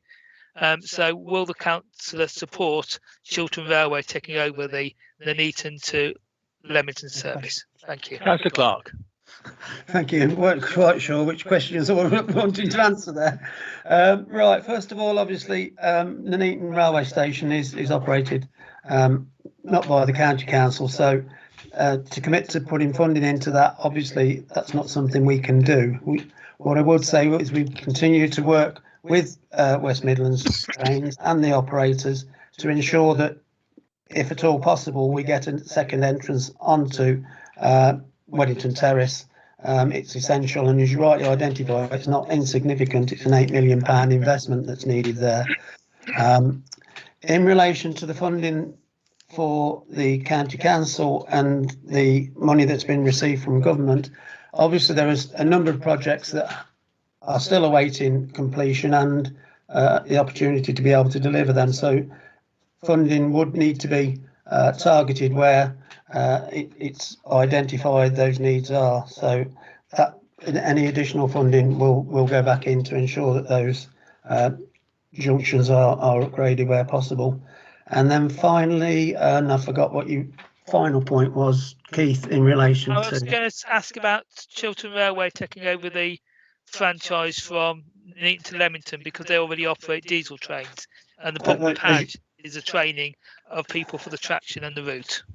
As you identify, it's a government initiative, government-controlled franchise, so it would be down to them to make those decisions. Obviously, at the appropriate time, the County Council will make representations should it be required to, and I'm happy to do that. Do you have a follow-up question, Councillor Kondiaka? I've probably asked enough for my career as a County Councillor at these meetings. Thank you, everyone. Thank you, Keith. And the very last question is from Councillor Kate Rolfe. Kate, thank you for your patience. That's okay, thank you, Chair. My question was originally very similar to Councillor Phillips' question about street lighting, and I would fully endorse this being considered at the next communities if that was possible. Meanwhile, we have LED lights, and I know that each individual light can be, dimmed, made brighter. You can have every other light switched on, off, etc. So if, until discussions are had on communities and until deliberations are made about the street lighting, if individual councillors came forward with specific hotspots where it was considered essential. We've got the nighttime economy opening up very soon, where it's considered essential that lighting, perhaps on a lower level than normal, was put in. Would you consider it with backup from the individual council and maybe residents as well? Thank you. Councillor Clark. I think the leader wanted to answer this, but there has been a government announcement today, so you might want to pick up on that. Yeah. Okay, Councillor Seckham. Chairman, there have been, quite rightly, a lot of issues brought up today with regards to the terrible, really terrible and shocking incident that has resulted in the abduction and murder of Sarah Everard. I think none of us can fail to be moved by that. I'm a woman. We've all of us had anxieties in our time, and we're all of us extremely concerned about what this means for safety on our streets. But I want to keep an element of proportion, because it is our duty to keep an element of proportion in this. This was a desperately sad case of a young woman in the prime of her life, I have to say, at 33, who was walking home in London at 9:30 at night in fully lit streets. So all of that, we have to keep a sense of proportion, as much as anything, to respect the loss of her family for this desperately sad incident. The dignity that they have shown, I think, needs to be respected. We absolutely need to manage the concerns and fear of our residents, but what we don't need to do is inflate it and wave a flag and inflame that anxiety. Our streets are safe. This is a very rare incident, very rare. The chances of being targeted on the streets are greater if you're a man than if you're a woman, times 4. Actually, we have to keep proportion on this, and nor do I want us as responsible politicians to use this as material for election purposes because it seems like a bandwagon to jump on. Because these are our residents who deserve the best of intentions. So I think it is important to look at this in the light of the government announcement of funding and proposals. I think we need to also understand, and directly to respond to you, Kate, some of our lights are able to be dimmed, but a long way from all of them. And it is important for us to do this responsibly and consider it very carefully and make sure that what we are doing, if we have to spend millions of pounds on this, that we are spending that money that has been taken from our council taxpayers wisely, because it is a question of if we do this, it won't be because we stop doing something else, which may be more important to them. So do not make knee-jerk reactions. I am a woman. I know exactly what it is like to hear those footsteps behind you and to feel a little anxious and to have your heart pumping. But the reality is, it is very rare. This case was at 9:30. It was in lit streets. It was tragic, but it was extremely rare. And my heartfelt feelings go out to her family. And what I am absolutely struck by is their silence. Do you have a follow-up question, Councillor Rolfe? I do. Councillor Seckham, this is not a knee-jerk reaction at all from me. I'm simply asking on behalf of colleagues of all parties that have discussed with me. I said I would ask the question. It is not a knee-jerk reaction. I object to being in no way do I want to imply that you are asking a responsible question on behalf of residents, and I do respect that. Possibly that was, my words were inappropriate. However, thank you. What we can do, we will do. But what we need to do is all of us ensure that our residents feel safe on the streets of Warwickshire. Absolutely. They are safe on the streets of Warwickshire. But we need to help them feel secure, and we need to give them evidence, and that's something we can do. Thank you very much. That is the end of question time for today. We've overrun, but I'm quite happy to do that because it's been a lightweight meeting compared to one or two others. So I go on to item number 9, any items of urgent business, which there are none. And so this comes to the end of my very last meeting, and I'd like to thank you all for your forbearance and have a safe trip home. Thank you. Declare the meeting closed. Thank you.